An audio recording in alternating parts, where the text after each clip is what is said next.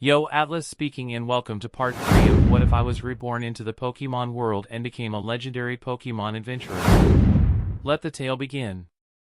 Chapter 41, Some Training and Visitors.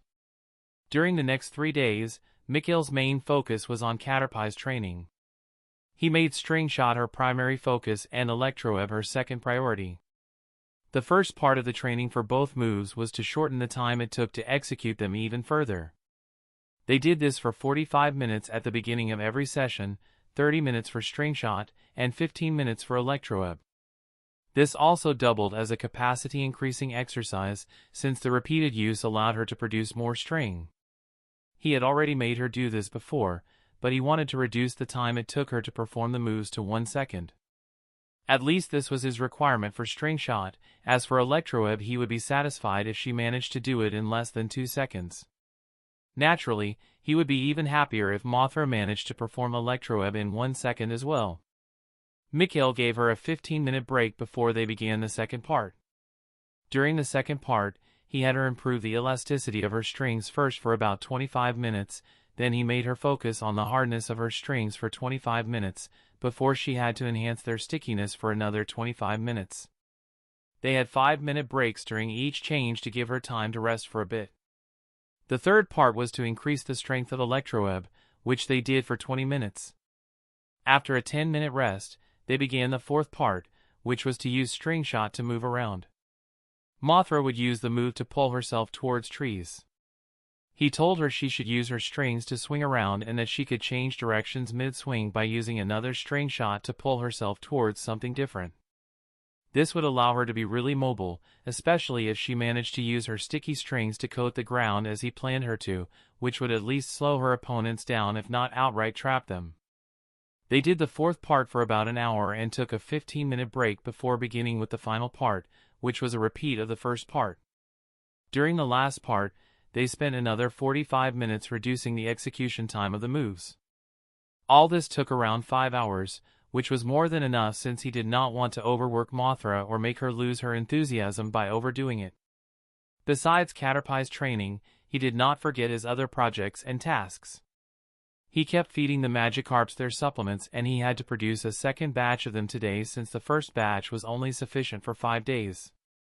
Unfortunately, the poison-type specimen did not manage to get accustomed to the dose till the end and Mikhail had to use a F-class Purple Lily for the second batch. The others did not show any obvious change yet, but Mikhail thought this was normal since the experiment started only 6 days ago. His own training had progressed as well. This time it was not his telekinesis that improved but his telepathy. He now could transfer words instead of emotions and sounds. Unfortunately, he could not properly listen to the thoughts of others yet. The best he could manage at the moment was hearing individual words if the target thinks really hard about something, but he believed that he would get better with training. His skill would allow him to enter the mind of others however he liked in the future, just as it did for a certain bald man, and Mikhail had more than enough time to reach that level even if it took a huge amount of training. For now, every step forward was progress towards that goal, which was the reason why he was happy about all improvements no matter how small. During these 3 days, Nada had kept up his physical training like he had asked him to, and today towards the end of the training session Nada had finally reached mid-iron stage. Species, Natu. Gender, male. Type, psychic, flying/air. Potential, green, 26.5%. Parameters. Stage, iron stage, mid. Vitality, H-G. Strength, G-F. Endurance, G-F. Agility, F. Energy capacity, G-F. Energy density, H-G. Condition, healthy, tired, happy. Techniques, Leer, novice, Peck, beginner, Nightshade, novice, Dash, beginner, stored power, beginner, gust, proficient. He had used the Fearo's Beak as Nada's new supplement and kept up the massage, which had helped the percentage of his potential reach 26.5, but the effectiveness of the beak fell below 1% during this time and the effectiveness of the lotion got reduced as well. Besides that, the physical training helped him increase most of his parameters to F, bringing his average to F as well, which classified him as mid-grade. The boost of Nightshade is a pleasant surprise because not only trained in it for a bit but it's still improved. Congratulations on reaching the mid-iron stage, Natu. All your training paid off. I am going to give you an all-you-can-eat berry buffet inside the space tonight. Nada chirped happily at his words before he focused on Caterpie, who congratulated him as well. After a bit, he turned to Mikhail and said to him for telepathy, "We are going to eat until we are on the verge of exploding." Mothra agreed from below and Mikhail simply agreed. "Sure, no problem, both of you worked hard and have earned a reward. Anyway, we need to go back inside and get cleaned up. My mother said that their friends are going to arrive shortly before dinner and she wants us all to be presentable by then." His Pokémon expressed their understanding and he continued, "It seems they're going to stay overnight as well and the whole next day. That means no training tomorrow." Natu and Mothra started cheering when Mikhail said that. He simply shrugged and let them cheer while he bent down, took Mothra into his arms, and began to walk inside. Once he was inside, his mother ushered him to the bath, where not only Mikhail but his Pokémon were washed as well. He spent the next hour relaxing with his parents in the living room until they heard the doorbell ring. His mother went to open the door and his father stood up as well to greet their guests. She returned with 3 people following her, 2 adults, and a child. His father went forward and they all hugged each other while exchanging greetings. Once they were done, his mother faced him and started the introductions. "Mikhail, these are Lilyfield and Thornfield, friends we met during our trainer journey." She waved her hands towards the person she was mentioning while introducing them. Lilyfield had a slim figure with pretty good curves. She looked like someone in her early 20s, but here on Terra that did not clarify much. Nevertheless, since she was a friend of his parents, he did not think that there was more than a 5 to 10 years difference between them. She had white skin, shoulder-length blonde hair, green eyes, and a pretty face. He estimated her height to be around 1.73 m, a bit larger than his mother. Overall, he would give her a 9 out of 10. Thornfield seemed to be the same height as Mikhail's father at 1.79 m. He had white skin, red hair, brown eyes, and a relatively handsome face. He looked the same age as his wife and had a good physique. He ignored their clothes because the only thing he could tell was that they were of good quality. The only noteworthy piece was what looked like a trainer belt for pokeballs. Arya continued while he was checking out their guests. The little lady beside them is their daughter, Rose. Rose is a bit more than 1 year older than you, so I am sure you will become good friends. Rosefield was a petite little thing. He estimated her height to be around 105 cms. She looked really cute with her rosy cheeks. She had white skin, strawberry blonde hair, green eyes. Her posture seemed to radiate shyness. "Lily, Thorn, Rose. This is our son, Mikhail." Arya introduced him while he was checking out Rose. "Nice to meet you. Welcome to our home." Mikhail greeted them when he was introduced. Lily approached him and pinched his cheeks. "What a cute little boy you are. I am sure you and our little princess are going to be great friends. She is a bit shy when meeting new people, but I believe that will be no problem." Mikhail's cheeks reddened a bit. If that happened because she squeezed his cheeks or because she called him a little boy will be left to everyone's imagination. I am sure they will get along just fine. "Mikhail, here, looks like a fine boy," came from Thorn, who walked in front of him together with Rose and ruffled his hair. "And nice to meet you. I am Rose. I like Vulpix and I hope we become friends." Rose started introducing herself under the silent encouragement of her parents. Mikhail, who felt the stare of his mother's eyes at the back of his head, knew he had to answer. "Nice to meet you too, Rose. I am Mikhail and I like Growlithe and Caterpie and Natu. I hope we can be friends too." Satisfied with his intro, Mikhail nodded to himself. That seemed to be the end of the introductions because his mother addressed everyone. "Let's go over to the couch and you can all take a seat. I am going to set up the table and bring over the meal. Then we can have our dinner and talk." Lily's answer came instantly. "Let the men and children go to the seating area." I will help you with the dinner preparations. So everyone except for the two women went to the couch and the men started to chat with each other while the women busied themselves. They had dinner shortly after and Mikhail learned quite a bit about their guest while listening to the conversations happening. It turned out that Thorn and Lily both were senior trainers like his father and that they were about 5 years older than his parents. They had apparently met at the end of the first year of his parents' journey, where the fields helped them out of a dangerous situation. His parents had apparently been surrounded by a small-sized beavril swarm and were getting worn down, but Thorn and Lily saved them, and from then on, their friendship only grew. The two of them seemed to have retired the same year his parents did. They settled down in Orchid City, which is a Tier 6 city near Saffron City.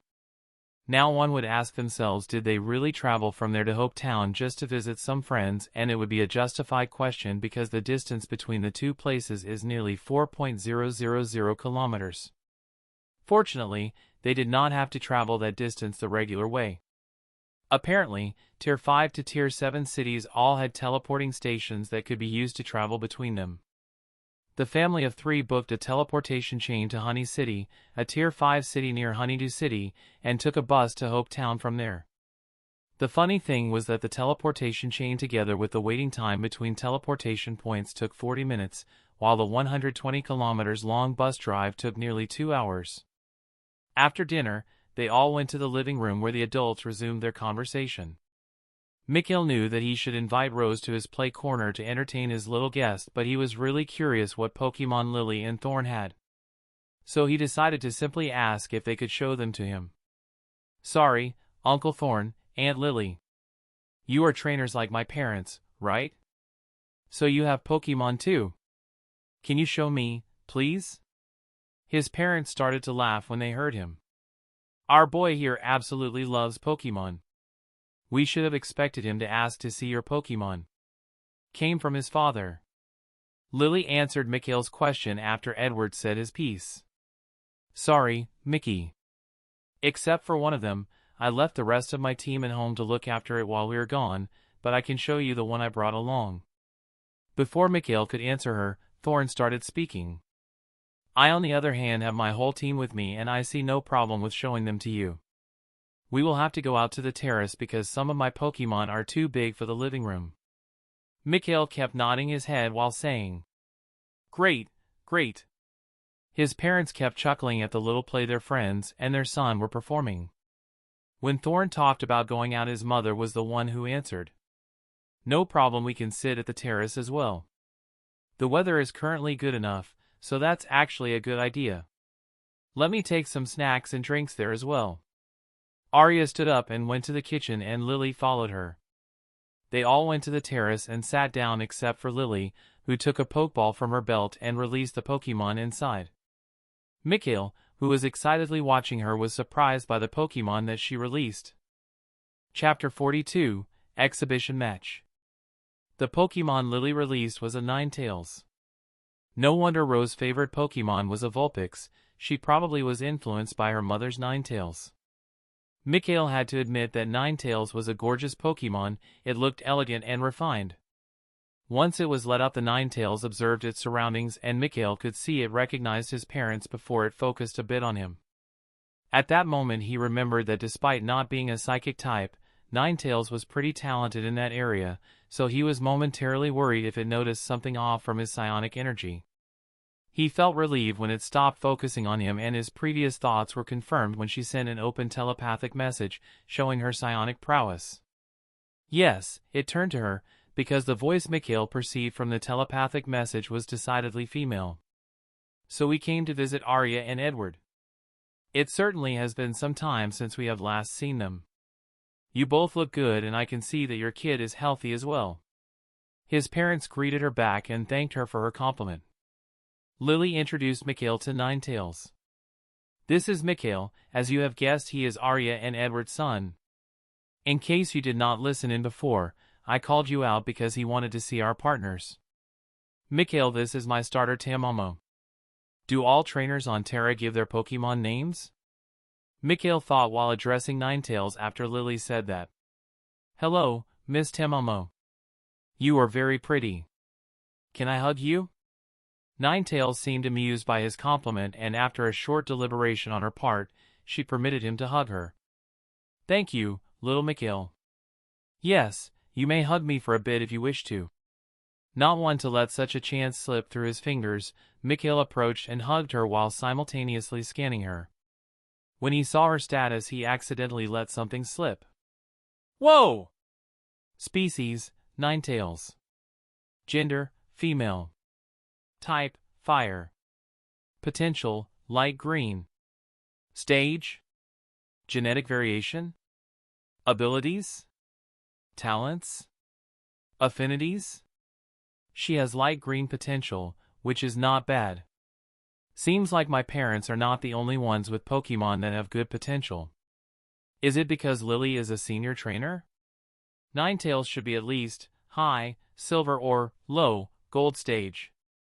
So, did Ninetales have good potential from the beginning, or did she break her limits a few times, thus increasing her potential? Supplements could be another reason. Mikhail felt everyone focus on him when he made that sound, so he had to explain himself somehow. "Sorry. Miss Ninetales, your coat is so soft." I got surprised. Ninetales accepted his compliment and he walked back to his seat, while Ninetales went to Rose's side. Thorn took one of his Pokeballs off his belt and released the Pokemon inside. It seemed like he planned to let them out one by one instead of releasing them all at once. It was a Wigglytuff. Lou here was my starter, and during our journey, I decided to specialize in the normal type. Thorn said to him, after which he addressed Wigglytuff, who was observing the surroundings just like Ninetales had done, before releasing his Pokemon one by one. "Lou, wait for a bit. I'll let the others out as well." Mikhail felt giddy seeing the lineup in front of him. Thorn released a Pidgeot, Tauros, Ambipom, Exploud, and an honest-to-God Ursaring. Sorry, because of his surprise he fell into old habits, he meant honest-to-me Ursaring. While not one of the rarest Pokemon, Ursaring still was impressive and rather aggressive, so seeing one was unexpected but not unwelcome. Once all his Pokemon were out, he addressed them and repeated what Lily had said to Ninetales. After hearing his request, Wigglytuff was the first to agree, and the rest eventually followed his lead, even the Ursaring, who was the last one to agree. Once he had hugged and checked everyone, Mikhail felt strangely relieved. It showed that the Pokemon of senior trainers, while not bad, generally did not all have great potential like the ones of his father. While Thorn was only one trainer, Mikhail could tell from the conversations they had inside that he was one of the stronger senior trainers. So he should be able to represent the majority of them. In that case, his father was still the odd one out. Which in Mikhail's opinion was much better than everyone walking around with green and blue potential Pokemon. Anyway, their status showed the following. Species: Wigglytuff. Gender: male. Type: normal, fairy. Potential: deep yellow. Species: Pidgeot. Gender: male. Type: normal, flying. Potential: light yellow. Species: Tauros. Gender: male. Type: normal. Potential: orange. Species: Ambipom. Gender: male. Type: normal. Potential: deep orange. Species: Exploud. Gender: female. Type: normal. Potential: light green. Species: Ursaring. Gender: female. Type: normal. Potential: green. From the exchange that happened between his father and Thorn, once Ursaring was released, Mikhail learned how the potential of Pokemon was currently categorized by the Alliance. His father said that Thorn was lucky to have a 4-star Ursaring, to which Thorn countered that he did not want to be called lucky by someone with 2 5-star Pokemon. From this, Mikhail could determine that 5 stars stood for blue potential and 4 stars stood for green potential.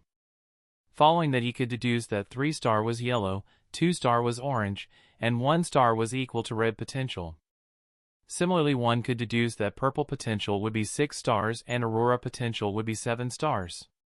Whether they knew the existence of purple and aurora potential he couldn't tell, but he doubted it, at least for those not at the top. Once he was done with checking them out, he turned towards Thorn. Uncle Thorn, your Pokemon are awesome. They look strong. Edward seemed to somehow get triggered by Mikhail's admiring words and tone, which caused him to challenge Thorn. Thorn, how about we show the kids some action? Nothing too big, 2 one-on-one battles without any instructions from us, and no wide area attacking moves. We can use the clearing that Arya and I normally use to train for the fight. Lily simply chuckled a bit, while Arya shook her head at the antics of her husband. She could see that he got slightly jealous and that he wanted to impress their son as a result of his jealousy. Sure, no problem. Let's do it. Thorn agreed to Edward's suggestion and they all walked towards the clearing at the west of their house, where his parents trained. Once they reached the clearing, the two men stood on opposite sides, and his mother walked to a position that was somewhat between them. The rest sat down on the side. The women had brought along some chairs in their bags to sit on. Ninetails and the non-combatants were by their side to keep them safe. After everyone settled down, his mother started talking. This is going to be a friendly 2 versus 2 single battle. Once a Pokemon is down, both trainers have to withdraw their Pokemon and send out their next candidate. The use of wide area attacking moves is forbidden. Both trainers are not allowed to give any instructions to their partners. Are both of you ready? The two men nodded simultaneously. Thorn sent out his Wigglytuff as his first Pokemon and Edward sent out his Magneton. Thorn softly cursed when he saw that Edward released his Magneton and Edward smirked when he saw the Wigglytuff. Both told their Pokemon the rules of the fight. After which Arya lifted her hand and brought it back down to start the fight. Begin! Wigglytuff immediately tried to send Magneton into slumber by using Sing, which Magneton stopped with a screech. The loud noise produced by Magneton made it impossible to hear Wigglytuff's voice and simultaneously forced him to stop singing. Magneton immediately performed a thunder wave following his screech. Wigglytuff couldn't dodge the move despite jumping upwards because it was still a little disoriented by the screech, which delayed its action for a bit, causing it to get hit. The paralyzed Wigglytuff decided to take revenge by using Copycat and sent a thunder wave back at Magneton. Magneton, not having expected to be attacked with its own move, couldn't react at all and got hit as well. Wigglytuff immediately afterward used a stockpile for later. Magneton used that time to rapid-fire 3 thunder shocks at Wigglytuff, which forced him to dodge them. Unfortunately for Wigglytuff, his paralysis triggered while dodging the 3rd thunder shock, which Magneton used to fire a flash cannon at him. The move threw Wigglytuff back and caused some damage to him. Magneton did not let up and began a Euro Ball moving towards the Wigglytuff that had yet to stand up. Wigglytuff saw Magneton coming towards himself while spinning, lost no time with trying to stand up and perform the Sing while lying down, which forced Magneton to abort its Euro Ball to use a Screech instead to counter the Sing. Wigglytuff seemed to have expected Magneton's move because it used Disable on it to keep it from using that move and quickly began another Sing. Magneton, who had no other direct way to stop Wigglytuff's Sing, tried to interrupt him by hitting him with a Thunder Shock. To its misfortune, Wigglytuff dodged its desperate attack while keeping up his Sing, which caused Magneton to fall asleep. Surprisingly, Wigglytuff did not directly begin to attack his sleeping opponent but instead started to perform consecutive stockpiles. He used 3 stockpiles before moving towards the sleeping Magneton. That, together with the stockpile used at the beginning of the fight, meant that Wigglytuff could stack 4 stockpiles instead of 3, which was the limit in the games. As luck would have it, Magneton woke up just as Wigglytuff was 4 meters away from it. Its awakening meant that it could attack Wigglytuff to keep it from approaching it any further. Unfortunately, it was still a bit too late. While it would have been better for Wigglytuff to get a bit closer for its next attack, 4 meters were still near enough to perform it anyway, which it did as soon as it noticed Magneton waking up. Wigglytuff used the 4 stockpiles it had to perform a spit-up on steroids. The devastating attack caused a big explosion as soon as it hit Magneton. The shockwaves produced by the explosion could still be slightly felt at the place from where the others were watching the fight, prompting the Pokemon there to stop them. Once the dust settled, one could see a badly damaged Magneton that was still standing, thanks to its steel typing, despite the terrifying attack it got hit by. Just as the battered Magneton was going to counterattack and Wigglytuff was trying to finish off his opponent, Edward interfered. He halted the fight. Both of you stop. We are forfeiting this round. Magneton, you fought well, but in your current condition, your chances of winning this fight are minimal and not worth risking further damage. You did a good job, but you have to return now. With that, he withdrew Magneton. Edward has withdrawn Magneton and forfeited the round. This means that Wigglytuff has won. Arya declared Wigglytuff the winner, causing Thorn to withdraw him as well. Meanwhile, Mikhail was in awe at what he had just witnessed. The fight had been incredible in his opinion. It was a fast-paced fight, and the strategies, as well as counter-strategies the Pokémon had used without any input from their trainer, were impressive. This gave him a glimpse at how refined and complex Pokémon battles at the higher stages could be.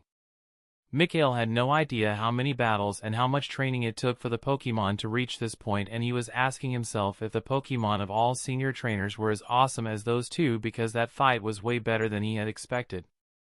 He was currently intentionally ignoring the fact that a Pokémon with a lower potential and a type disadvantage won against a Pokémon with better potential and a type advantage. There could be multiple explanations for that, but none of them mattered right now, because they would not change the fact that Wigglytuff had earned this victory. Just as Mikhail finished his musing, his mother told both trainers to call out their second Pokémon, and both men simultaneously released their next Pokémon. Chapter 43, Exhibition Match 2. Mikhail's father called over his Nidorino, and Thorn used his Ursaring. Both Pokémon were informed of the rules, and his mother gave the starting signal. Mikhail was wondering how the two Pokémon had been trained, because both species were generally close-range fighters. If they had focused solely on that aspect, this was going to turn into a close combat battle. I hope Father has helped Nidorino learn some long-range moves. While watching two individuals in a slugfest is entertaining as well, I would rather see a diversity of fighting styles. During Mikhail's idle thoughts on the fight between Ursaring and Nidorino began. Ursaring began using Scary Face while moving towards Nidorino, who was ignoring Ursaring and using Focus Energy instead. While Scary Face made the target a bit more sluggish for some time, Focus Energy allowed the next move to gain a penetration property that made it easier to cause greater harm, which could be seen as equal to a critical hit. Critical hits did not really exist in reality. Here they were simply attacks that caused higher than normal damage due to one reason or the other. Anyway, back to the fight. After using Focus Energy, Nidorino used Toxic Spikes to fill the surrounding area with poisonous spikes that Ursaring had to go through if she wanted to reach him. Due to Focus Energy, the spikes were more dangerous than normal, and the probability of getting poisoned was higher.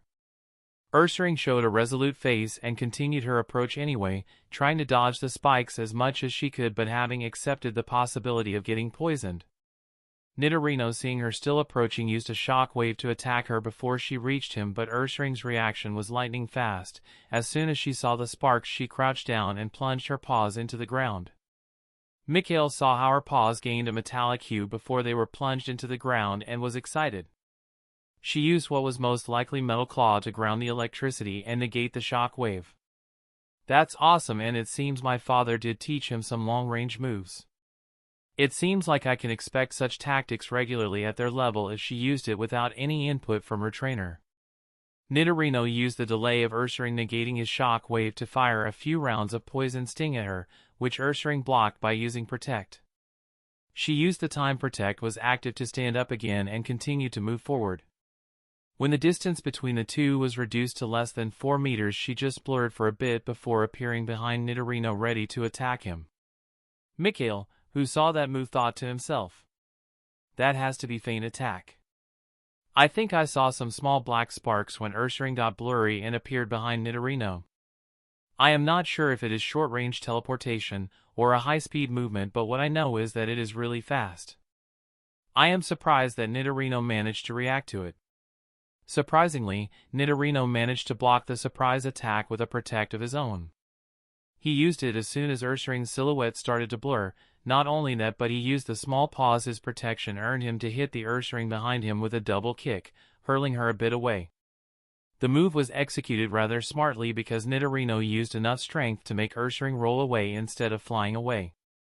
This was important because she was stabbed by the previously released Toxic Spikes while rolling away. While Ursaring was forced to roll by Nidorino, he did not stop there. Nidorino immediately started to use earth power to attack her, but Ursaring made use of her involuntary roll to dodge the attack by slightly changing her rolling path as soon as she felt the ground underneath her vibrate. While she was still hit by small pieces of the ground sent flying by the eruption of earth power, she did manage to escape most of the move. Only after dodging the attack, she managed to stand up, but one could see that she had a slight purple hue. It seems at least the first part of Nidorino's plan had worked out and Ursaring got poisoned, which meant that she was on a timer now. Ursaring started running towards Nidorino once more, this time completely disregarding the spikes on the ground. Nidorino wanted to deliver her a major blow, and tried to use Venoshock on her, but that failed when she used Protect to block it. Ursaring managed to use the protection granted by Protect to reach Nidorino and crouch down slightly to deliver a low kick. Nidorino got hit and was unbalanced because of it, which Ursaring used to deliver a hammer arm. Fortunately for Nidorino, he used Protect once he got unbalanced, which allowed him to block the strong attack from Ursaring, but the confrontation between Protect and hammer arm caused a small explosion, which stirred up some dust. Once the dust settled, Nidorino was nowhere to be seen. He had apparently used the occasion to use Dig and went underground. It looked like he was planning to stay there for as long as he could, because even 30 seconds later he did not surface or attack Ursaring. Nidorino seemed to plan to delay the fight until she got done in by the poison, but noticing the situation, Ursaring smartly made use of it. She used Rest to recover from the damage she had suffered until now. While this would not cure her poisoning, it would allow her to fight longer. If this had been a regular trainer battle, Father could have warned Nidorino that Ursaring was making use of his plan and to directly attack her while she is resting, but he can't, so Nidorino has to notice that something is off on his own. Mikhail thought while observing the situation on the field. 20 seconds later, Nidorino, who noticed a lack of vibration coming from above, resurfaced and saw Ursaring sleeping. He instantly used Toxic to worsen her poisoning, and instead of continuing his attack on her, he started stacking focus energy. Ursaring flinched after being doused by Toxic and instinctively used a snore that interrupted Nidorino's third focus energy as well as damaged him slightly. Ursaring did start to awaken after that, but Nidorino, seeing her waking up, used a 2 times focus energy boosted Venoshock to attack her while she was defenseless. As soon as Ursaring got hit by the boosted Venoshock, she woke up by the great pain the move as well as the erupting poison in her body caused and screamed. Had she not recovered greatly thanks to rest, this move would have knocked her out, but even then she was left in a worse state than before. Ursaring decided to make a last gamble because she knew that she would lose if she didn't. She used Sweet Scent, which caused Nidorino to relax and loosen up a bit, reducing its vigilance and focus. Then she used Protect once more to protect herself in case he attacked her and close the distance between the two. Her use of Protect showed to be a smart choice because Nidorino instinctively used a shock wave after being affected by Sweet Scent. This shows that training counters for certain situations until they become instinct is a smart decision. I already planned to do that before this fight, but now I am even surer of my decision. Ursaring was now before Nidorino and acted as if she was aiming a hammer arm at his head. Nidorino used Protect to block the attack, but it turned out Ursaring was just faking it and used Feint Attack instead. She appeared behind Nidorino and used a combination of Fury Swipes and Slash to break his Protect as fast as she could, and once she had succeeded she aimed a real hammer arm at his unguarded back while hoping that Nidorino wouldn't react fast enough. Unfortunately for her, Nidorino did manage to respond somewhat. While he had no time to dodge and couldn't use another Protect, he briefly shone a bit before he was hit by hammer arm. It turned out he had used Endure to weather the attack, and while he did receive quite some damage, it was not enough to beat him. Since he was hit on the back, he was not forcefully moved from his position, and after enduring the hammer arm he turned around and delivered a headbutt and horn attack combo at Ursaring, which successfully made her flinch. Using this opportunity, Nidorino used another Venoshock, causing Ursaring to get knocked out. As soon as his mother declared the winner, both his father and Thorn rushed onto the field. Antidote and Thorn, seeing this, took out some pliers. While he used the pliers to remove the toxic spikes from Ursaring, Edward would spray the antidote onto those places once they were cleared. After they had removed all spikes and sprayed all affected areas, they fed Ursaring 2 Pecha berries before relaxing for a bit. Then they used a super potion on both Ursaring as well as Nidorino and started talking. I guess with this we can consider the overall fight a draw. Congratulations, Edward. Came from Thorn. Yes, it can be considered a draw. Thank you, Thorn. Answered his father. Edward, I can see that you have made some progress since our last battle, and I am happy that you have progressed even after retiring instead of only maintaining your strength or even regressing. Said Thorn to his father, who responded. You're right. Arya and I have kept up our training. Well, more like I kept training regularly and Arya did the same sometimes. Edward paused because Arya swatted his arm at his joke before he continued. That, my current job has to do with security helped as well. No matter how rare the probability of something happening is, I have to be prepared either way, so our training had to be kept up.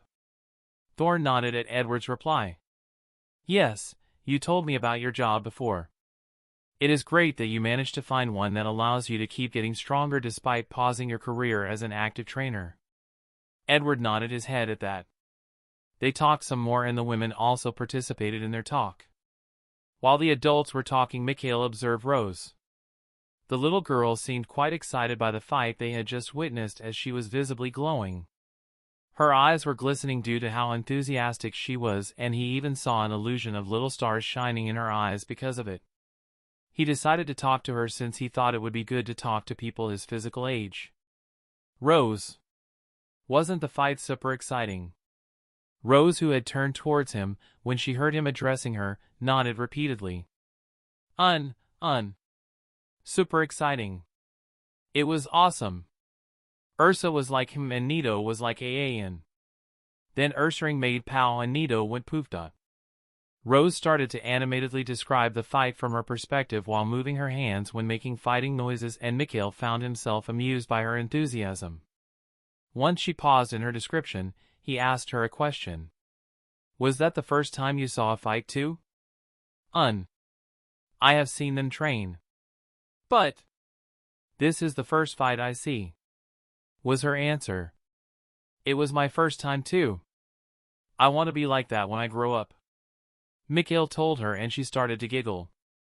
We can't become Pokemon when we grow up, silly, said Rose while giggling.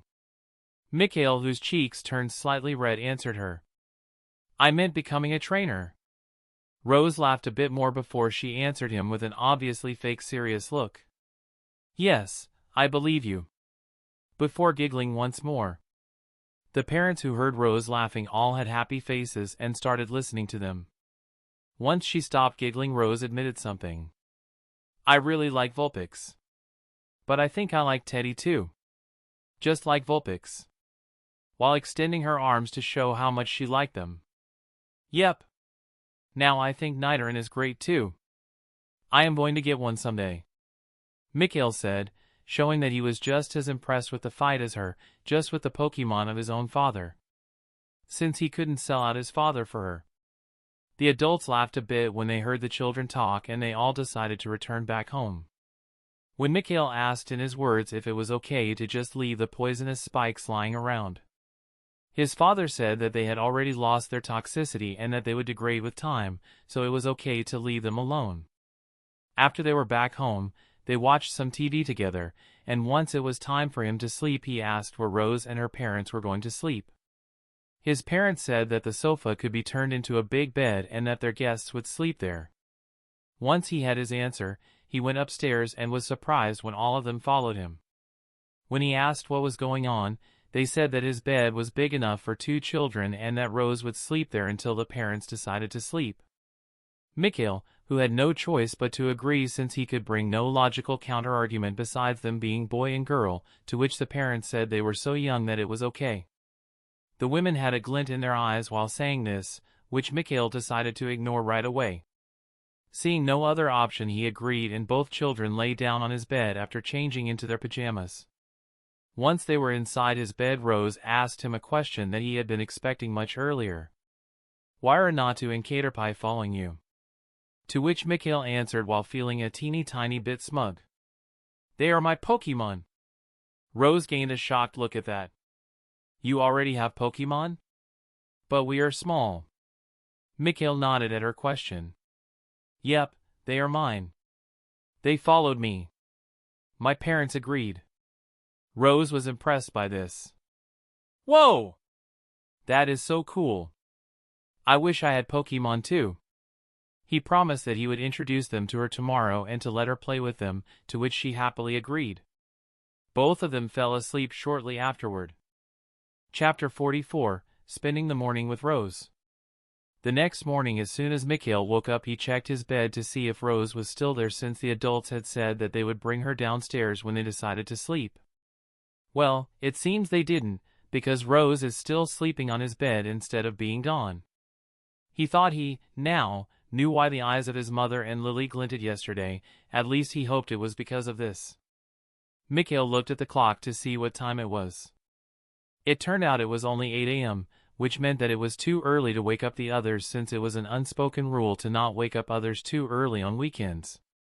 Thinking about what to do until either Rose woke up or their parents came up to call them down, he decided to check up on his Magikarp experiment. He first checked up on his MVP specimen Magidraco and saw no visible progress.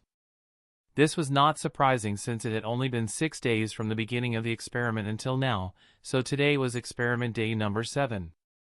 Of the other 4 specimens, 3 showed no visible change as well, the only exception being the one that was fed the poison-type supplement.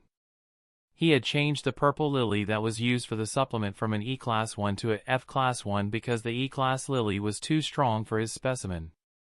He started using the weaker supplement yesterday, and he had not yet been forced to feed his specimen a Pecha berry to keep it from being poisoned to death like he had to when it was fed the E-Class 1. So at least that could be seen as progress. Besides the visible changes, he observed their behavior as well to see if any changes happened. Magidraco was livelier than she was at the beginning of the experiment, and her reactions showed no negative influence on her mood. The specimen that was fed the other portion of the dragon-type supplement was another story. Not only was it slightly less active than before, but it was more irritable as well. The specimen that fed the fire-type supplement was a bit more irritable as well, and it behaved slightly tired. Mikhail decided to keep an eye on this one because fire was normally incompatible with water. He did not want his specimen to die just because he had not noticed that the fire-type energy from the supplement had started to boil his specimen's blood. That would be really unfortunate. The specimen that was fed the grass-type supplement did not show any behavioral changes for now.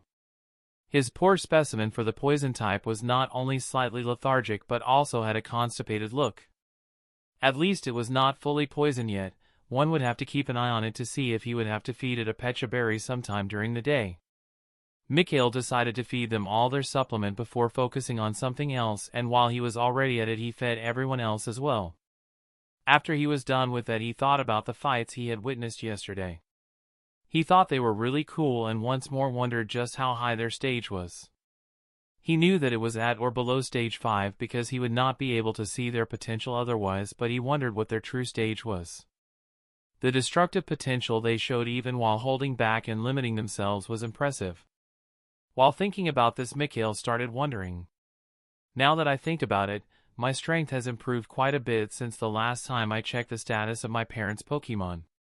Since my theoretical battle prowess is roughly at mid-iron stage right now, I should be able to see the stage of Pokemon up to the high bronze stage. I could try to see if I can see the stage of some of my mother's Pokemon right now, since her Pokemon are weaker than those of my father. I don't think I will see anything different if I recheck his Pokemon, but my mother's should be possible, at least I hope so. I could even do it right after breakfast. All I have to say is that I want to show them to Rose since her parents showed them theirs yesterday. That's what I am going to do. After having made his decision, Mikhail checked the clock once more to see if he had spent enough time to wake up the others. The clock showed that it was only 9 a.m., so he decided to do some good old meditation until the others woke up. Roughly 40 minutes later, Rose started to stir, causing Mikhail to come out of his meditation. It took Rose a full 5 minutes to completely wake up, and Mikhail occasionally observed her in a totally non-creepy way during this time. After she woke up, she stared at him for a bit, slightly confused about what he was doing in her bed, until he saw the recognition in her eyes as her memories of yesterday kicked in. They greeted each other, and he fulfilled his promise to her by introducing Natu and Caterpie to her. When it was Mothra's turn to be introduced, Rose started rambling about how cute she was, which honestly was true. As long as one did not have entomophobia, the fear of insects, Mothra with her big glistening eyes and slightly chubby-looking body could be considered as cute. Anyway, hearing the noise they were making, his mother and Lily came upstairs, and after changing out of their pajamas they went downstairs for breakfast. He changed in his room while Lily brought Rose to the bathroom to change, so no one saw anything he was not supposed to see, even if it would have made no real difference because of their age. During breakfast, Mikhail brought up his idea to show Rose his parents' Pokemon, to which Rose reacted quite enthusiastically. Both parents agreed, and Mikhail led Rose outside after breakfast. He showed her around all the areas the Pokemon stayed at, starting with Growlithe's. This is Agni, he is a Growlithe. I like him a lot, he's great. I even rode on him. Mikhail introduced Growlithe to Rose, while discreetly bragging. Wow! Did you ride on him? Did you not fall? Came from Rose in an impressed tone. Mikhail puffed out his chest at her reaction before answering her. That's no problem. My parents gave me a saddle. Rose's reaction was immediate. Oh! Can I ride on Growlithe too? Pweddy, please? She used his own super-secret hidden weapon on him. Her head was slightly tilted, her lips were pouted, and her eyes were enlarged and glistening.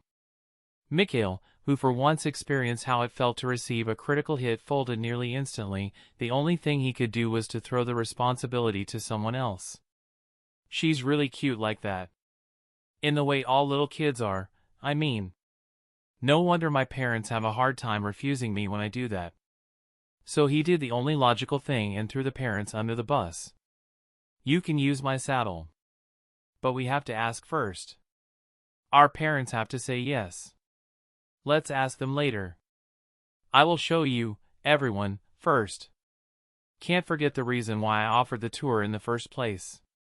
Were his thoughts while deflecting the responsibility to the adults. He checked Growlithe's status using the occasion. Species, Growlithe. Gender, male. Type, fire. Potential, deep green. Nothing has changed since the last time I checked. They went to the flower field next. Oh! How pretty! Came from Rose when she saw all the flowers. He showed Gloom to her and checked his status. Mikhail was surprised when something new turned up. Species, Gloom. Gender, male.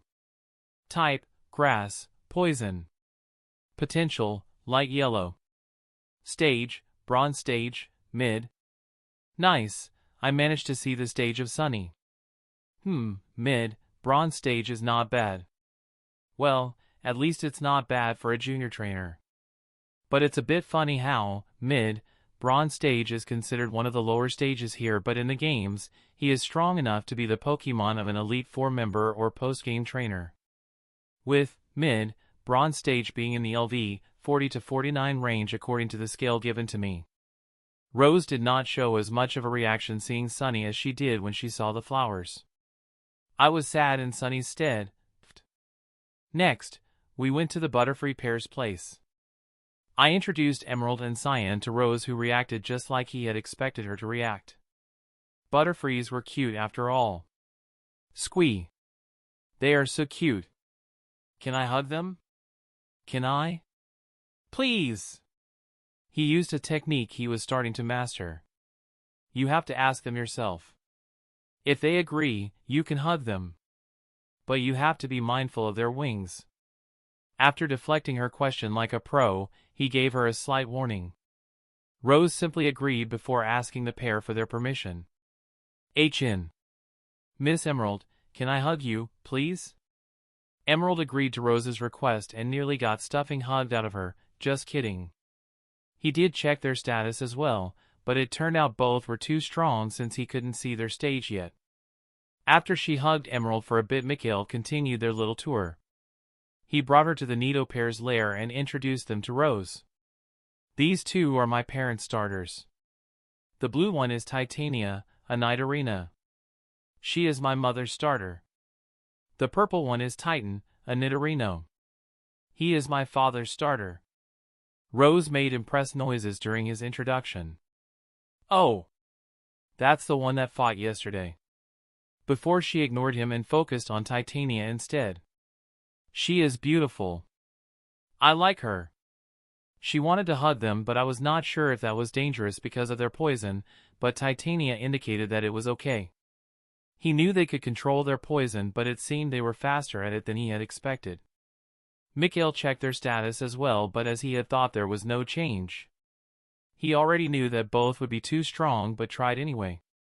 The pond was their last stop since only Rivers and Star were left of the Pokemon that stayed at their property. The others were either staying somewhere else or preferred their Pokeballs. He called out to the two Pokemon once they reached the pond. Rivers, Star, come out. We have a guest. I want to introduce you. Both came out of the water. Rose looked at Poliwhirl for a bit before she zoomed in on Stereo. This is Rivers. He's a Poliwhirl and my mother's Pokemon. He introduced Rivers to Rose, who greeted him shortly before focusing back on Stereo. Chuckling a bit at the expression Rivers was making at being sidelined, he continued with Star's introduction. This is Star, a Stereo. It is one of my mother's Pokemon too. Rose nodded at his introduction. Hello, Star. Nah, Star, are you a real star? Did you fall from the sky? She bombarded Star with questions, and some of them made him chuckle. Surprisingly, Star behaved completely different towards Rose than it did towards him. When it came to him, Star preferred to keep its distance, but it apparently had no problem with approaching Rose. He would have cried sexual discrimination if he had not seen that Star also had no problem with his father. Focusing back on the exchange between Stereo and Rose, he saw that Star was shaking its head, upper body, at Rose's questions. He decided to include himself in their conversation. Star does not come from the sky. It comes from the ocean. My parents said so. Rose, hearing him and seeing Star nodding at his words, accepted what he said. Oh! So Star is from the ocean. That's great too. Despite what she was saying, it was evident to Mikhail that Rose lost nearly half her enthusiasm after he said that Star was not from the sky. He rechecked their status as well. He checked Poliwhirl's status while patting his shoulders after he slumped a bit at being disregarded. As for Star, he used his telekinesis to come in contact with it, but this time he was gentle, so Star did not notice anything. He could not see anything new on Poliwhirl's status screen, which meant that he was stronger than high, bronze stage. Star's status, on the other hand, showed his stage. Species, Stereo. Gender, genderless. Type, water. Potential, deep yellow. Stage, bronze stage, mid. After Star's status was checked, Mikhail had gone over all of his mother's Pokemon, and the fact that he could only see the status of 2 out of her 5 Pokemon was surprising. Mother has 3 Pokemon that are at the low, silver stage or higher. Despite this, she is only a junior class trainer. With this lineup, she should have been able to qualify as a senior class trainer. Did they reach that level after they retired, or is there another reason that she is still a junior class trainer? They went back towards the house shortly after. While they were walking, Mikhail told Rose that his father had some other Pokemon, but that those were either staying somewhere else or stayed in their Pokeballs. Rose simply nodded at that. Once they were back inside, she ran up to her parents and excitedly started telling them about their tour outside. She threw him a curveball before she finished her narration. Mikhail said, I can ride on Broly. Can I, please? All adults turned towards Mikhail at that, and he had to involuntarily gulp at the sudden attention.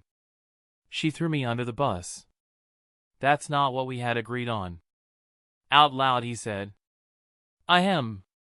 What I said was that she should ask our parents. Rose wants to ride on Agni. She wants to know if she can. Back to you, little girl.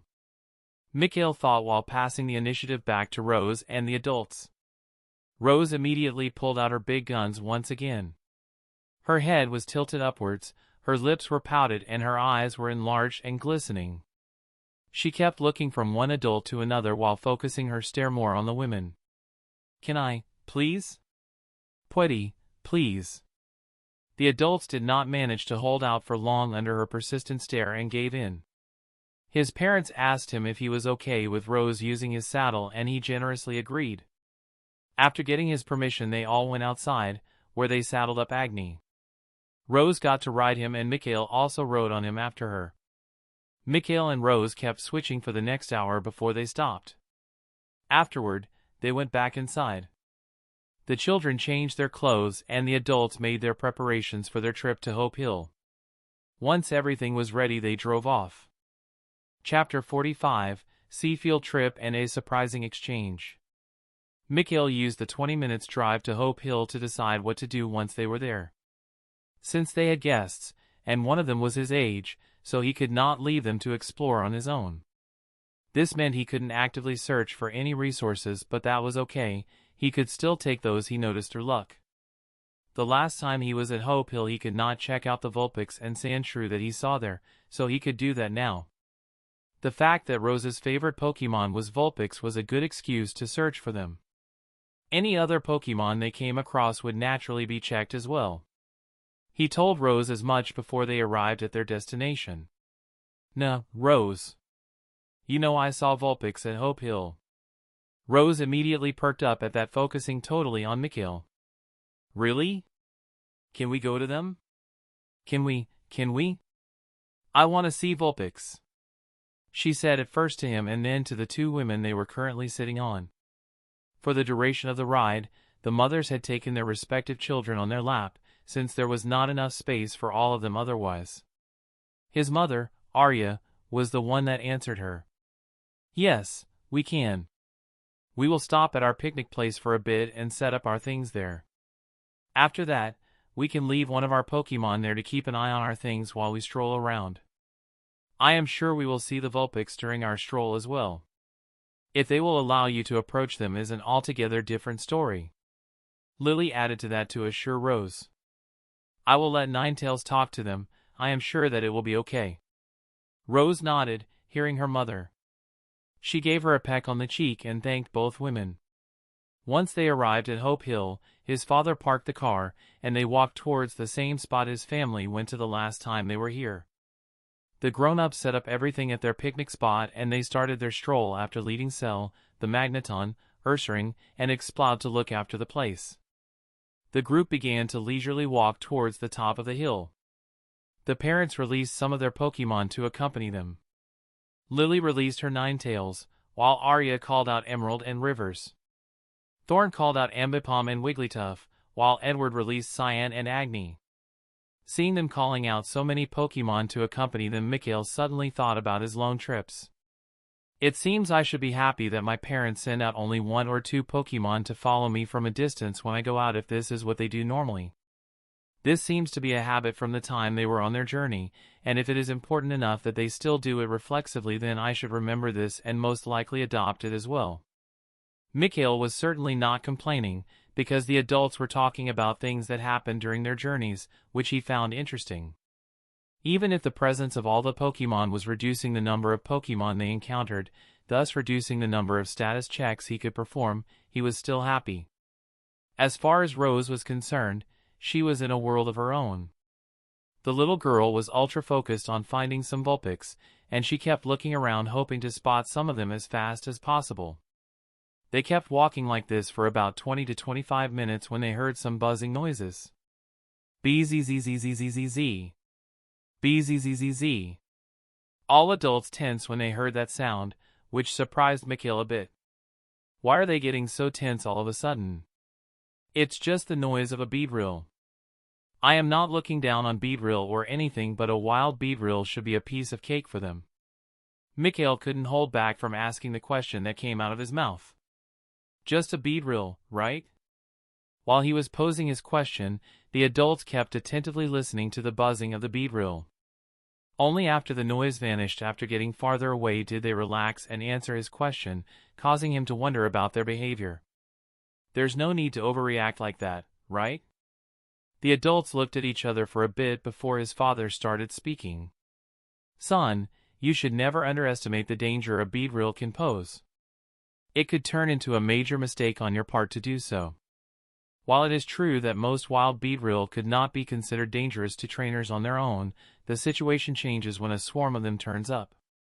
That's exactly the problem when encountering a beetle, they are seldom alone. Once you are surrounded by a swarm of beetle, they could exhaust you with their sheer number. Mikhail nodded at his father's explanation. It made sense, and he had even considered that point, but he had thought that their Pokemon were strong enough even if they got surrounded by a swarm. His father seemed to have noticed that he was still a bit dubious about their reaction, so he expanded his previous explanation. The reason we were so tense before was more because of a forced habit than real danger. We know the strength and the vague sizes a swarm of beetle could reach here on Hope Hill, which is not enough to threaten us as long as no major change has happened to the beetle colony. But in places where you don't have this information, or in most areas inside forests, especially the Viridian Forest, this is a vital habit to have. The swarms there could reach massive sizes and even alert the stronger ones, so being careful is never wrong. It's better to be too careful than to get hurt, alright? Mikhail rapidly nodded, while thinking about beetle. Even senior class trainers speak with some form of reverence/respect when mentioning the beetle swarms. How about I train myself a queen or even empress beetle and let her form her own swarm? Better yet, I let her take over other swarms. I can already see it, legions of beetle under my command waiting for marching orders and flying forward screaming for the swarm. Here Mikhail nearly chuckled for a bit, but he managed to stop himself since it would have been weird if he started to chuckle after a serious explanation. Anyway, training 1 or 2 Weedle cannot hurt. I am sure I can make them strong, and I already know that they have a mega evolution. I am sure that together with some genetic traits, they will become really strong. Note to self, keep an eye open for any good Weedle. Until now Mikhail had it good if he finds one, but no problem if he didn't kind of attitude, but that just changed. After his father's explanation, Thorn began to tell them one of their adventures. Edward, you saying that has made me remember our close escape in Fuchsia Forest. We were surrounded by beetle as far as we could see, and they kept exhausting our Pokemon by using swarm/wave tactics. The strength of our Pokemon was superior, but by the virtue of their number alone they were slowly grinding us down. The even bigger problem was that stronger beetle could have turned up if we were delayed for too long. Mikhail was attentively listening to Thorn's narration, and even Rose was curiously listening to her father instead of looking for Vulpix. Fortunately, one of our comrades returned with some reinforcements after teleporting away with one of his Pokemon to get some help. We focused on the same point, they from the outside of the encirclement and we from the inside. In the end, we managed to break out with their help and fled the scene. Ha ha ha, we got an earful about provoking the beetle so much that they formed a mega swarm like that. I will never forget the scene where all I could see was a sea of beetle. Mikhail saw that all adults were remembering that moment. After hearing Thorn's description and sensing the things he left out from his tone during his narration, Mikhail affirmed his previous decision. Yep, I am definitely going to get myself a Weedle. Once Thorn was finished, they continued their stroll for another 30 minutes before they stopped for a bit at a small clearing with a few small boulders that could sit on. His mother took out a few bottles of juice for everyone to drink while they were resting. It was there that he managed to check out a few Sandshrew that were there as well. Species, Sandshrew. Gender, male. Type, ground. Potential, orange. Stage, mid, iron stage. Genetic variation, none. Abilities, Sandvale. Talents, none. Affinities, ground/earth. That was the strongest one among them and the one with the best potential as well. After everyone had finished their drinks and Mikhail had told a curious Rose Sandshrew species name, apparently that was the first time she saw one, so she was curious, they continued their stroll. They kept walking for another 40 minutes before the parents decided to return to their picnic spot. To Rose's disappointment, they had not met any Vulpix until that moment, but they had seen a group of 3 Machop that were walking up the hill. Mikhail naturally did not miss the chance to discreetly check their status. Unfortunately, their potential was pretty bad. The best one was light orange, so Mikhail decided to simply be happy that he had managed to check another new species for the first time. They chose to take a slightly different way back.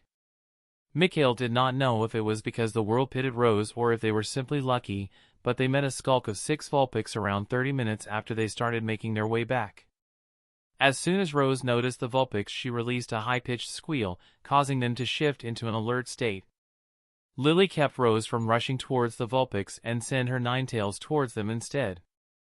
The Ninetails managed to calm them down, and they were called over after a short discussion between the Vulpix and Ninetails.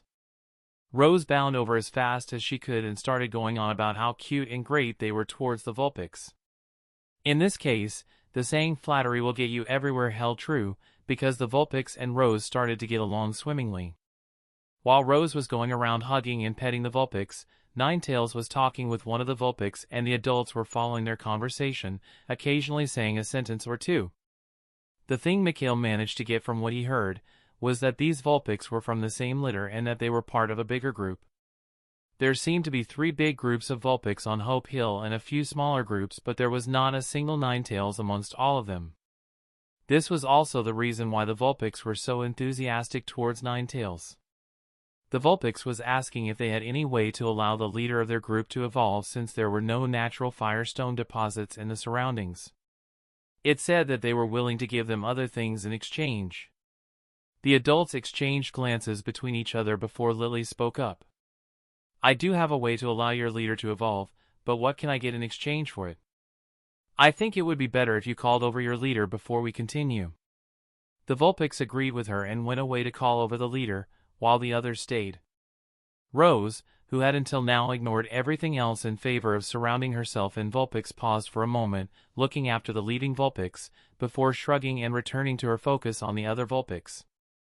A bit less than 10 minutes later, the Vulpix returned with another 5 Vulpix, of which Mikhail assumed one was the previously mentioned leader. He was proven right when one of the bigger Vulpix started the negotiations with Lily and Ninetails. They talked for some time, during which Lily kept refusing Vulpix's offer, stating that it was not enough to exchange for her material. Mikhail could see that Vulpix was getting increasingly frustrated with every refusal she received. Yes, the Vulpix leader was a she. He had checked her and she was at the mid-bronze stage and had deep yellow potential. Anyway, just as Mikhail was wondering if she would snap, Vulpix forcibly calmed down. She pondered for a bit, briefly looked at Rose before she focused on Ninetails and started a discussion with her. She asked how Ninetails had been treated until now and how the humans it stayed with generally were. It also asked how Rose was and how the situation of the family was. Once she had heard what she needed to, she restarted the negotiations. Her offer to Lily was simple.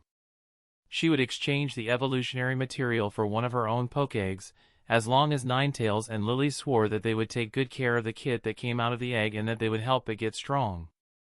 She was okay with them giving the egg to Rose as long as they helped her take care of it. Mikhail was stunned when he heard Vulpix's offer. The fact that she was willing to exchange one of her own eggs surprised him. No matter how many stipulations she added, it did not change the fact that she could not guarantee that her kit would be treated well. At least he thought so until he saw the seriousness of Lily and Ninetails when they agreed to her demands, especially Ninetails. He was not sure why, but he just knew that Ninetails would do everything it could to make sure that the promises were kept. As for the egg truly being one of the leader's eggs, Mikhail did not doubt that the Vulpix would keep her word as well. It was probably because of Ninetails and the respect she had for one of their species that was willing to help her. Mikhail saw no problem with the requirements anyway, because the kit would become Rose's starter if the exchange succeeded, and almost no one treated their starter Pokemon badly, as long as they were not idiots or had a problematic character and the way it was behaving around the Vulpix. The kit would be extremely adored. Rose, who had joined his side, after she heard her name being mentioned a few times, was listening to the negotiation as well, and it seemed like she was about to explode from happiness. Once Lily agreed to Vulpix's offer, the Vulpix left to bring over the egg. After she returned, Ninetails used her senses to make sure the egg was the leader Vulpix egg. Ninetails gave her okay, and Lily checked the condition of the egg. The egg was declared acceptable and took out her evolutionary material. From what Mikhail could see, it was not a firestone, it was a dark red marble instead, and he heard Lily call it a D-class lava marble that could be used as a substitute for the firestone. It allowed the target to evolve, as long as it was not higher than the bronze stage, which the leader fulfilled being at the mid-bronze stage. Apparently, it may have also helped the Vulpix increase her potential if she had been at the iron stage, but it would only allow her to keep her current potential. When he heard that, Mikhail made a simple conclusion. An E-class lava marble would have most likely reduced her potential after the evolution. One has to use evolutionary materials that fit the target stage, otherwise one risks a degradation in potential. The leader apparently decided to directly use the marble. She started to evolve as soon as she absorbed a bit of its energy after touching the lava marble. This was the second evolution he was witnessing, and it was still an unbelievable experience for him. It was a thing of beauty, and he was happy to witness this moment. Mikhail could see Rose vibrating on the spot because of her excitement at the happenings. After the evolution was done, a Ninetales stood at the place where previously a Vulpix had been. The surrounding Vulpix congratulated their leader, and the two Ninetales exchanged a few words before the newly evolved Ninetales left with its subordinates, leaving the egg behind as they had previously agreed upon. Lily took the egg and put it inside an incubator she pulled out of her Silk Company bag, before safely stowing the incubator away. Then she explained to Rose that the Vulpix that was going to hatch from that egg was going to be her starter Pokemon, and Rose was over the moon once she heard that. She jumped, she squealed, run up to Ninetales and her parents to hug and kiss each one of them. Mikhail, who had checked the egg while Lily was putting it into the incubator, was currently not sure what to feel. Species, Vulpix. Gender, female. Type, fire. Potential, light green. Stage, none, Pokeegg. Genetic variation, none. Abilities, flash fire, drought. Talents, none. Affinities, fire. I know this is a bit petty, but since I am the one with the second life, shouldn't something like this happen to me instead of Rose? Well, I like Growlithe more than Vulpix anyway, so this is alright as well. I can catch a Vulpix on my own if I want one later on, but I do have to say Rose is one lucky girl. If they take good care of the egg, then Rose can get a Vulpix with nearly green potential. That means it would be not that hard for her to get a light blue potential Ninetales. Well, let's congratulate them.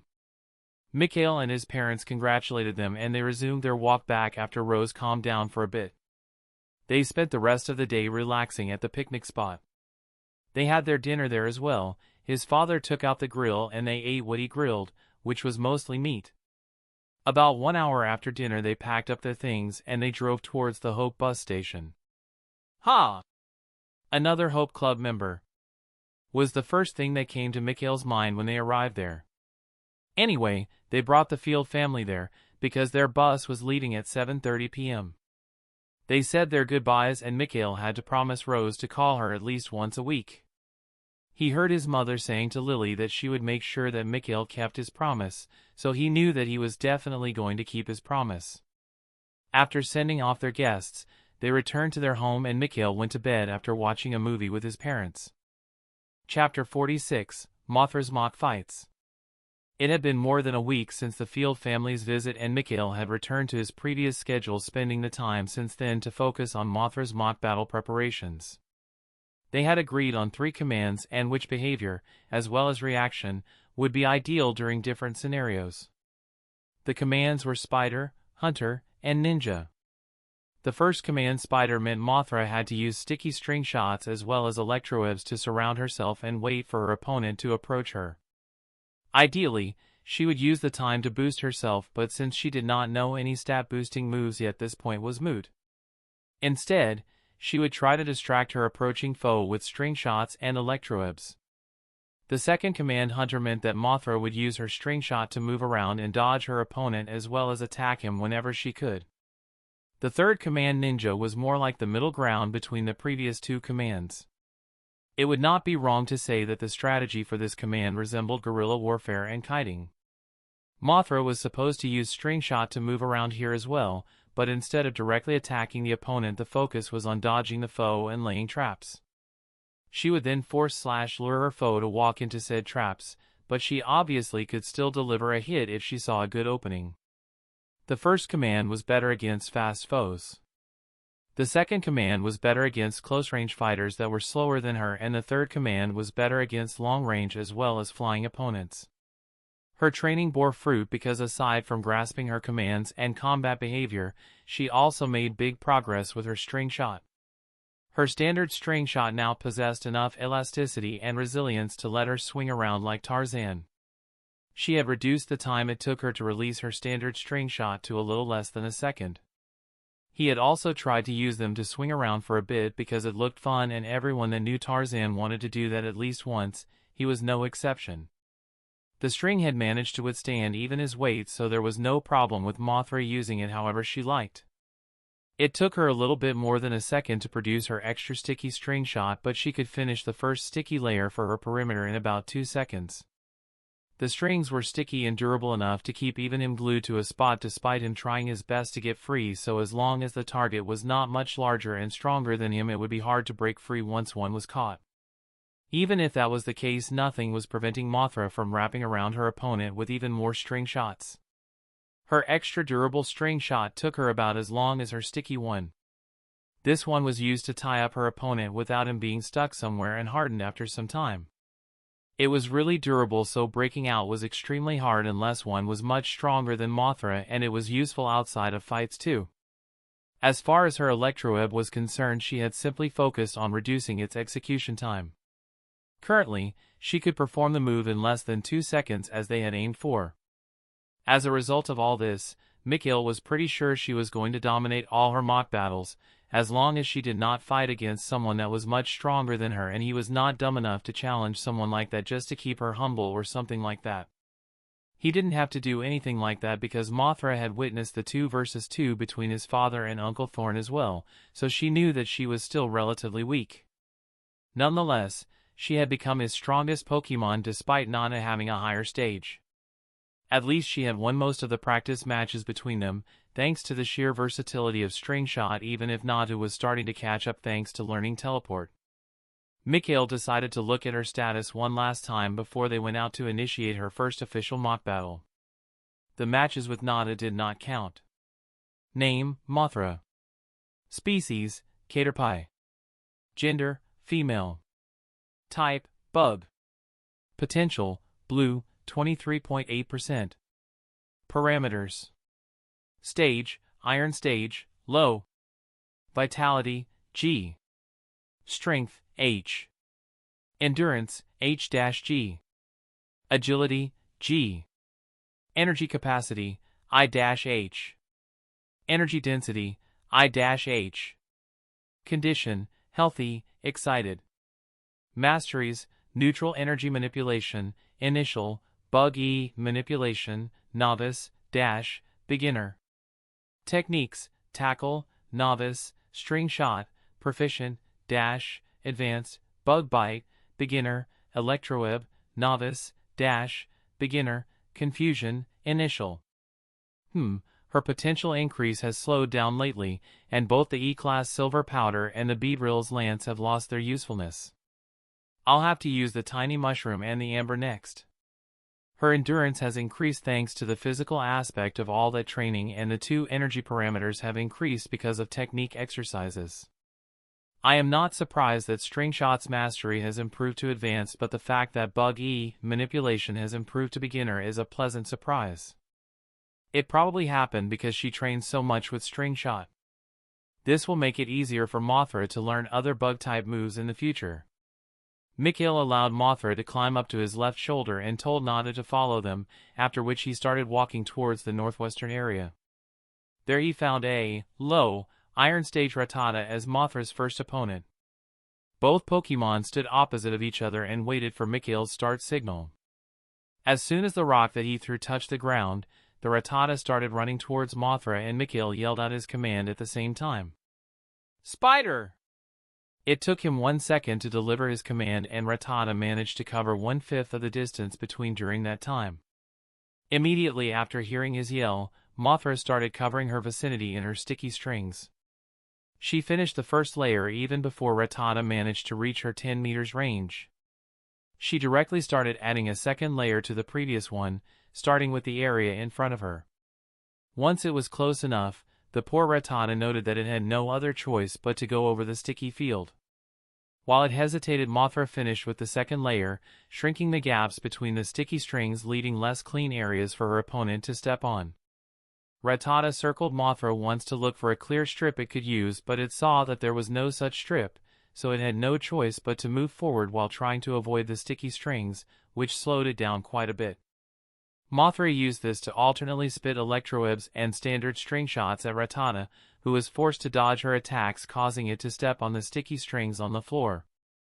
It got slowed down by the strings it stepped on and was forced to step on more and more strings while trying to dodge Mothra's attacks. A few moments later it finally got stuck. As soon as she saw Rattata getting stuck, she fired an electroweb at it. Once she saw that Rattata was more or less immobilized, she aimed a string shot at a tree right behind it and pulled herself in its direction.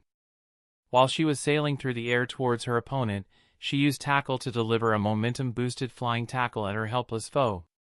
She landed her blow while laughing, and Mikhail saw that she had knocked out the Rattata. He carried the beaten Rattata towards the stream, so that he could use the water to slowly dissolve Mothra's strings. While they would degrade on their own even if left alone, that would take a while, but he was not willing to wait that long. After he cleaned the Rattata, he healed it up and gave it its reward. He praised Mothra for her win and directly started searching for her next opponent. He wanted the next challenger to be a Pidgey and managed to find a suitable one that agreed after searching for a bit. Both Pokémon stood opposite of each other and waited for Mikhail's start signal. As soon as the rock that he threw touched the ground, they both sprang into action.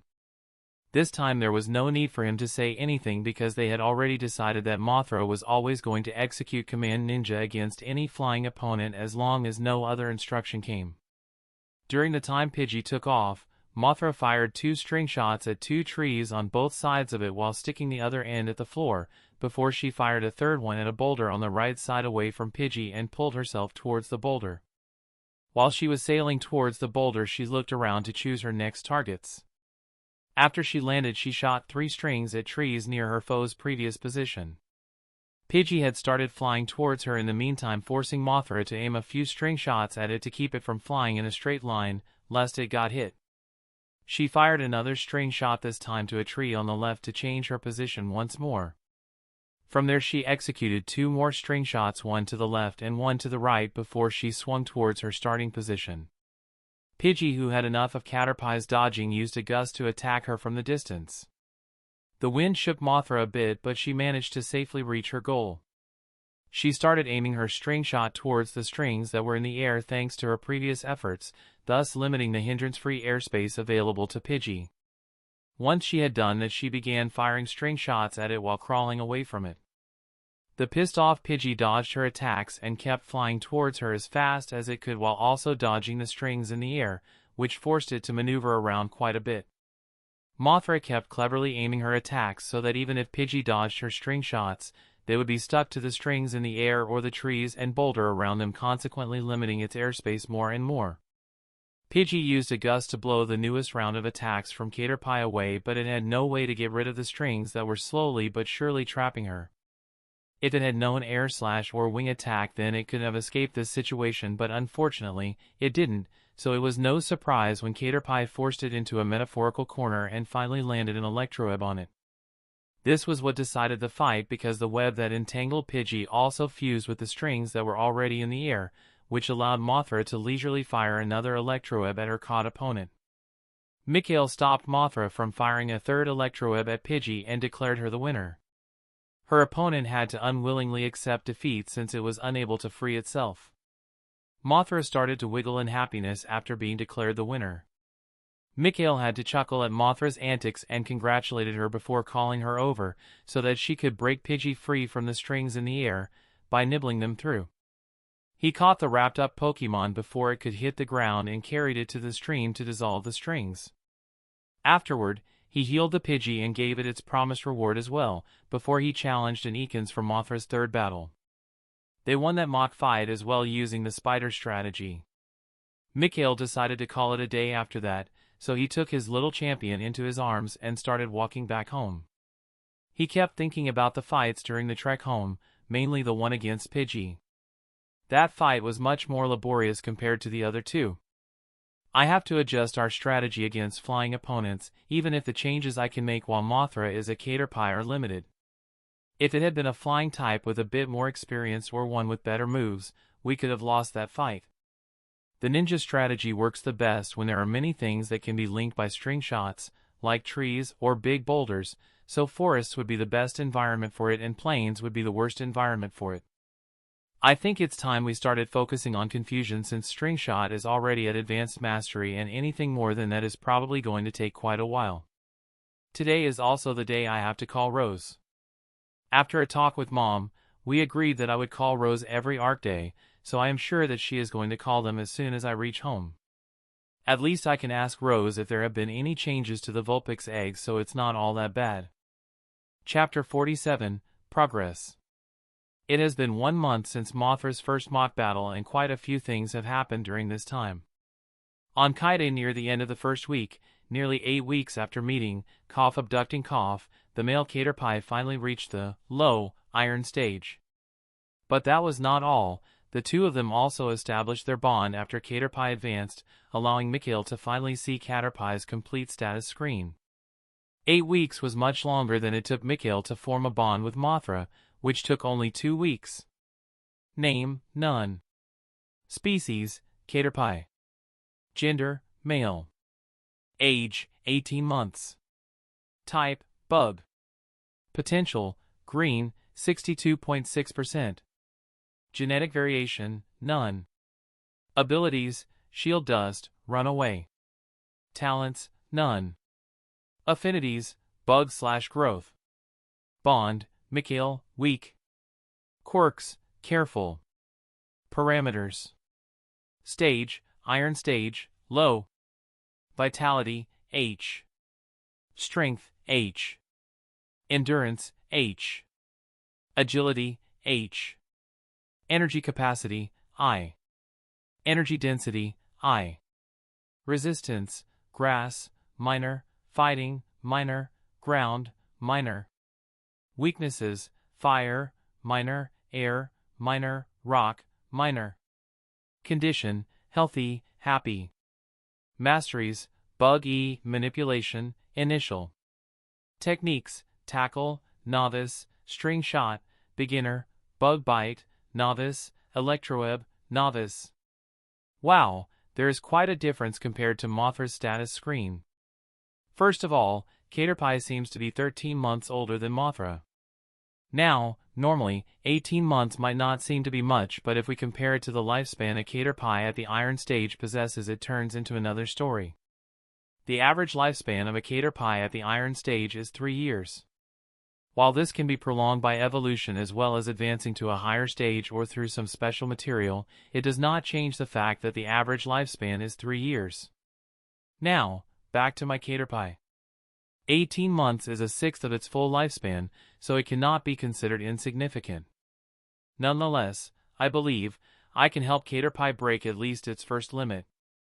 As for the other 2 limits, I hope Caterpie can break them during that time as well, but I am not sure. Let's move on. I can also see that he is more than halfway through the green potential. Caterpie has 2 abilities as well, but he possesses no special talent. The only affinity he has is for the bug type, which is probably the standard for their species. His quirk is careful, which explains why it took me so long to bond with him, despite spending time with him as well as feeding and training him to the best of my abilities. Let's see. All of his parameters are at the standard for the Caterpie line, including resistances and weaknesses. His mastery and techniques categories are much worse than Mothra's. Caterpie only has bug E, manipulation under masteries. He may have managed to learn electroweb and bug bite thanks to Mothra's tutoring, but except for string shot, which is at the beginner mastery, all his other moves are at the novice mastery. Also, despite Mothra trying her best to teach him confusion, he has been unable to learn it. This was probably because he did not have the affinity for it. Mikhail fell deep into thought after looking through Caterpie's status. Training Caterpie is much slower than training Mothra. Despite feeding him ideal supplements for his stage and nutritious food as well as providing direct tutoring, his progress is relatively slow. Either I have been pampered too much by Mothra's fast progress or I am expecting too much. If even after everything I have done Caterpie's progress is this slow despite having green potential, then how long does it take for ordinary trainers to strengthen their Pokémon with less than ideal potential? It is no wonder that most Caterpies cannot take advantage of the limit break's potential increasing benefit. Without the support of supplements and so on, they simply do not have enough time to train for long enough to break the limits. Since I am sure this difficulty also applies to other Pokémon species, I believe that training takes so much time I wouldn't be surprised if most trainers never reach the senior class or take years to do so. After that, the next semi-important thing happened at the beginning of the second week. Mikhail began his combing efforts once more, this time focusing on the western area. He naturally did not forget to keep up his own training. He did his exercises for a few hours each day. This included his physical and psychic exercises. As far as the physical exercise went, he had increased the repetitions to 15, and for his psychic exercises, well, by the end of the second week he had made some progress in his telekinesis. Mikhail managed to move around 30 stones in a 30 meters radius for 20 minutes. He was only missing another 10 minutes before he would up the difficulty of the exercise by changing the stones to piles of sand instead. He would start with a single pile of sand because keeping a pile of loose sand together while doing the exercise is much harder than simply lifting a stone and doing it. As far as his telepathy was concerned, it was getting easier for him to read surface thoughts, at least they did not have to be screamed anymore for him to hear them, but as far as reading memories or any other advanced skill was concerned there were zero advancements. Nothing else of importance happened until the end of the third week, at least nothing that had to be mentioned separately. At the end of the third week, Mikhail finished combing through the western area and he managed to find 3 new materials during his search. Name: Sea King's Horn. Type: Water. Class: E. Uses: it's the horn of a sea king that has been thoroughly soaked in its energy. Contains water-type energy and can be used as a supplement to help water-type Pokémon. Name: Seadra's Breast Scale. Type: Water. Class: E. Uses: it's the scale of a Seadra that has been saturated in its energy. Contains water-type energy and can be used as a supplement to help water-type Pokémon. Name: Metapod's Shed Skin. Type: Bug. Class: F. Uses: it's the shed skin of a Metapod that has been completely steeped in its energy. Contains bug-type energy and can be used as a supplement to help bug-type Pokémon, especially useful for the Caterpie line. He found the horn and the scale inside the stream. The horn was still on top of the skull of a Sea King skeleton when he found it, and he had to separate it from there himself because the skull itself was useless. The scale, on the other hand, was found not far from the skeleton as well. Mikhail was pretty sure that the scale was originally from his father's Seadra. He did not think that there was another Seadra around this place, or if his father's Seadra would accept another Seadra in the area. Unless the wild Seadra was female, then it would be more plausible. Anyway, he assumed that Seadra fought against Sea King and finally killed it, then it probably left its skeleton behind after eating it. As for the scale, Seadra most likely lost that one during the fight against the Sea King. The one that found the Metapod's shell was actually Mothra, not him. The thing had been simply lying under one of the trees. Mikhail believed that one of the wild Metapod had dropped its old skin/shell after growing too big, forcing it to shed. These 3 materials were the only new things he found in the western area.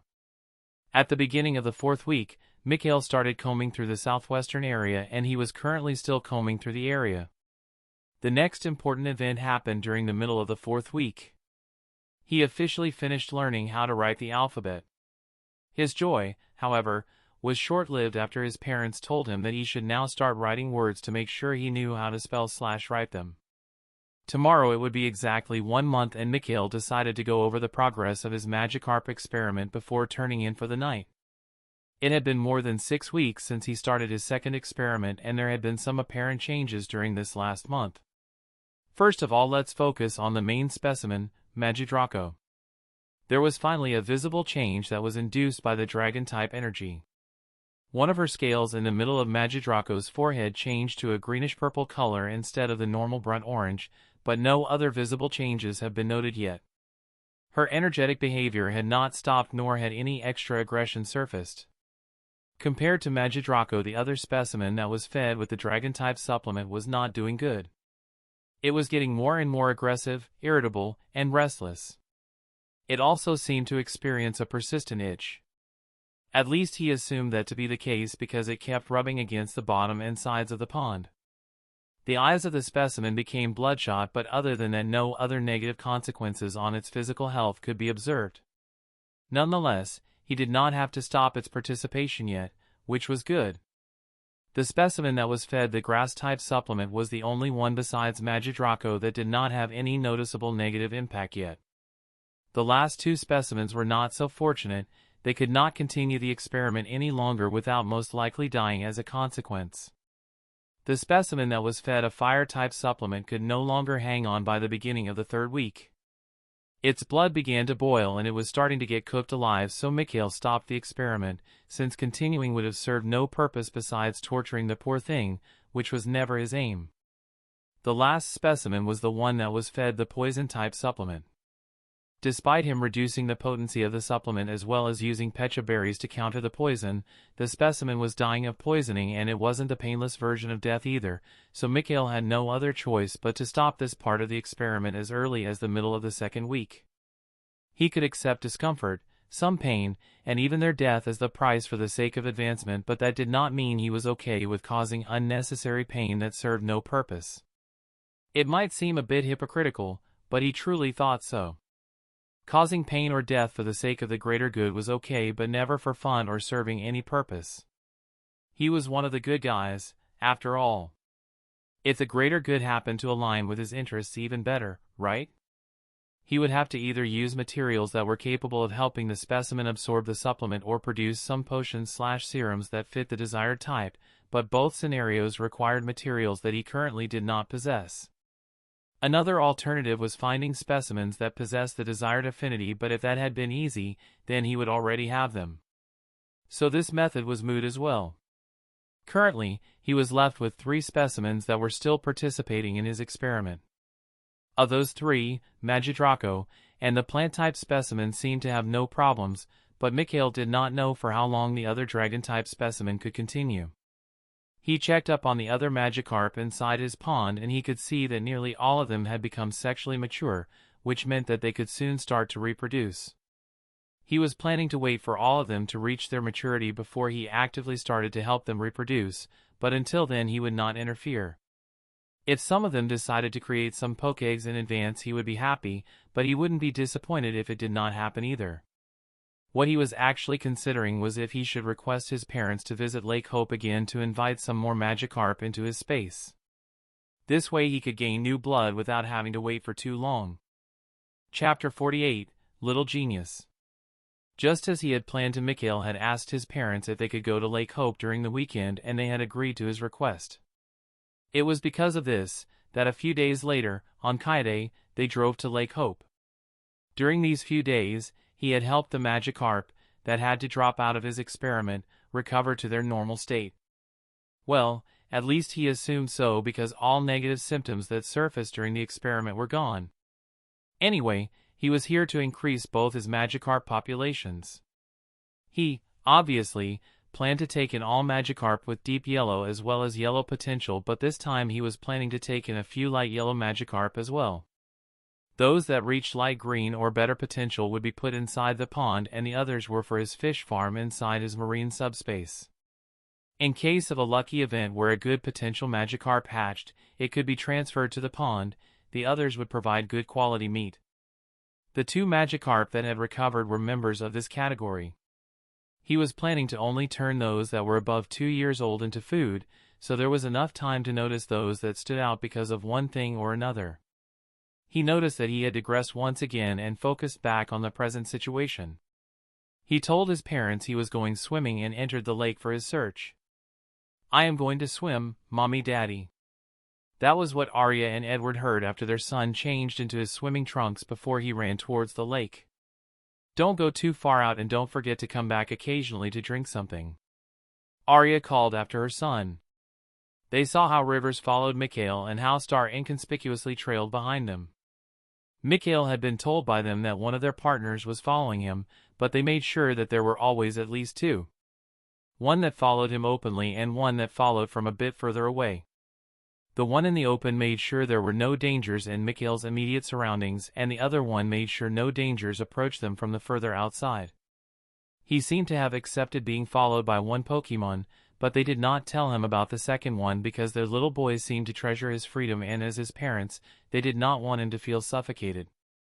After they were sure that both Pokemon were keeping an eye on him, they started talking to each other. There he goes again, leaving on his little adventure without considering how worried we get when he leaves our side to walk around his own. Arya complained to Edward. She did not say this to Mikhail because she did not want him to be sad because of her and because she did not want to curb his enthusiasm. Okay, it was mostly because she did not want to ruin her image as his pretty, gentle, loving, and awesome mommy that she was sure Mikhail had of her. I know, honey, I know. Isn't this why we send our Pokemon after him? To make sure that he is safe. One of them even goes ahead of him and warns the stronger wild Pokemon to keep their distance while he is there. Came Edward's acknowledgement, to which Arya answered. I know this, but he keeps doing more dangerous stuff than before. Edward had a helpless look on his face while listening to his wife's rant. He had seen this coming because he had noticed how she had kept bottling up her worry over Mikhail's adventures while smiling at him when Mikhail talked about the things he did. At first, he simply walked around while only occasionally picking up things from the ground. Then he started petting all the Pokemon he could get his hands on. After that, he brought back Pokemon with him and started training them. As if that was not enough, he started to do mock fights with the wild Pokemon around our house to train his Pokemon. No matter how smart he is for his age, he's going too fast. I am afraid that he is going to get hurt because he went out too far or challenged someone too strong because he got overconfident, or something like that. The two had noticed that their son was showing higher intelligence than the average because he was developing faster than described in the books they read about the growth of children. Not only that, a few months before Mikhail's second birthday they noticed that his development speed increased much more than before. Their Butterfrees telling them that they noticed an increase in psionic energy around Mikhail, and Nada getting interested in their son along with his higher intelligence as well as learning and maturing speed led them to the conclusion that he had talent in psionics. They were planning to speak to him about this after his 4th birthday. Emerald and Cyan said that his energy was still increasing, so he would need to learn how to control his powers. While psychics were not common, there still were quite a few of them, and the Pokemon Alliance had schools where budding psychics could be taught how to control their powers. Not just psychics, but there were also other schools where people with different powers were taught, so there was no need to be afraid that Mikhail would be seen as abnormal or anything. The minimum age for enrollment was 5, which was why they had decided to talk about it 1 year in advance. They were not sure if he had noticed something about his powers, but they were sure that he had noticed his higher than normal intelligence. Arya took a deep breath after saying all that, which Edward used to calm her down for a bit. Honey, it's normal that you worry about Mikhail. I get worried about his safety as well, but that's normal because we are his parents. It is our job to worry about our son. I won't tell you to not worry about Mikhail, because quite frankly that's impossible, but what we can do is to make sure that he stays safe, and that's exactly what we have already been doing. As long as we make sure that no wild Pokemon that is too strong gets near him, everything else is not a big problem. Getting hurt is normal, everyone gets hurt someday. We only have to make sure it isn't life-threatening. Arya, who had calmed down a bit, playfully snapped back at Edward. I know that, dummy. It's just that I get worried anyway. You wouldn't understand. I am his mother, I can't help it. Edward acted as if he was deeply hurt by her words. And what am I, chopped liver? I am his father, am I not? Arya, who completely recovered thanks to Edward's bad acting, asked him a question. You have seen one of their mock fights as well, right? I can only say, as expected of my son. He takes right after his mother. Edward shot right back after hearing her claim. Excuse me. You meant he takes right after his father, right? I am after all the higher-ranking trainer between us. Arya, unwilling to lose, countered. Pfft, as if. If I didn't want to spare your feelings, I would have surpassed you long ago. I just didn't want you to feel inferior, because I had a higher rank, all right? Like I said, he has his mother's talent. Edward was unwilling to accept defeat. Yeah, right. Keep telling yourself that. Have you seen the strategies and training Mikhail has been using? Those were obviously inspired by the training exercises he observed when I brought him along to my training. Arya directly retorted. No! He was obviously inspired by the training exercises he observed when I brought him along. They started laughing for a bit. No matter how much Mikhail's wanderlust worried them, his excellence made them feel proud and happy. Edward decided to compromise first. Okay, he takes after us and was inspired by our training and the stories he listened to. Better? Arya acted as if she reluctantly agreed. Yes, I am sure you somehow contributed as well. Anyway, while watching the mock battles and their training, I noticed that his Pokemon are quite talented. Mikhail seems quite lucky, so we can at least say that he got that from you. Edward responded. Ha, ha, ha, how funny. But you are right, I noticed that as well, especially his Caterpie. I am pretty sure that one has at least 4-star potential, if not 5-star. If not for the fact that testing the potential is costly and can only be done for Pokemon registered to you, I would have tested it already. Unfortunately, that would mean I would have to register Caterpie under me, which I won't, because I don't want it to later look like I am the reason his Caterpie is strong. He can do it himself in the future. Besides, a 5-star Caterpie would arouse quite a bit of attention, which we don't want. Arya agreed with Edward. You're right, Mothra is indeed a precious little thing. She's special just like my little boy. Edward continued. Our son is a genius, so our job as parents is quite important. We have to make sure he does not get overconfident or cocky, while simultaneously not restricting or smothering him too much, to prevent him from closing off or being unable to flourish. I think we have done a good job so far, so let's continue to keep an eye on him as well as making sure he stays safe while allowing him the little freedom he currently has. As long as he does not go out too far without our permission, everything is all right. Until now, at least, he has not done anything too dangerous. Arya nodded at that. You're right. Let's see how it goes. If we see the need, we can still interfere later on. Afterward, they simply relaxed and enjoyed their trip. A few hours later, Mikhail was done with the lake and decided to stay by the side of his parents. He naturally had no idea of the conversation his parents had a few hours ago, and he was currently going over his gains. I have gotten a good haul. While I did not manage to find any Magikarp with light green potential or better, I did help relocate quite a few deep to light yellow potential Magikarp. 3 deep yellow, 5 yellow, and 8 light yellow potential Magikarp to be exact. I could have taken in more light yellow ones, but decided to only invite those that were already mature. This way I don't have to wait for them to mature and they can start reproducing right away. This is, naturally, purely voluntarily on their part, but I don't believe that they won't reproduce on their own. All living beings have the urge to reproduce once they mature, so I see no reason to force them to do something they will do on their own anyway. I have more than enough time, so pressuring them is unnecessary for now. Anyway, all Magikarp were, obviously, boosted by my space after their relocation. This resulted in 2 green, 4 light green, 7 deep yellow, and 3 yellow potential Magikarp. I put the 6 green potential Magikarp into the pond and the 10 yellow ones landed inside the marine subspace. 2 or 3 more such trips and I should have enough Magikarp to guarantee a constant supply of food after 2 years.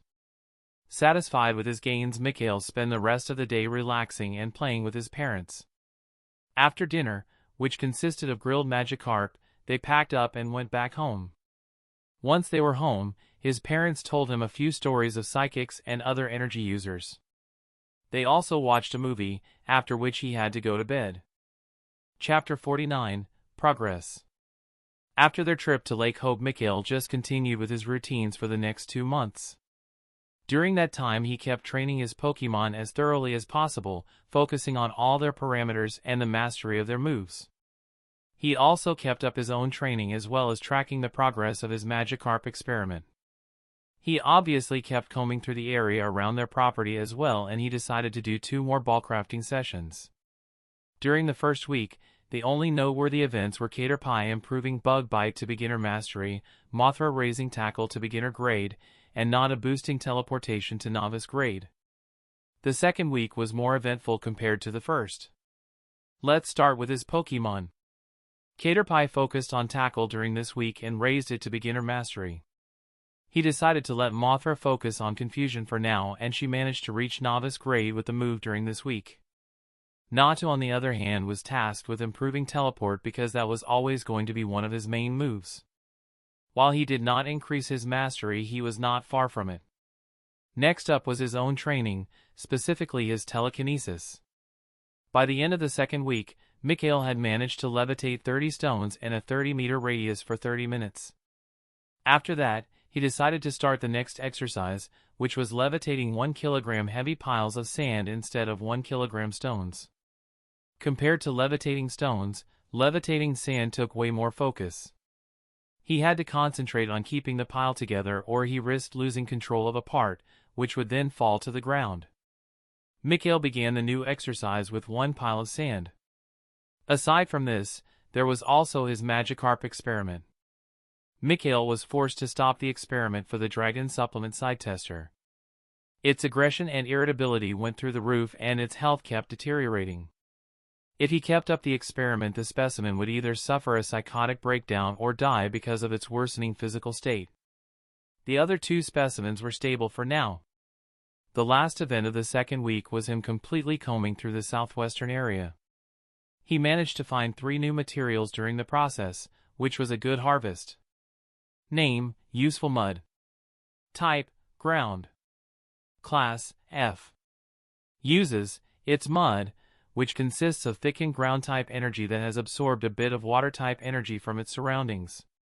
Contains ground-type energy and can be used as a supplement to help ground-type Pokemon. It can also slightly increase their resistance to water. Name: Floating Dandelion. Type: Air/Plant. Class: F. Uses: It's a dandelion that has absorbed energy from the atmosphere. Contains air-type energy and can be used as a supplement to help flying-type Pokemon. Name: Ancient Tree Core. Type: Ghost. Class: D. Uses: It's the core of a fallen tree that has been absorbing the spectral/nether energy in its surroundings for over 400 years. If left alone, the tree could have become a phantom. Contains ghost-type energy and can be used as a supplement to help ghost-type Pokemon, especially useful for the Phantom line.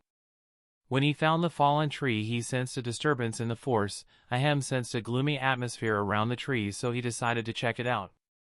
After reading that it could turn into a phantom in the future, Mikhail debated if he should leave it alone so that he could catch it later, but ultimately decided to harvest the core because he was not sure how long the formation/transition to phantom would take. The tree was ancient, so it could take another 100 years or so for all he knew. What was also interesting to him was that the tree had not decomposed even after 400 years and, obviously, that it had the potential to transform into a phantom even without the soul of a human/Pokemon being available. He was happy that there were phantoms that were not the transformed soul of a dead/murdered child. This confirmed or at least showed to him that there were naturally formed ghost-type Pokemon as well, and that not every ghost was the result of a sapient being dying and turning into a ghost for one reason or another. Anyway, moving on. On the 3rd day of the 3rd week, Caterpie advanced to mid-iron stage and he kept training his Electroweb, which was harder to train than his other moves. On the other hand, Nada managed to achieve beginner mastery for Teleport, and once he had done that, they decided to bring his Leer up to beginner mastery and stored power up to proficient first before focusing on Teleport once more. As far as his own training was concerned, he managed to increase the number of sand piles to 2. Mikhail also tried another round of ball crafting during this week, because he wanted to test if his drawing and writing exercises with the different brushes had helped. While he failed once more, he noted that the process felt a bit easier. During the 4th week, a few important things happened as well. Mothra improved confusion to beginner mastery and Nana did the same for Lear. Mikhail himself managed to raise the number of piles to 3. He decided to start changing their forms while levitating them to increase the difficulty of the exercise. The form change for all sand piles was the same because simultaneously changing the 3 piles to different forms was much harder. He decided to reserve that exercise for the future. Mikhail also finished combing through the southern area during the 4th week, but unfortunately, he did not find any new materials. On the other hand, his Magikarp experiment showed some progress during the 4th week. Magidraco gained her second dragon scale at the beginning of the week, and this time the scale that changed its color was located on her back. Other than that, she showed no other obvious changes that could be observed. His plant specimen was stable at the beginning as well, but a few days before the end of the week that changed. The plant-type energy inside the specimen seemed to have reached a critical amount because a major reaction in the form of a high fever suddenly happened. He assumed that it was either a rejection or adaptation phenomenon that triggered after a large amount of grass-type energy had accumulated. He believed that the reason for this was that grass energy was much milder than the other energy types he used for his experiment, so until a certain volume was reached the Pokémon showed no adverse effects because the Pokémon could tolerate it. Mikhail was certain that if he had allowed the specimen to fully digest the grass-type energy instead of steadily introducing more, then nothing would have happened to his specimen. He fed his specimen a mix of Oran, Lepa, Rost, and Lumberries to help her against the fever she had and to keep her body from collapsing. It took 3 days for the fever to start to lessen, and to his surprise, the potential of the specimen increased from deep yellow to light green at the end of the 3 days. Another day later his specimen became stable and he decided to continue feeding her the grass-type supplement. He noted that the specimen was more enthusiastic towards the supplement than before. During the 5th week, not much happened except for Caterpie finally improving Electroweb to beginner mastery, which meant that all his moves reached beginner mastery. Mikhail decided to have Caterpie focus solely on String Shot from here on out, at least until he reached the proficient grade in it. He did think that this would take quite some time because Caterpie was much slower than Mothra as far as training moves was concerned, and even she took a bit to do so. Aside from Caterpie, Natu improved his stored power to proficient mastery as well, so he decided to focus on Teleport once more. Besides these 2 events, nothing else happened during the 5th week. Compared to the 5th week, the 6th week was more eventful. At the beginning of the 6th week his plant specimen, from now on dubbed Magiflora, gained its first different colored scale. The scale was lime green, and unlike Magidraco, whose scale appeared on her forehead, this one appeared in the center of Magiflora's chest. 3 days later Magidraco gained her 3rd dragon scale near her 2nd one, and her potential finally increased to light green as well. Another thing that happened was that Mothra managed to reach proficient mastery with her confusion. He was not bragging, but Mikhail was sure that she was better with the move than some Butterfree were, which just showed how awesome she was. They decided that Mothra would pause training confusion and train up her Bug Bite and Electroweb instead. Aside from these 2 events, Mikhail also started another round of ball crafting. Well, the result was still the same, which meant he failed. But he did at least manage to produce a common ball this time. It just turned out to be an F-class common ball, so it was categorized as a failure. Name: Common Ball. Type: None. Class: F. Faults: Upper half, interior. The first part of the 3rd line is too thick by 1 mm. The portrayal of Regigigas has to be positioned 1 mm to the left. 19 more mistakes.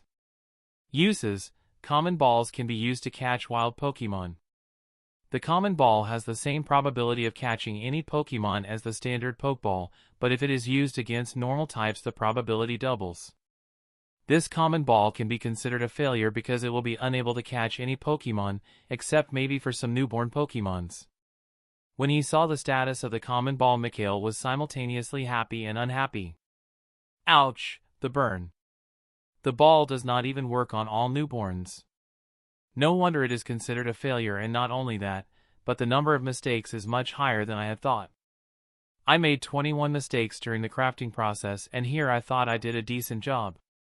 The only positive thing is that I can finally see what I did wrong.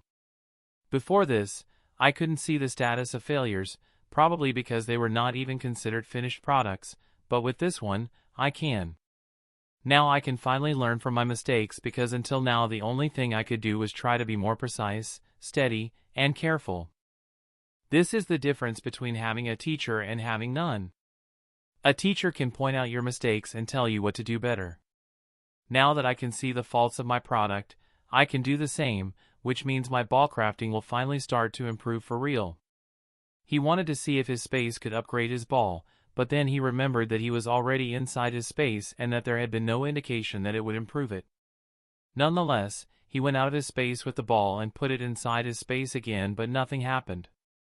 2 days into the 7th week, Mikhail managed to levitate 4 piles of sand, and not only that but he also expanded his range from 30 to 40 meters.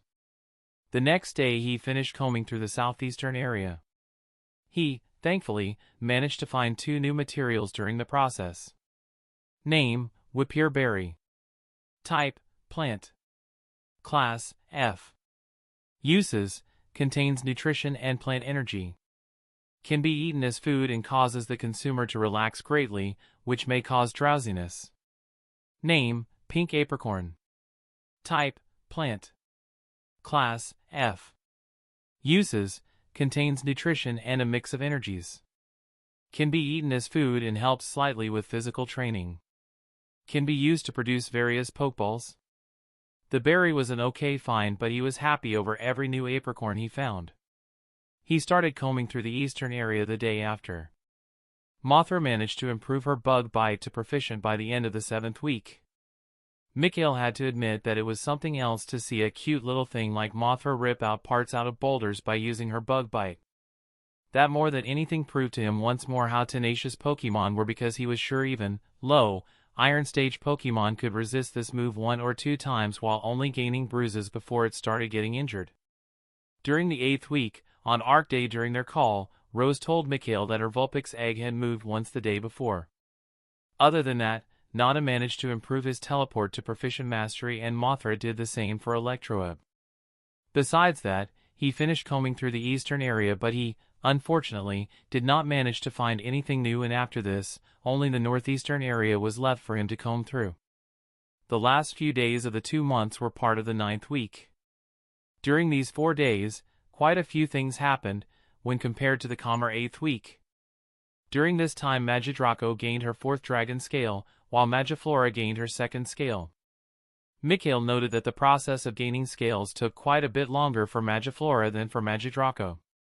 He naturally attributed this to their affinities. He knew that Magidraco had a natural dragon-type affinity, and even if Magiflora gained a grass-type affinity after her fever, which he still could not control, her new affinity could not compare to Magidraco's natural one. At least not yet.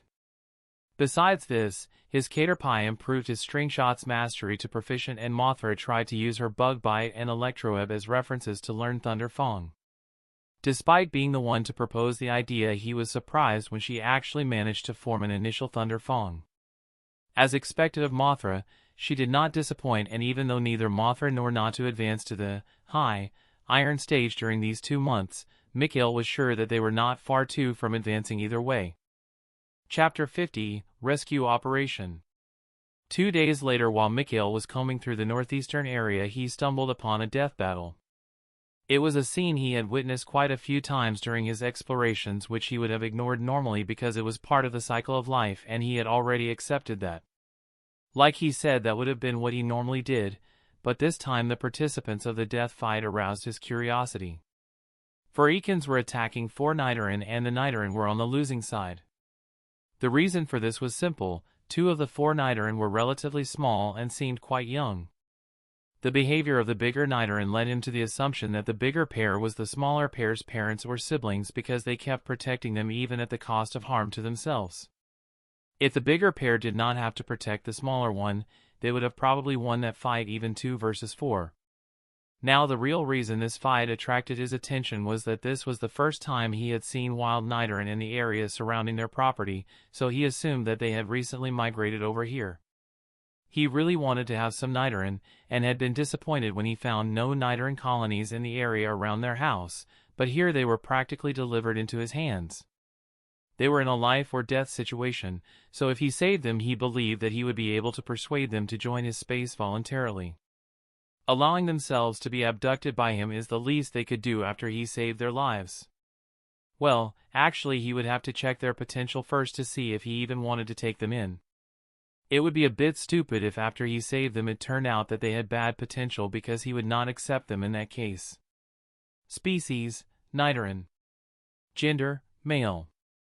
Type, poison. Potential, light yellow. Stage, iron stage, high. Species, Nidoran. Gender, female. Type, poison. Potential, yellow. Stage, iron stage, high. Species, Nidoran. Gender, female.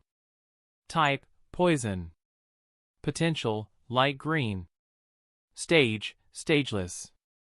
Genetic variation, none. Abilities, poison point, rivalry. Talents, keen hearing. Affinities, poison. Species, Nidoran. Gender, male. Type, poison. Potential, light green. Stage, stageless. Genetic variation, none. Abilities, poison point, rivalry. Talents, keen hearing. Affinities, poison. When he saw the status of the smaller pair of Nidoran, Mikhail came to an immediate decision. I am going to invite those two into my space no matter the cost. Not only do the two of them have light green potential, but they also possess a talent, and it's even the same one. They are probably twins. Guess the mother laid 2 eggs instead of 1. I did not know that was possible. As they say, we keep learning something new every day. Anyway, I believe I have enough candy to lure them into my van. Heck, forget the chibi Nidoran pair, I think I have enough candy to lure in the bigger pair, not that I really want them. Their potential is suboptimal, but I am willing to reluctantly take them in as well because I don't want to separate the chibi pair from their parents/siblings. Now, let's see what we're dealing with. Mikhail proceeded to scan the attacking Ekans. All 4 are at the mid-iron stage. If I send over Mothra and Nada to engage 2 of them, then the big Nidoran should have no problem dealing with the other 2 Ekans. Once he made his decision, Mikhail faced Mothra, who was sitting on his left shoulder, before quietly addressing her, and Nada, who was currently sitting on his head. Sometimes he felt like he was being treated as a resting place by his Pokemon. Mothra, Nada, I have a job for you too. I want each one of you to pick one of the fighting Ekans, preferably one that is not engaging a Nidoran at that moment, and fight against them. Both of you should be more than strong enough to beat them. He saw Mothra nodding and felt Nada moving on his head, so he assumed that Nada was nodding as well. Seeing, or in Nada's case feeling them agreeing, he continued his explanation. I want you to do the following. I want Mothra to quietly approach the fight and get in position. Once she has reached a good position, I want her to aim at the head of one of the Ekans and perform a surprise attack on it. The goal is to use string shot to wrap up the Ekan's head. It would be better if you used a sticky string shot so that the victim also gets stuck to the ground, unable to flee or thrash around. Once you have done that and see that your surprise attack hit, I want you to use Electroweb to give it a shock and to make sure it can't move. After that, I want you to hit your Immobilize for with confusion until it goes limp / is knocked out.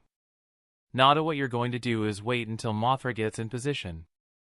As soon as you see her making a move, I want you to teleport above the head of one of the other Ekans and use stored power aiming at its head. While it is distracted by stored power, I want you to land on its neck and repeatedly attack its head with Peck until it's knocked out. You can try to help each other if the other one is not done by the time you are finished, and it looks like she could use some help, but this only applies to the 2 of you. You are not allowed to meddle in the fight of the bigger Nidoran. Protecting the chibi Nidoran in case of sudden danger, on the other hand, is allowed. Is everything clear? Both expressed their understanding after hearing his question. Great! Then let us start. It looks like the Nidoran are about to get overwhelmed by the Ekans. Mikhail saw Mothra going down his body and stealthily approaching the fight. She made use of the tall grass to hide her approach, and thanks to her green skin that made her harder to spot and the fact that her targets were distracted, she managed to reach a suitable spot without being detected. He felt Nada standing up as soon as Mothra reached her spot. He was focusing intently on her, ready to make his move as soon as she did hers, and she did not make them wait for long. After observing the situation from her position for a bit, Mothra chose her victim and waited for a chance. She got her chance a few seconds later when her target moved its head away from her direction to look at something. Mothra immediately fired the sticky string shot she had prepared while waiting. The moment the string shot started flying toward its target, Nada teleported above the other Ekans that was currently not engaging a Nidoran. After Mothra's target got hit by her move, Nada's target got briefly distracted by the noise the victim made. Nada used that moment to perform a stored power aiming at its head. The attack hit, damaging the Ekans slightly, but more importantly distracted it some more, allowing Nada to land on its neck unnoticed, even if he nearly missed the neck, due to Ekans shaking its head. Natu immediately started executing peck aiming at Ekan's head. While Nada succeeded in his ambush and was delivering strikes, Mothra followed her part of the plan as well. After she successfully hit her target with her sticky string, she directly performed an electroweb. Seeing her victim now fully immobilized and getting shocked for a bit, she started using confusion, repeatedly attacking her Ekan's head with the move. She only stopped her attacks after her foe slumped, but only after delivering a final blow to make sure it was not pretending to be knocked out. Satisfied, she saw Nada's target collapsing a few moments after hers, meaning she finished first. When Nada looked over to her to see if she was done as well, she gave him a smug look, before looking at the fight that was still going on. Mikhail saw how his Pokémon perfectly executed their plan, successfully knocking out their targets. Thanks to the surprise attack, it took them less than 10 seconds to knock out their foes, which was pretty fast. The two other Ekans and the Nidoran naturally noticed the newcomers as well. When they saw their comrades getting trashed, the two Ekans started to attack the Nidoran much more aggressively because they could neither flee nor aid their comrades without beating/killing their foes, or they risked getting attacked from the back. There was also the fact that they would be outnumbered if their partners got beaten before they got rid of their opponents. Unfortunately, for them, what they had feared happened and their partners got beaten. The Ekans expected the worst but noticed that the newcomers seemed to have no intention to join the ongoing battle. The pair of Nidoran also noticed that the newcomers did not plan to join their fight, but they were more than okay with that. They were sure that they could beat the two Ekans without much difficulty now that they did not have to guard against the other two Ekans. They naturally still kept an eye on the newcomers to make sure that their kits would not get attacked while they were fighting, but up until the end, the newcomers only kept observing. After the Nidoran killed their foes, they checked up their kits to make sure they were unharmed. Mikhail saw how the pair of Nidoran killed the Ekans by breaking their neck with what looked like a double kick before they went over to their kits. He saw how they looked over to his Pokémon once they confirmed that their kits were unharmed. Apparently, they decided to approach his Pokémon because they started walking towards Mothra. Mikhail and his Pokémon tensed for a moment in case the Nidoran decided to be ungrateful and attack them after they saved them. Nada teleported to Mothra's side and waited with her for them to approach them, but it seemed like they were not planning to attack because the Nidoran stopped a short distance away from Mothra. It looked like they started a conversation with Mothra, but he had no idea what they were talking about because he could hear nearly nothing. At one time the Nidoran looked over to him and he waved at them. They nodded at him before they resumed their conversation. After whatever they talked about, his Pokémon stepped aside from the beaten Ekans and the Nidoran approached the beaten Pokémon. They broke the neck of that one as well and repeated that for the Ekans that Nada had beaten. Whoa, ice cold. No mercy at all. That was his thought when he saw them breaking the necks of the beaten Ekans. Seemingly satisfied, they talked to his Pokémon once again and Nada teleported to his side. Natu addressed him and told him that the Nidoran were calling him over to talk. With Natu as the intermediary, because his telepathy was not advanced enough to hold real conversations, they talked. They asked him why he helped them and what he wanted from them for his help. Mikhail answered their question honestly, telling them that he noticed that their kits had good potential and that he wanted them to be his Pokémon. When they tensed at that, He told them that he wouldn't force them and that his invitation was open to all of them because he did not want to separate them. His honesty and the fact that he did not want to separate them seemed to have earned him some plus points because they relaxed a bit again. They talked about where they would stay if they agreed and what they would eat. He told them he had a place they could stay and that he had enough food to feed hundreds of Nidoran if he wanted to, so four were no problem for him.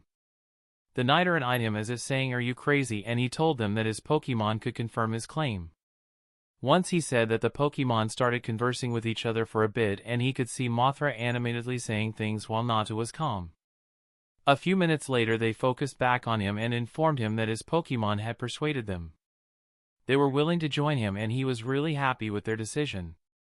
The Nidoran informed him that they were a tad unwilling to leave behind the Eakin's corpses, but Mikhail told them that he would compensate them with berries instead and that he had poison-type materials that they could eat instead. After hearing his promise, they happily agreed to leave the corpses behind. Phew! Thank me, I won't have to come up with a way to cordially persuade them into joining. Now how to get them inside my space without my bodyguard seeing them suddenly disappear. I am sure they are currently focusing over here, so I can't do it right now. How troublesome. He decided to tell them to wait by the tree on their right for about 15 minutes. The vegetation around that area was a bit denser, so they would be harder to notice. He would leave them a few berries to eat while they waited for him.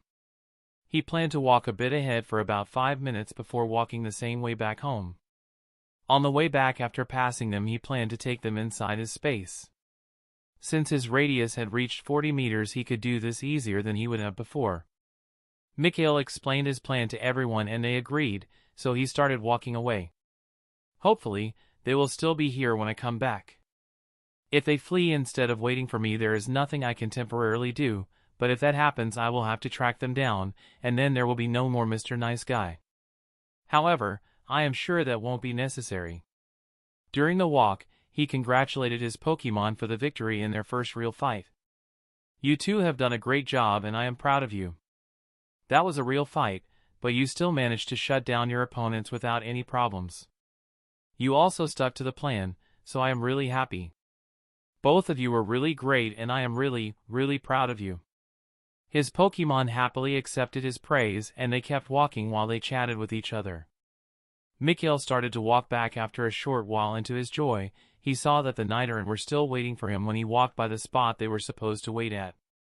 He walked by without showing a reaction, and when he was more than 20 meters away he pulled them into his space. After he had done so, he sighed in relief and became really happy. He started humming a happy melody while walking home and his Pokemon quietly listened to him hum. Chapter 51, Nidoran, Lessons Math Version and First Captures. Once Mikhail was back home, he went to his room as soon as possible to check out the situation of his new Nidoran. Analyzing, Nidoran analyzed. Start improving potential, potential successfully improved. Start optimizing genes, genetic optimization failed. Unlocking extra abilities, unlocking extra ability failed.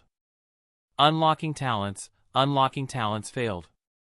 Detected existing talent, attempting to improve talent, improving talent failed. Checking energy storage can support activity. Generating tailored habitat, habitat successfully generated. Add habitat to main space successfully expanded. Relocate Nidoran to habitat, relocation successful. Energy storage at 30%. Process finished. That was the first notification he saw. The notification for the other twin was identical to this one except for the habitat part. There is space simply added the twin to the existing habitat. Analyzing, Nidoran analyzed. Start improving potential, potential successfully improved. Start optimizing genes, genetic optimization failed. Unlocking extra abilities, unlocking extra ability failed. Unlocking talents failed. Detecting suitable habitat, Nidoran successfully relocated. The parents only had no talent to improve, and seeing that his space did not unlock a second ability for them, he could conclude that they did not reach light green potential. The twins, on the other hand, had their potential improved to deep green, which was, in his humble opinion, great. He also checked out their new habitat, and it was a bit different compared to Nada's and Mothra's areas. Those two were purely forest areas. The Nidoran habitat had a small hill in the center with grass as well as shrubs on it, and surrounding the hill were trees, just that the foliage was not as dense as that of a forest. The whole area was 1600 sqm big and was located to the right of the Magikarp pond. Mikhail was happy seeing his space grow. After he was done with checking out the Nidoran, he used his control over his space to address them. They had been looking around the new place they had found themselves in. He noted that they stayed together instead of splitting up, probably because they were not sure if anything dangerous was around. "Hi." The Nidoran kept looking around as soon as they heard his voice trying to locate him but failed. Chuckle. "You won't find me. You are currently inside my space. This is a place that only I and those I permit can enter, so you don't have to look out for danger because there is none. Also, because this is my space, I can speak to you without having to enter myself." Mikhail saw the parent Nidoran slightly relaxing when he said that, but it seemed to him they would have to make sure of that themselves before they really relaxed, and he could understand that. The Chibi Nidoran, on the other hand, were completely relaxed and were curiously looking around the place without an ounce of tension. He continued with the introduction. "This area is yours, and it is tailor-made for your species. To the west of your area is a pond with Magikarp, and further left is a forest area that belongs to Natu and Mothra as well as another Caterpie. You can drink from the pond anytime you want, but you are not allowed to attack the other Pokemon inside my space, and they too won't attack you. As far as food is concerned, I will deliver you berries to eat." He saw how the Nidoran nodded at his request to not attack the others, but they looked uneasy when he said he would deliver them their food. "There are also apricorn trees to the south of your area that you can eat if you get hungry, but I would prefer it if you didn't because I have another use for them." While saying that, Mikhail decided to simply plant 3 Oran berry trees and a Lepa berry tree in their area. "Wait a minute, I decide to plant a few berry trees in your area, so if you get hungry you can simply eat the berries that grow on them. The first batch should be ready in 3 to 4 days, so I will still give you berries until then." He saw the happy reaction of the parents at that and had to chuckle. Mikhail did as he said and planted the berry seeds. It was always interesting to see the seeds of berries and apricorns grow into full trees in a matter of days instead of the months or years it took normal trees to complete that growth. After that, he gave them a batch of berries and said goodbye before he stopped focusing on his space. The evening of that same day, just as he was going to start his writing exercises, his parents stopped him. When he gave his parents a confused look, his mother started speaking. "Honey, we are going to pause your writing exercise for a while.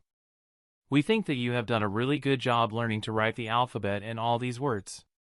Your progress is superb, and we believe it is time to start your math lessons." Hearing his mother's explanation, Mikhail nodded, and after they saw his father continued where his mother had stopped. "We will show you the numbers 1 to 100 and you will learn how to write them legibly. After that, we will start teaching you addition and subtraction within that scope. Once we believe you to be ready, we will add reading to your lessons. You will start reading your storybooks to us and we will correct you if you make mistakes. After that, we will resume your writing lessons, where we will read something to you and you will have to write it down. We will then check what you have written for spelling mistakes. So later on your lessons will consist of reading, writing, and math, but that's for later. Right now we will start with math." His father looked at him, seemingly waiting for him to show his understanding, so he did just that. "Okay, Daddy." Mikhail accepted his parents' plan while musing to himself. "My parents are practically planning to make me learn the stuff they used to teach kids during the first 2 years at elementary school in my previous life, and my parents don't look like they will stop at that. In that case, what am I going to do when it's time for me to go to elementary school? Am I going to twiddle my thumbs or what? I will probably have to wait to find out. During my talks with Rose, I have found out that the starting age for school in Kanto is 5 at the soonest and 6 at the latest. I will ask my parents about it when I become 4. Who knows, I will probably have learned everything they teach at elementary school until then. Maybe they will exempt me from elementary school. That would be awesome. Anyway, that's for later." His mother was the one that continued this time. Today we will teach you the number 1 to 10.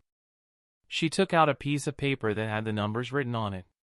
While you already know what most of these numbers mean, I will still give you an example for them and I will show you which number is assigned to which symbol on this sheet, she said while pointing at the numbers on the paper. He nodded at that, because it made sense.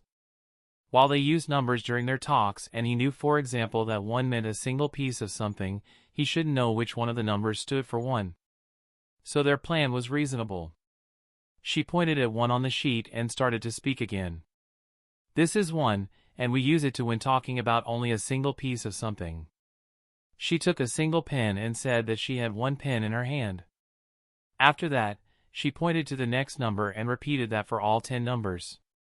She would point out which symbol represented the number, then she would use the number in a sentence and show it with the corresponding number of pencils.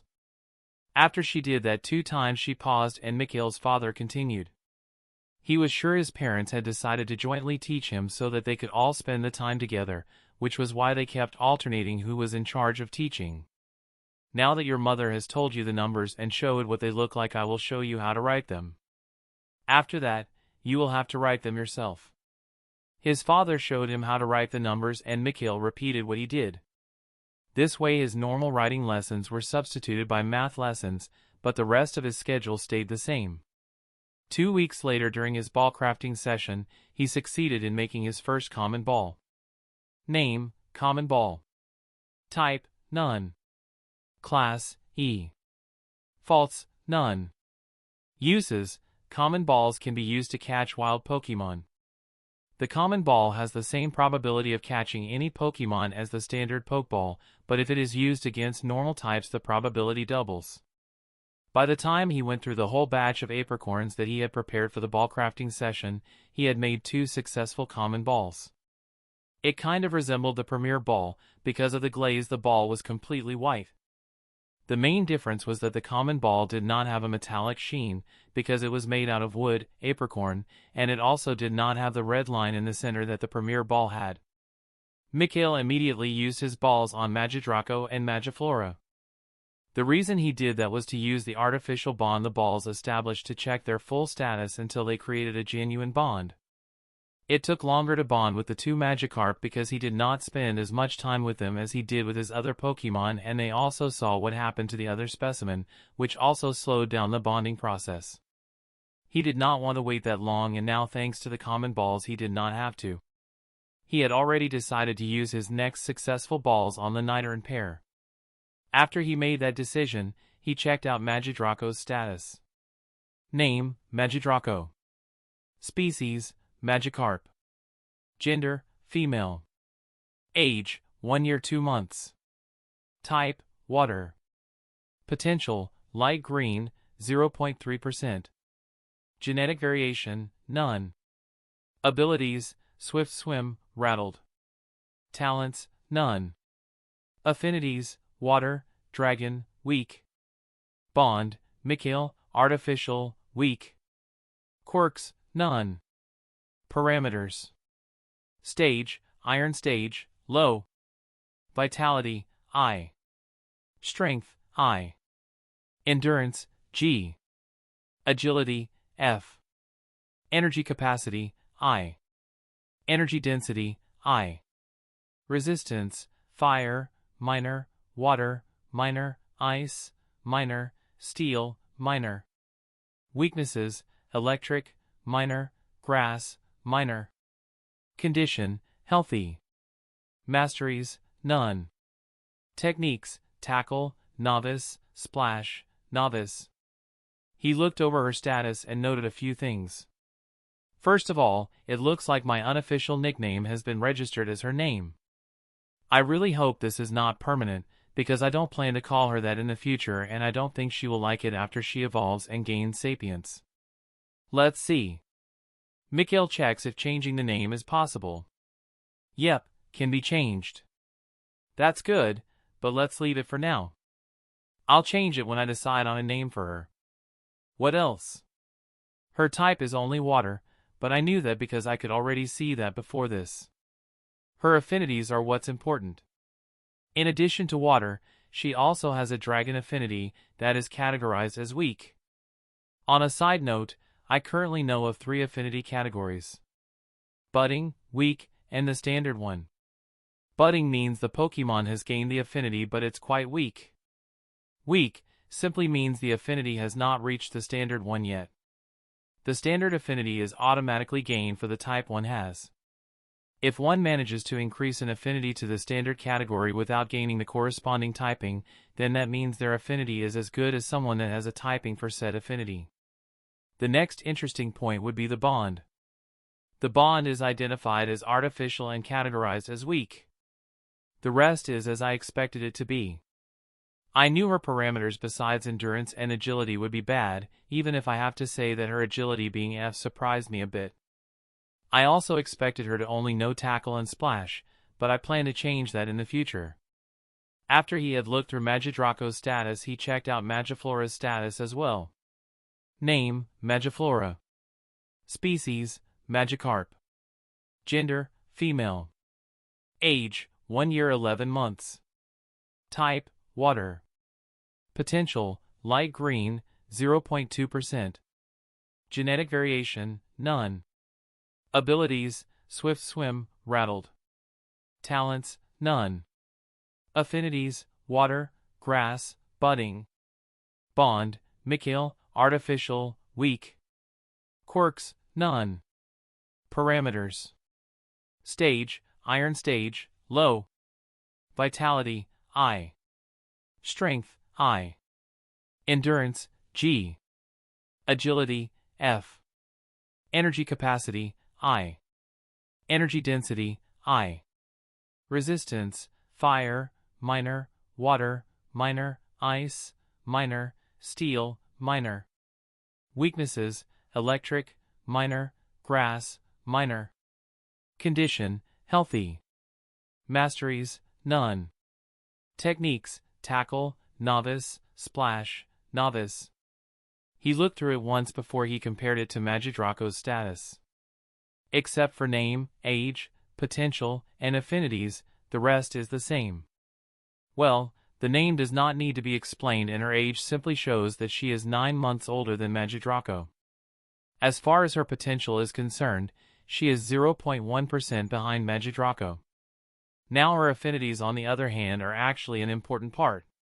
She has the standard water affinity all Magikarp have, but she has the grass/flora affinity instead of the dragon affinity Magidraco has. Also compared to Magidraco's weak dragon affinity, Magiflora's grass affinity is shown as budding. The reason for that is probably that she gained hers later on. After her grass energy induced fever to be exact. The fact that her affinity is currently weaker compared to Magidraco's natural one is normal. It will probably get stronger if I continue with feeding her grass-type supplements. Finished with comparing the status of the two, Mikhail leaves his space and goes downstairs to spend the rest of the day with his parents.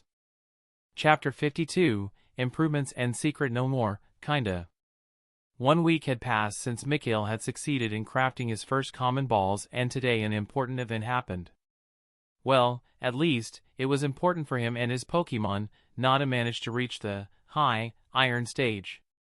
He checked Nada's status after praising him. Species, Natu. Gender, male. Type, psychic, flying/air. Potential, green, 26.5%, 69.34%. Parameters. Stage, iron stage, high. Vitality, G-D. Strength, F-D. Endurance, F-C. Agility, F-C. Energy capacity, F-C. Energy density, G-C. Condition, healthy, tired, happy. Techniques, Leer, novice, beginner, peck, beginner, nightshade, beginner, stored power, beginner, proficient, gust, proficient, teleport, beginner, proficient. All that move training had really helped Nada's energy parameters. While looking at Nada's status screen, Mikhail started to ponder about his training plans for the future. Theoretically, Natu is not far from fulfilling the minimum requirement for advancing to the bronze stage, which is a parameter average of B. However, that is only the minimum requirement and not really something I want to use. Anything lower than it means a parameter reduction upon breakthrough, which is not good, especially because it takes longer to make up for the parameter reduction than it would normally take to increase said parameter. One has to make up for the bad foundation, so to speak, before one can continue getting stronger. Besides, I would also lose out on the potential increase that comes with advancing while possessing a parameter average beyond a. It's becoming harder to increase the potential of my Pokemon with the materials I have on hand. Even if we disregard my materials, I noted that the effectiveness of E-class materials, in general, is reducing as well the more of them they consume, so getting new materials won't change much as long as they are not higher than E-class. He looked at Natu and Mothra, who were chatting with each other, or more like Mothra cheerily talking and Natu occasionally answering. He came to a decision, as he watched them.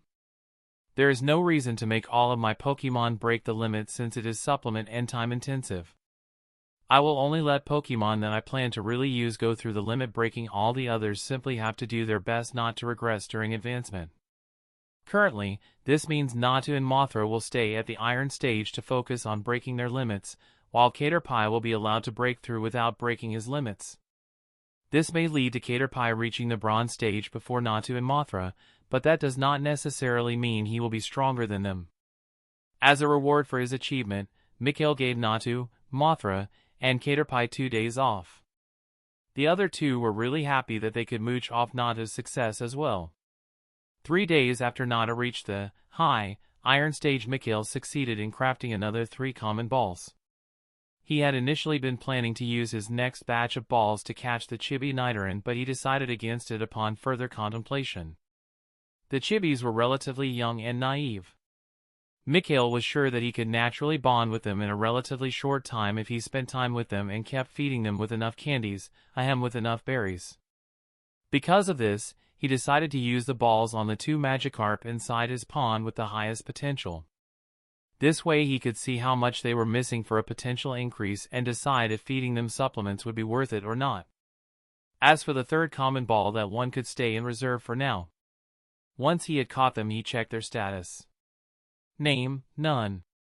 Species, Magikarp. Gender, male. Age, 1 year 31 months. Type, water. Potential, deep green, 98.7%. Genetic variation, none. Abilities, swift swim, rattled. Talents, none. Affinities, water. Bond, Mikhail, artificial, weak. Quirks, none. Parameters. Stage, Iron stage, low. Vitality, I. Strength, I. Endurance, G. Agility, F. Energy capacity, I. Energy density, I.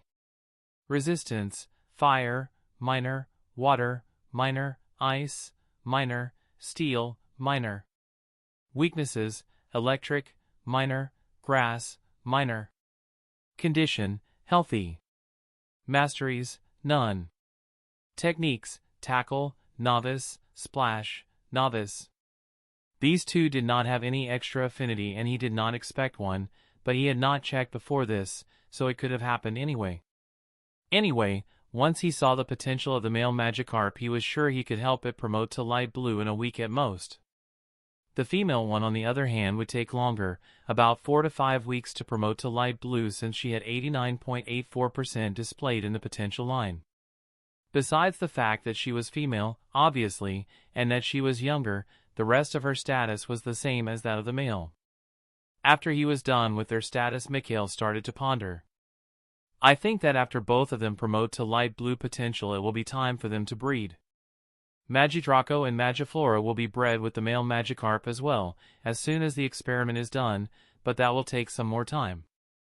I should capture the other Magikarp inside the pond as well to see which ones can promote their potential easily, but that will have to wait until I have enough balls to do it. After catching and checking the 2 Magikarp, Mikhail continued as usual. 2 weeks later, Mothra managed to reach the high Iron stage as well. He took her into his arms and happily swung her around while laughing and told her how proud of her he was. Mothra had an adorable eye smile the whole time he was praising her, and he could not stop himself from patting her head while cuddling her. Anyway, after they all congratulated her, he decided to, once again, give them 2 days off. While walking home after stopping their training, Mikhail decided to check up on his specimen. It had been about 4 weeks since Magidraco gained her 4th dragon scale and Magiflora her 2nd. Currently, Magidraco had 5 dragon scales. She had gained her 5th scale 2 weeks ago, and Magiflora had 3 scales. She had gained her 3rd scale 1 week ago. Mikhail was not really expecting anything to have changed yet, but he observed the progress of his experiment every day, so checking it now or checking it later made no real difference. He was pleasantly surprised when he saw that Magidraco had actually gained her 6th scale. Magiflora, on the other hand, remained unchanged, but it was already great that 2 happy events happened on the same day, so that did not hamper his happiness. He made sure to observe if anything else had changed either physically or psychologically, but was happy to note that no negative problems had cropped up. It was with this happiness that he returned home. Upon noticing his happiness, his mother asked him what made him so happy, but he simply said that he had fun with Natu and Mothra outside. After dinner, his parents decided to read some storybooks to him. The story they read out to him was about a child with psychic powers growing up to be a hero. It explains how the child notices his powers and how his parents see him using them. The parents then sign up their child to a school where the hero, Shigeo, is taught to control his powers. After the hero graduates from school, he says his goodbyes to his parents and embarks on a journey around their country, where he meets his Pokemon partners. During his journey, the hero together with his partners gets stronger, and he occasionally returns home to visit his parents. In the middle of the story, the hero decides to pause his journey to stay with his parents for a month or 2. It had been more than a year since he had last seen them, so when he sees a family happily eating and laughing together, he suddenly misses his parents. A few weeks later, a message arrives stating that a massive tide is moving towards the country from the border near his home, and that all able people were requested to help. Believing that his parents and the country would be in danger if the tide broke through the border, the hero decides to join the defense. The story describes how the hero helps to defend the border, and that the situation was becoming dangerous because the tide did not seem to reduce no matter how many enemies they defeated, killed. Facing the impending breach, the hero decides to enter the tide to kill the leader and the 3 sub-leaders, hoping that the tide would break up once the leaders were beaten. After informing the general commanding the defense, but without waiting for an answer, the hero teleports with his partners as close to the enemy leaders as he can. They fight through the remaining enemies between the leaders and themselves before they are face to face with them. The hero and his first partner Alakazam face the main enemy, a golem that is twice the size of a regular one. While Shigeo and Alakazam fight the main leader, his other 3 Pokemon face the 3 sub-leaders. His Butterfree faced a Venomoth, his Starmie faced a Primeape, and his Hypno faced an Arbok. After a hard fight, Shigeo and his Pokemon managed to beat their enemies. The Pokemon that witness the outcome of the fight all stop and start to retreat. Shigeo is welcomed back by everyone with thunderous applause and is declared the hero who saved the country by the leaders of the country. Together with Shigeo, his school and psychics, in general, become more famous, and the admiration towards psychics by the citizens increases as well. Mikhail thought the story was good, and after his parents finished reading it out loud, he decided to ask them some questions. Wow, that was great. Nah, Mommy, Daddy, do we have psychics too? He tilted his head to the side to increase his cuteness factor when he posed that question. His father answered him. Yes, son. We have psychics in Kanto as well.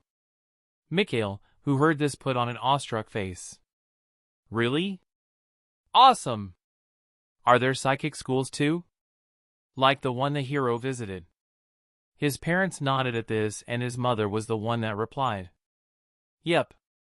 We have psychic schools as well. At these schools, children and adults that have psychic powers, like the hero, learn how to use their powers. The nearest one is in Honeydew City, and the most famous one is in Saffron City. Mikhail, who was genuinely interested in this information, earnestly listened to his mother. His father, who saw how attentive Mikhail was added.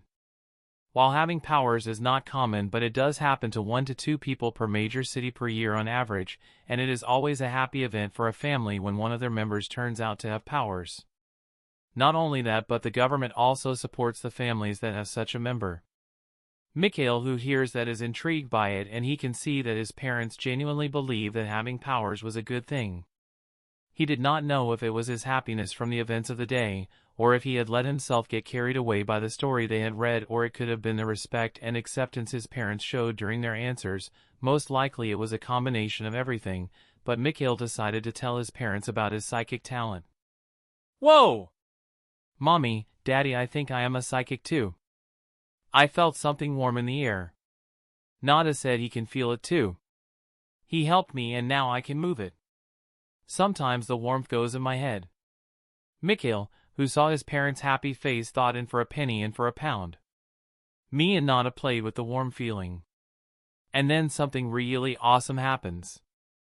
I started feeling really close Natu. Nada said it happened to him too. Hearing what Mikhail said, his parents showed shocked expressions on top of their happy ones. His mother was the first one to speak between his parents. Well, more like she first released a high-pitched noise before she talked, but she was the first anyway. "Squee. My son is a genius. My baby boy is a big genius. Not only does he have psychic talents, but he has already started to use them, without any outside help." Mikhail, who heard that, blushed a bit because he had quite a bit of knowledge on the topic, but his mother saw it as him getting embarrassed and started to hug him. She also smooched his cheeks a few times, before she continued. "As if that was not great enough, my darling also managed to bond with his Natu. As expected of my son. He is a great genius." Mikhail tilted his head when she said that and asked in a confused tone. "Bond?" This time it was his father who spoke up. He jumped in as soon as his mother stopped talking. He pouted after she said, "My son. My boy, a bond with a Pokemon is something great. Normally, a trainer and his Pokemon can bond with each other after the Pokemon becomes quite strong. The bond really helps the trainer and the Pokemon as well. Not only that, a bond signifies that you are real partners and no one can try to catch your Pokemon even if it does not have a Pokeball. The bond replaces the function of the Pokeball in that case. Some people who have powers can bond with their Pokemon earlier than normal trainers because the connection does not have to be established from only one side, but both sides reach out to each other to establish the bond. In short, that you bonded with Nada so early is a really great thing and we are really proud of you." His father joined their hug as well after his explanation. This time his mother started talking before he could ask another question. "We had actually noticed that you have a psychic talent, because of our Butterfrees noticing slight movements of psionic energy around you and also the reactions of 2 Natus. Our initial plan was to wait until after your 4th birthday to tell you about it and to see if you want to enroll in a psychic school, but who would have thought that you would not only notice your talent but also manage to make some progress in it." The moment he heard his mother, Mikhail gained a gobsmacked look. He was honestly surprised his parents had noticed his psychic talent, but hearing the reason for their deduction he was convinced. He was happy that they were so accepting of his situation, and he was happy that he had decided to open up about his powers, well, at least a part of them. Mikhail never intended to keep his powers permanently a secret, at least not his aura and psychic talent. He planned to tell his parents about them one after the other with a few years between them, to not overwhelm them. Now that he had told them about him being a psychic, he planned to wait for 3 to 4 years before he told them about his aura. He could see their current agitation, and even if the reason was entirely positive, he thought that too many surprises at once were not good. He planned to give them a few years to get used to him being a psychic genius before he added aura to that list. He wanted to know what they planned to do now regarding the school. "School? Do I have to go now?" His mother answered him. "No, honey. The reason that we plan to wait until your 4th birthday is that the school only accepts students older than 5, and we wanted to give you time to decide if you want to go there or not. While you being a genius is great, we don't plan to change that. Besides, as long as nothing bad happens, you will have to wait until you're 5 to go there anyway." His father fluidly continued where his mother left off.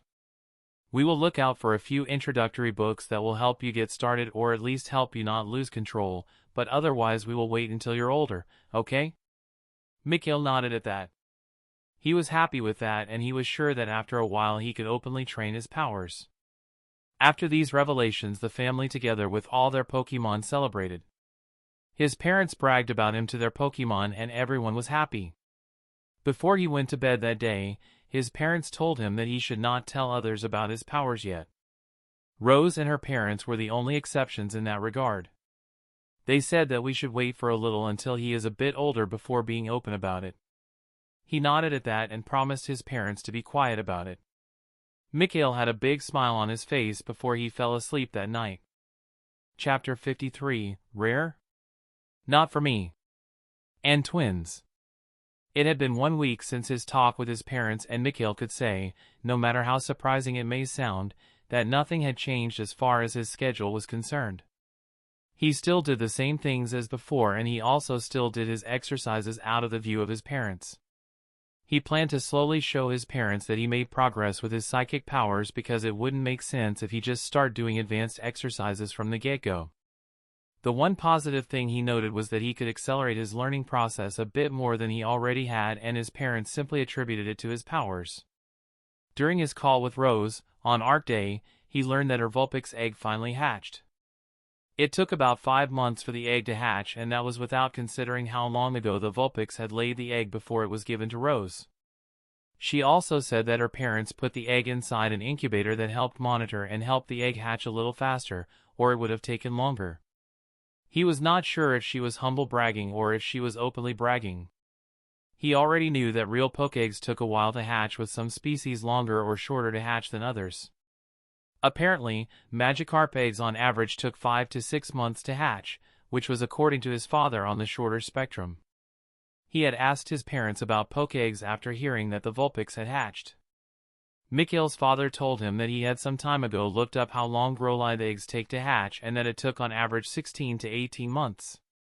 If the cycle was similar for the Vulpix species, then Rose should be happy that her egg was not a recently laid one, or she would have had to wait even longer, and he had noticed over the phone how impatient she had started to get while waiting for the egg to hatch. Anyway, enough about Rose and her baby Vulpix, whom he was not jealous of at all. As he said before, it had been a week since the talk with his parents, and today a nice thing had happened. He had been feeding the Magikarp that he had caught a supplement mix to boost their potential, since that was easier and faster for them to absorb than giving them the raw material and letting them eat it or extract and absorb the energy on their own. If they simply ate it, then it would take a long while to digest and much of the effect would get lost. If they tried to extract and absorb the energy on their own, the effect loss would be minimized, but it would take much longer than it took with his mix. He was digressing again, but what was important was that the male Magikarp had promoted to light blue potential today. Not only that, but his Caterpie had, just like Mothra before him, started to feel the itch of evolution. Caterpie could now initiate an evolution as long as he wished to, but like Mikhail had asked Mothra before, he also asked Caterpie to delay his evolution for a while. There was still more that could be easily achieved during Caterpie's current form, and he wanted Caterpie to wait until then. Once Caterpie reached the high iron stage, he would seriously consider evolution, but before that, there was no need to hurry, since Caterpie was safe with him and not in any danger that necessitated evolving as fast as he could. Another 2 weeks later, his female Magikarp was also promoted to light blue potential thanks to his supplements. Together, with the male Magikarp and Mothra, he already had 3 Pokemon with light blue or blue potential. If he counted the Chibi Nidoran that would undoubtedly reach light blue potential as well under his tender care, he would have 5 Pokemon with light blue or blue potential, even though such Pokemon are really rare. This was all thanks to his space that not only upgraded the potential of his Pokemon but also supplied him with a steady stream of material that he could use as supplements. Otherwise, it would have been much harder for him to have Pokemon with such good potential. Oh, he was sure he could have done it anyway, thanks to the potential increase that the limit break provided, but that would have taken much longer, and he would have had to focus on a small number of Pokemon. Mikhail was thinking about capturing all the Magikarp inside his pond to check their potential status, but over the last 3 weeks he had only managed to gather 9 common balls, and that was including the 3rd ball left over from the time he caught the 2 Magikarp. Besides the 2 light blue Magikarp and his 2 specimens, he had another 15 Magikarp inside his pond, so he would have to wait until he had enough balls to catch them all.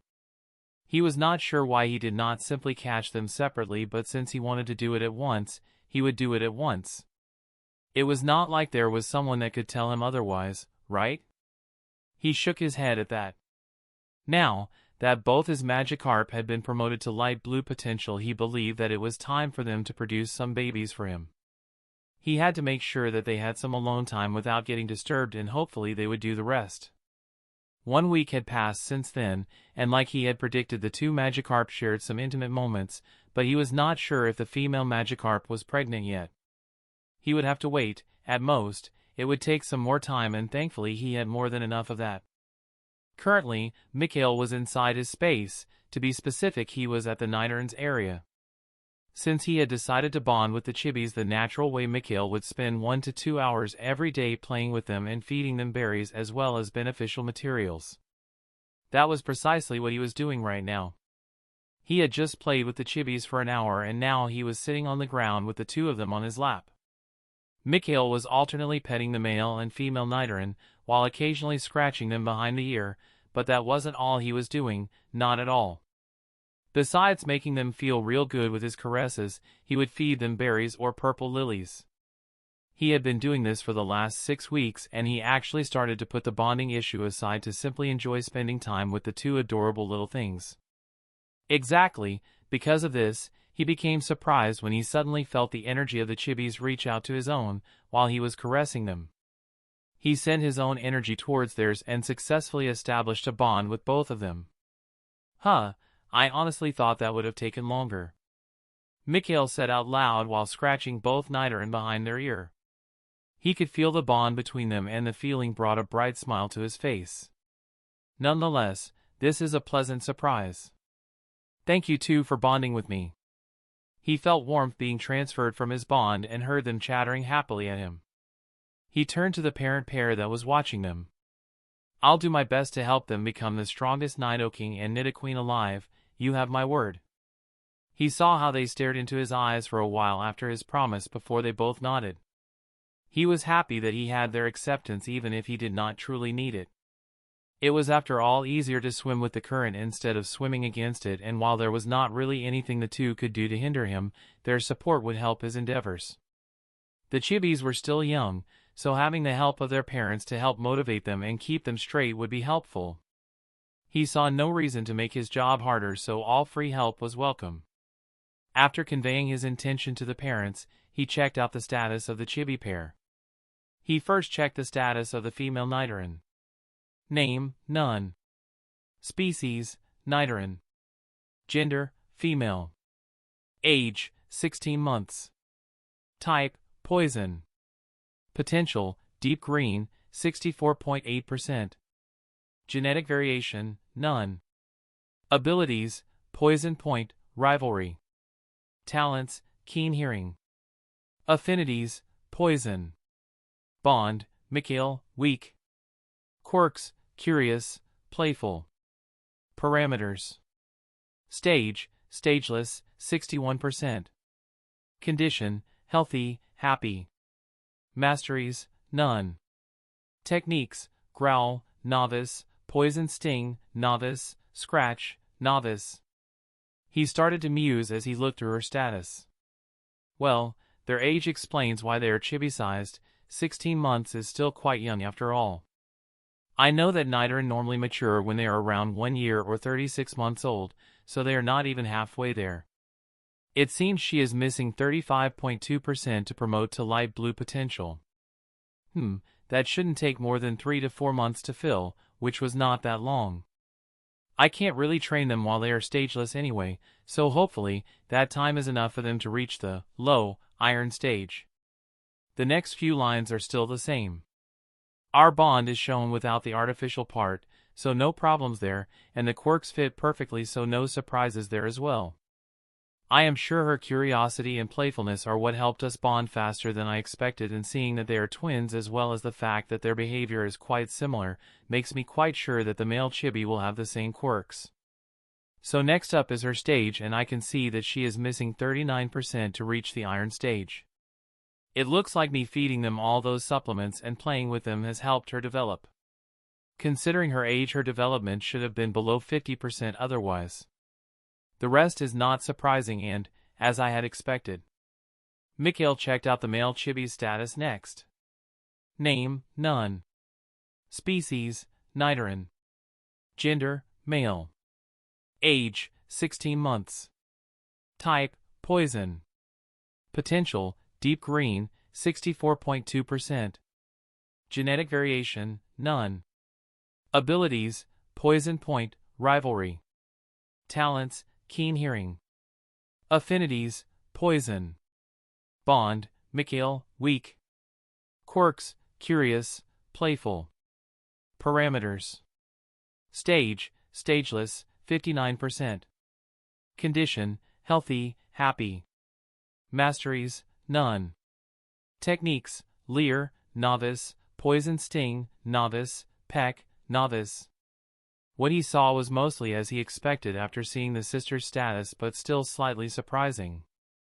Their age being the same is normal, since the two are twins, but, surprisingly, his potential is 0.6% behind that of his sister, even if it makes sense for them to not have identical numbers. The quirks were the same just as he had assumed, and like with his potential before, he was a bit behind as far as his development was concerned as well. He was 2% behind his sister on the road to the iron stage, but like they kept saying in my old world, girls mature faster than boys, so that could be the case here as well. Because I made sure to feed them the same supplements and I did my best to interact with them equally, so those shouldn't be the reason for the sisters' lead. I expected their starting moves to be different, and in this case, the games were correct, but I am sure I could make them teach each other their moves in the future. They have 3 to 4 months to waste anyway, and they can use that time for that.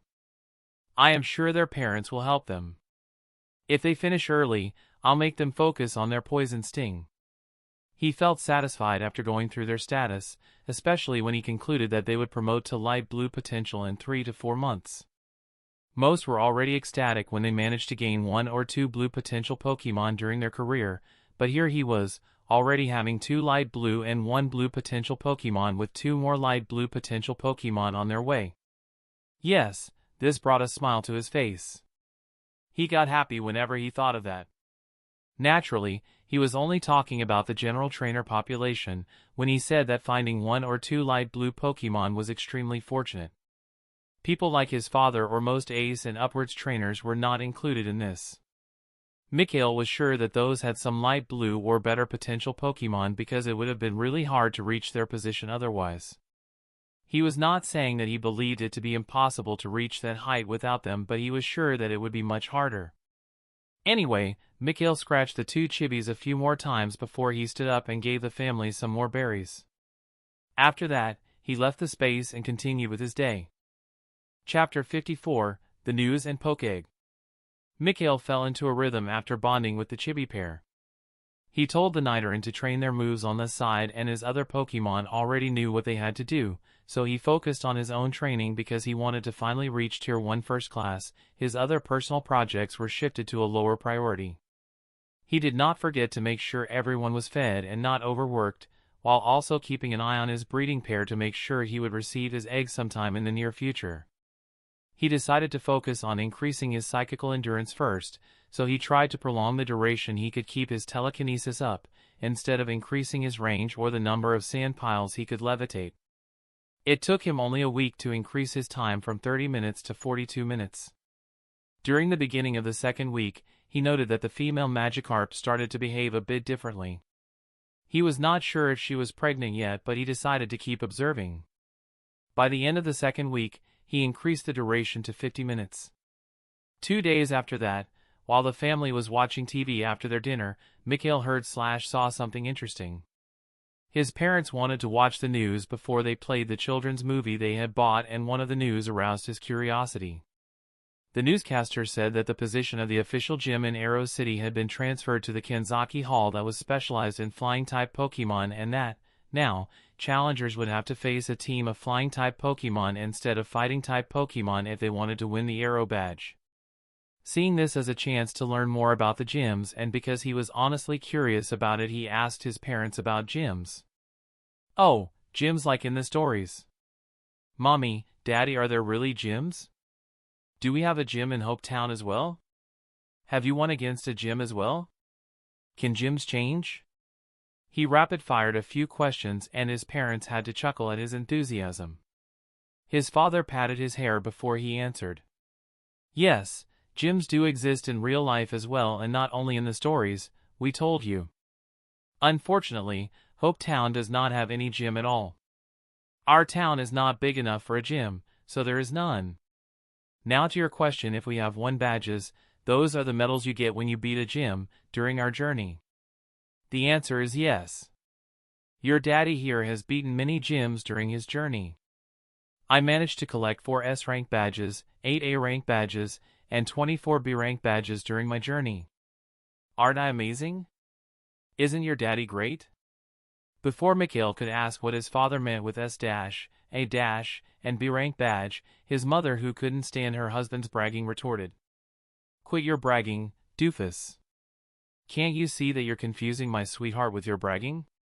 You haven't told him about the different gym ranks as well as their corresponding badge ranks, and yet you are bragging about the badges you have won. How should my darling know what you mean with B-rank badge if you haven't explained it to him? No wonder he looks confused, even if I think that he looks absolutely adorable like that. So, how about you stop bragging and start explaining the gym ranks instead? Huh? Edward, who had a gobsmacked look on his face at the sudden trashing he was subjected to just because he humble bragged a bit, turned to his son and saw the slightly confused look on Mikhail's face. He did not know if that was because of his bragging or because of the tongue lashing his wife had just delivered. This was something that only Mikhail would know. Nonetheless, he decided to do something all experienced husbands that found the formula for a successful marriage did when their wives start to nag them about things that were not vital. He nodded his head and acted as if she was absolutely right. You're right. I am sorry, honey. I should have explained the difference between the gyms to Mikhail before I started to brag. How will he realize how great his father is if he does not know what I'm talking about? Thank you for pointing that out. Edward could not stop himself from giving a cheeky reply before he turned to Mikhail and started talking about gyms. I'll tell you about the gyms as well as what you can use them for, and I'll try to keep it simple, okay? Mikhail nodded at his father's query, and his mother, who was about to retort, decided otherwise after she saw him nodding. His father smirked at that for a brief moment before he put in a serious face and started his explanation. Gyms have 3 ranks that denote their position/importance. The gyms that are part of the highest rank are called major gyms, and if someone manages to beat one, they receive an S-rank badge. Badges also have stars that represent the difficulty, but that's not important right now. Under the major gyms are the standard gyms, or just gyms. Upon beating a gym, the challenger receives an A-rank badge. Finally, there are the minor gyms that give out B-rank badges once they are beaten. Did you get everything until here? Mikhail nodded at his father's question, and his mother, who saw a chance to diss her husband, chimed in. Naturally, he understood everything so far. Whose son do you think you're talking to? His father opened his mouth to retort. Yes, I know he's your son too, honey. I was just kidding. She continued without giving him the chance, so he just kept quiet. Anyway, I want to do some explaining too, so I will continue the explanation. Let's see, what else is important? Kanto has 12 major gyms, 22 gyms, and 66 minor gyms. When you beat a gym, you receive a badge and some prize money. Major gyms are allowed to choose the shape as well as the title of their badge. Gyms can choose the shape of their badges, but the badges are named after the city the gym resides in. As for minor gyms, their badges all have the same shape and are also named after the city the gym resides in. Now, the reason trainers collect these badges besides testing their strength is to qualify for the league tournament. We'll tell you about the league and everything in detail some other time. What you need to know now is that there are 2 tournaments. The Junior League Tournament and the Senior League Tournament. To qualify for the Junior Tournament, you need 16 B-rank badges, and for the Senior Tournament, you need the 16 A-rank badges. S-rank badges are worth 2 A-rank badges. Was that too much at once, or did you get everything, sweetie? His father snorted at his mother's question and spoke before he could reply. Darling, I think that was a bit too much at once. Son, besides the badges, you should remember that gyms are much harder than minor gyms, and major gyms are much, much harder than gyms. The tournaments are there to see who is the strongest of the people with enough badges. Mikhail just nodded. Your explanation was great, Arya, but I wanted to simplify the second part a bit. His mother simply smiled at his father, and he saw his father flinch slightly at that. After she saw him flinch, she said a simple sentence. Thank you, honey. Mikhail and his father simultaneously thought. Shit, she's angry. Mikhail immediately decided to use his cuteness to defuse the situation. Thank you, Mommy. I got everything.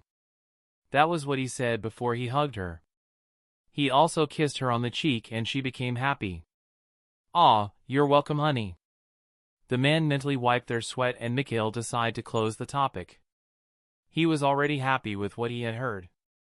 To think there are so many gyms and that there are 2 different tournaments instead of 1. Well, it does make sense.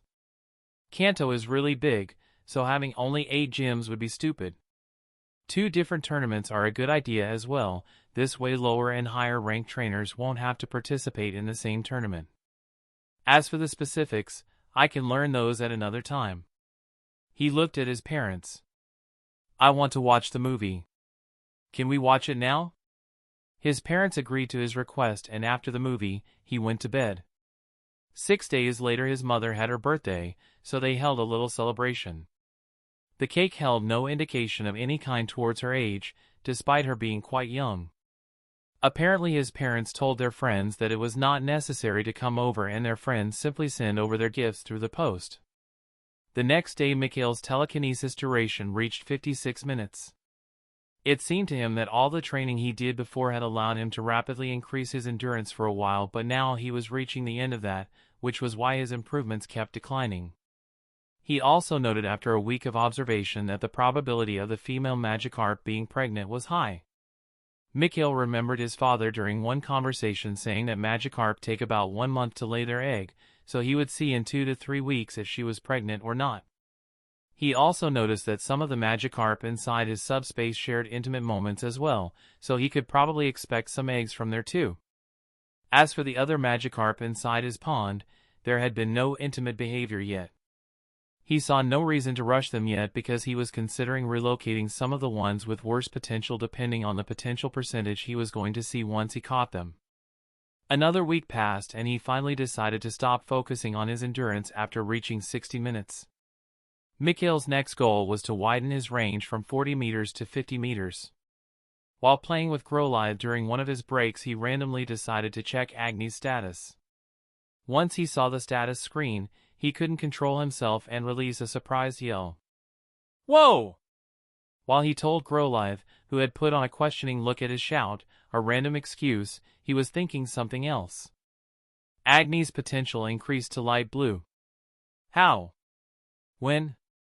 I thought Father planned to use the Firestone to elevate Agni's potential, but it already happened. Either my father's ambition towards Grolive's potential is higher than I guessed, or this is simply a happy coincidence. Either way, my father gained another Pokemon with light blue potential. Besides that, nothing important happened that week. At the beginning of the next week, his guess concerning the female Magikarp's pregnancy was confirmed. She laid her egg, and as soon as she was done, and just as he was thinking that he had no incubator to help the egg hatch, his space made itself known. Registering the existence of a Pokeegg. Analyzing, Magikarp egg identified. Noting available Magikarp habitat, checking habitat. No nesting area found. Generating nesting area, adding nesting area to habitat, nesting area successfully added. Energy storage at 99%. Process finished. He saw that in the southwestern area of the pond a cave opening had come into existence, and it was not hard to guess that this was the new nesting area.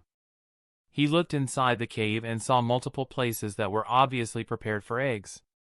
It seemed the nesting area could currently accommodate up to 30 eggs, which he believed to be more than enough for now. He also noticed that while energy concentration inside the cave was the same as the one inside the pond, it somehow felt milder. As expected of my space. This place has the optimal environment for the egg.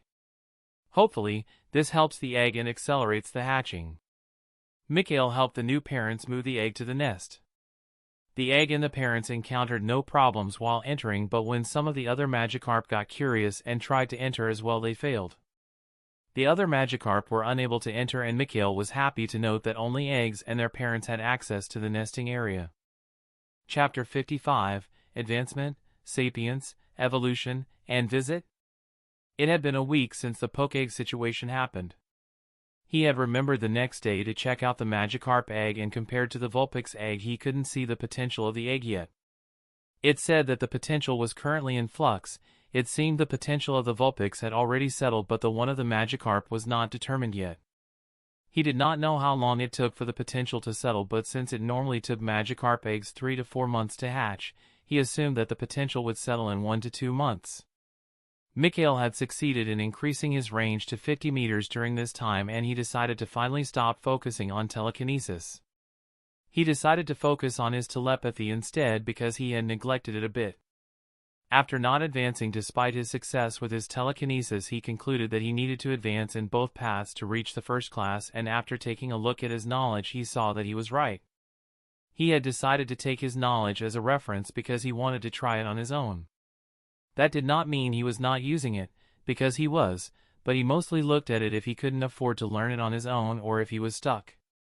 An example of needing the knowledge would be ball crafting, where he had to follow the steps to the letter, but for his psychic training, he could be more liberal. Anyway, until now he had managed to progress enough with his telepathy to transfer his own thoughts and feelings to a single person. He also could read the surface thoughts of a single person without any problems, but he did not manage to access any memories. His goal was to increase the number of individuals he could simultaneously use his ability on, and that's what he did for the next few days. He would occasionally check up on the egg as well. While checking up on the egg on the 5th day, he decided to put a few dragon lilies in the area around the egg. He wanted to see if the nesting area would turn the dragon-type energy inside the dragon lily mild like the energy in its environment, and if the egg would absorb the energy as it did to the energy in the atmosphere. To his delight, the energy of the dragon lily was indeed turned mild by the nesting area, so he had to observe if the dragon-type energy still harmed the egg. If it did, he would naturally remove the lilies, but after the energy turned mild he was 90% sure that his plan would work. The next day he checked 5 times, but no negative impact could be seen. His telepathy, on the other hand, had a small breakthrough. He, finally, managed to connect to 2 minds at once. Not only that, Mothra manages to achieve full sapience on the same day. He did not know if it was his constant use of telepathy or her training with confusion that did the trick, but it was a fact that Mothra managed to achieve full sapience during the high iron stage, while Butterfree generally achieved the same at the low silver stage, which means Caterpie would theoretically need even longer. Yet his Mothra had managed to do something like this. When he told his parents about Mothra's achievement, they were speechless. After they recovered, they extensively warned him to not mention anything about Mothra's achievement to anyone else. They were even more serious while talking about this than when they talked about his psychic ability.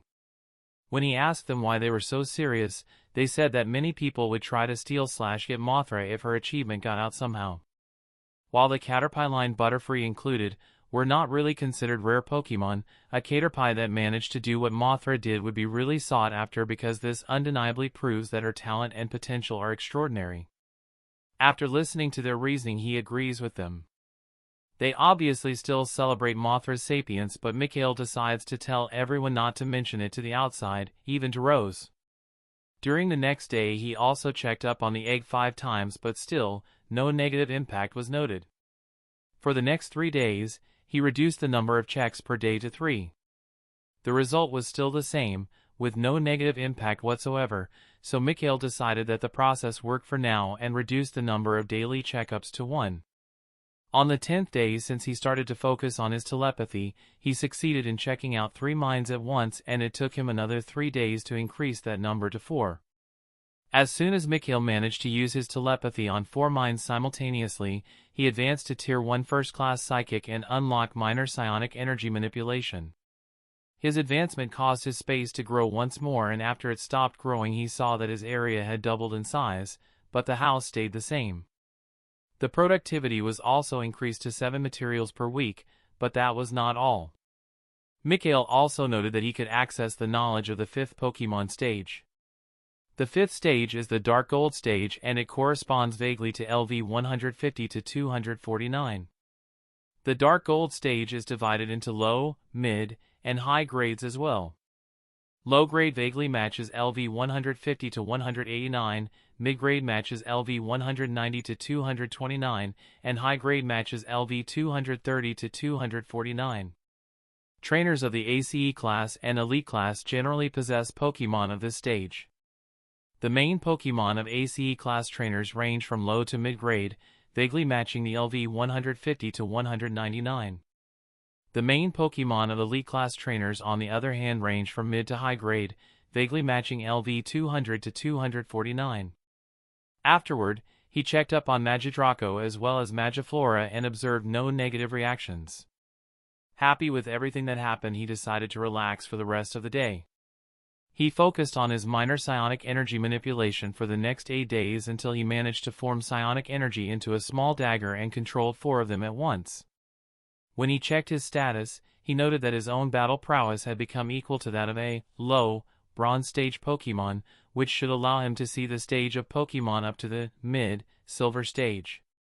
That being the case, Mikhail decided to check up on his parents' Pokemon once more, to see if he could now see the stage of some more of their Pokemon.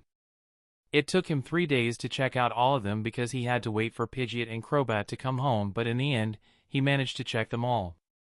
To his surprise, he managed to see the stage of all his mother's Pokemon, including Sunny and Star that he had already seen before. Species: Nidorina.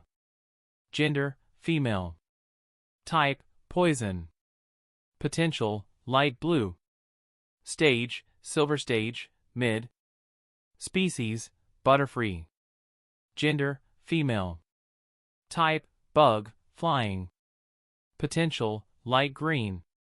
Stage: silver stage, low. Species: gloom. Gender: male. Type: grass, poison. Potential: light yellow. Stage: bronze stage, mid. Species: Poliwhirl. Gender: male. Type: water. Potential: deep green. Stage: silver stage, low. Species: Stereo. Gender: genderless. Type: water. Potential: deep yellow. Stage: bronze stage, mid.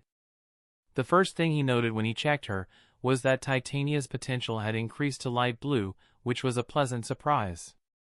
After he was done with her Pokemon, he noted that his mother currently qualified for the senior class as a trainer, but that she was still registered as a junior class trainer. He knew that she had not upgraded her class despite apparently qualifying for it, or at least he had not heard anything about her updating her trainer profile since her retirement. Mikhail was sure his parents would have talked about it at home. If that had been the case, at least they would have before they started seeing him as a great genius. The status of his father's Pokemon were a mixed bag compared to his mother's Pokemon because he still couldn't see the stage of 3 of his Pokemon. Species: Nidorino. Gender: male. Type: poison. Potential: light blue. Species: Butterfree. Gender: male. Type: bug, flying.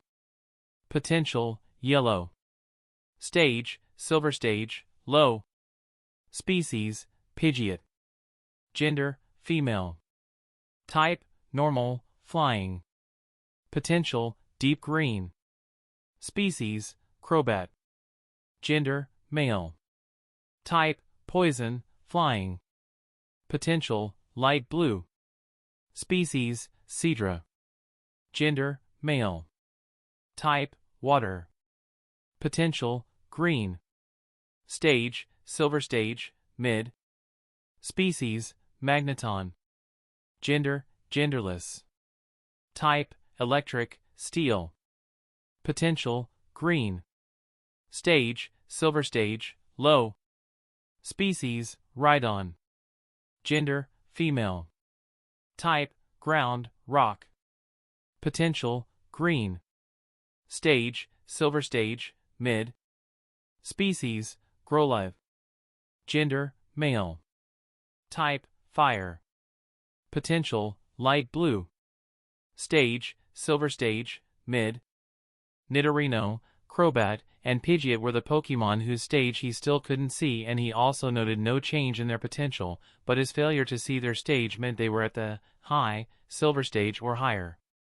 He had already noticed beforehand that Grolive's potential had reached light blue, which brought the number of light blue potential Pokemon his father had to 3. Mikhail also noted that Magneton's potential had been promoted to green. If he sorted his father's Pokemon after their stage, then he had 3 unknown stage Pokemon, 3 mid, silver stage Pokemon, and 2 low, silver stage Pokemon. This meant that his father was not far from qualifying for the expert class as a trainer, and after experiencing firsthand how long it took to train Pokemon, Mikhail could honestly say he was impressed by and proud of his father. The man had managed to train his Pokemon to this stage despite being relatively young himself. He really was MC/SC character worthy. For days after he finished checking out his parents' Pokemon, Caterpie reached the high, iron stage. After everyone congratulated Caterpie, Mikhail fell deep into thoughts. He was wondering if he should let Caterpie evolve now or if he should wait until Caterpie was ready to break through to the bronze stage. In the end, he decided to allow Caterpie to evolve right now, so he told Caterpie that he could stop suppressing his evolution and evolve to Metapod. Caterpie started to cheer even more before he started to glow. Mikhail put a few heaps of silver powder, a few tiny mushrooms, and a few of his other bug-type materials around Caterpie so that he could absorb some of their energy during his evolution to hopefully increase his potential. All his Pokemon had surrounded Caterpie and were watching him. Even the Magikarp swam to the surface of the pond to observe the evolution. Mikhail could see how huge amounts of energy appeared around Caterpie and formed a fake cocoon. It took about a minute for the evolution to finish, and at the end, a larger-than-average Metapod stood in the place where previously a Caterpie had been. All his Pokemon cheered for Metapod, and Mikhail walked towards him to hug him. He congratulated him a second time, this time for his evolution, and his Pokemon swarmed them to congratulate Metapod as well. At least the ones on land did. The Magikarp produced a few bubbles and withdrew deeper into the pond once the evolution ended. Once the hug dissolved again and everyone calmed down, Mikhail collected the remainder of the materials and checked out Metapod's status. Species, Metapod. Gender, male. Type, bug. Potential, green, 99.2%. Genetic variation, none. Abilities, shield dust, shed skin. Talents, none. Affinities, bug/growth. Bond, Mikhail, weak. Quirks, careful. Parameters. Stage, iron stage, high. Vitality, C. Strength, D. Endurance, C. Agility, D. Energy capacity, C. Energy density, C. Resistance, grass, minor, fighting, minor, ground, minor. Weaknesses, fire, minor, air, minor, rock, minor. Condition, healthy, happy. Masteries, bug E, manipulation, novice. Techniques, tackle, beginner, string shot, proficient, bug bite, beginner, electroweb, beginner, harden, novice. Mikhail carefully looked through the status screen. He was a bit disappointed that Metapod had not reached the deep green potential during his evolution, but the materials were not wasted because he was only missing 0.8% for a promotion. He also noticed that only one of Caterpie's abilities changed to shed skin upon evolving into Metapod and that the other ability remained. In the games, Metapod only had shed skin available as an ability, and he was happy that the ability change here was a bit more logical. The rest was the same as it had been before the evolution, except for the move section. The move harden had been added there, so Metapod apparently automatically learned the move on Terra as well. He was happy with what he saw and patted Metapod. To Mikhail's wonder, Metapod informed him that he still felt the itch of evolution, which meant he could still evolve to Butterfree despite having evolved to Metapod just a few minutes before. Mikhail told him to wait until he reached the bronze stage to evolve again, and Metapod agreed. He left his space after spending some more time with his Pokémon. That evening his parents told him that his father had taken off the next Dial Day and that they would visit Rose and her family over the weekend. They would set off at Dial Day morning and would return on Brew Day night. He simply acknowledged that while anticipating the trip. It would be his first trip to another city. Chapter 56, The Trip to Rose's Home. On Dial Day at 6:30 a.m. the whole household woke up. Okay, more like his parents woke up and helped him out of his bed. Even if he normally woke up early for his morning training, that early was in young child standards like 7:30 or 8 a.m. Mikhail had a difficult time leaving his bed when his mother came to wake him up, but he would have never expected his mother to resort to soft torture to get him out of the bed. She tickled him until he was wide awake. Everyone changed, they had breakfast, then his father put the suitcase his mother had packed yesterday into the trunk while she cleaned the table, and at around 7 a.m. they drove off towards Hopetown bus station.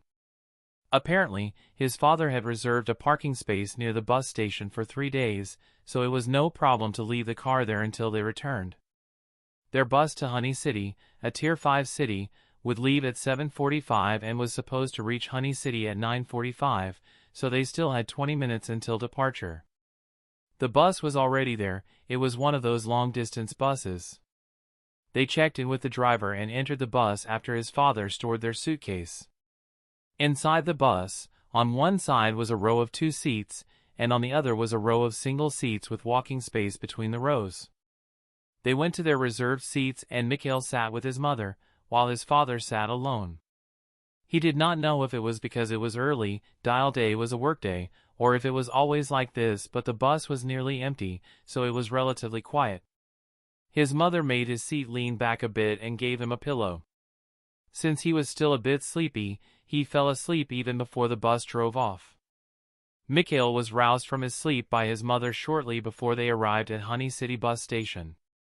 His mother said the bus was 5 minutes late, but that their teleportation appointment was at 10:05 a.m., so they could afford a 5-minute delay.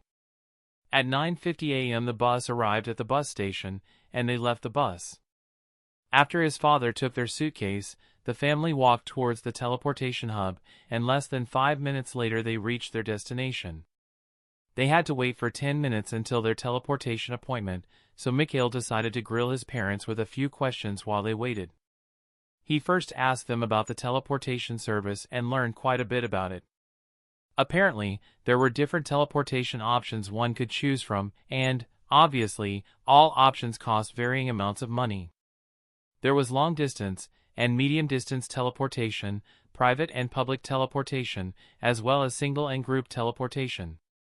When I asked why there was no short-distance teleportation, they said that the teleportation hub only provided their service between Tier 5 to Tier 7 major cities and that the shortest distance between such cities was considered medium.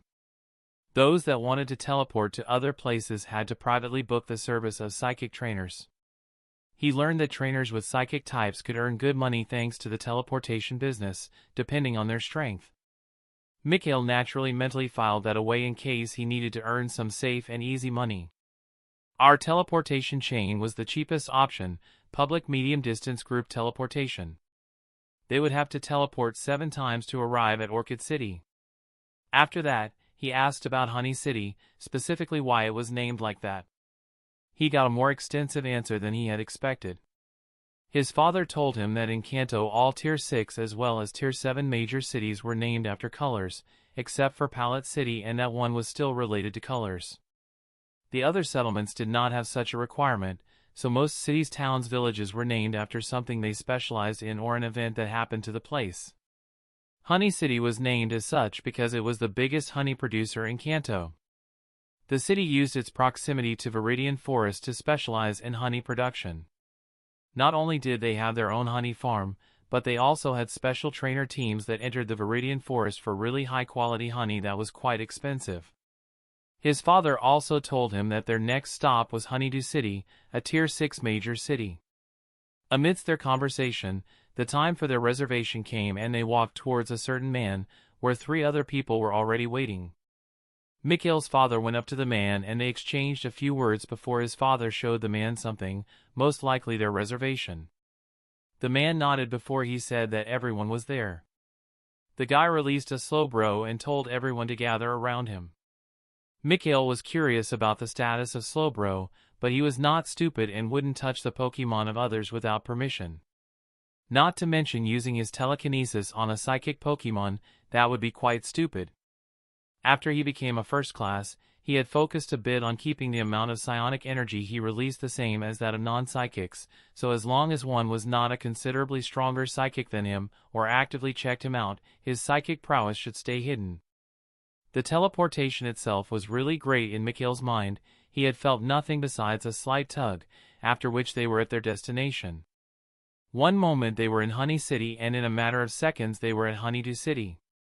Hundreds of kilometers in a matter of seconds. Teleportation was awesome and there was no disorientation or anything like that afterward.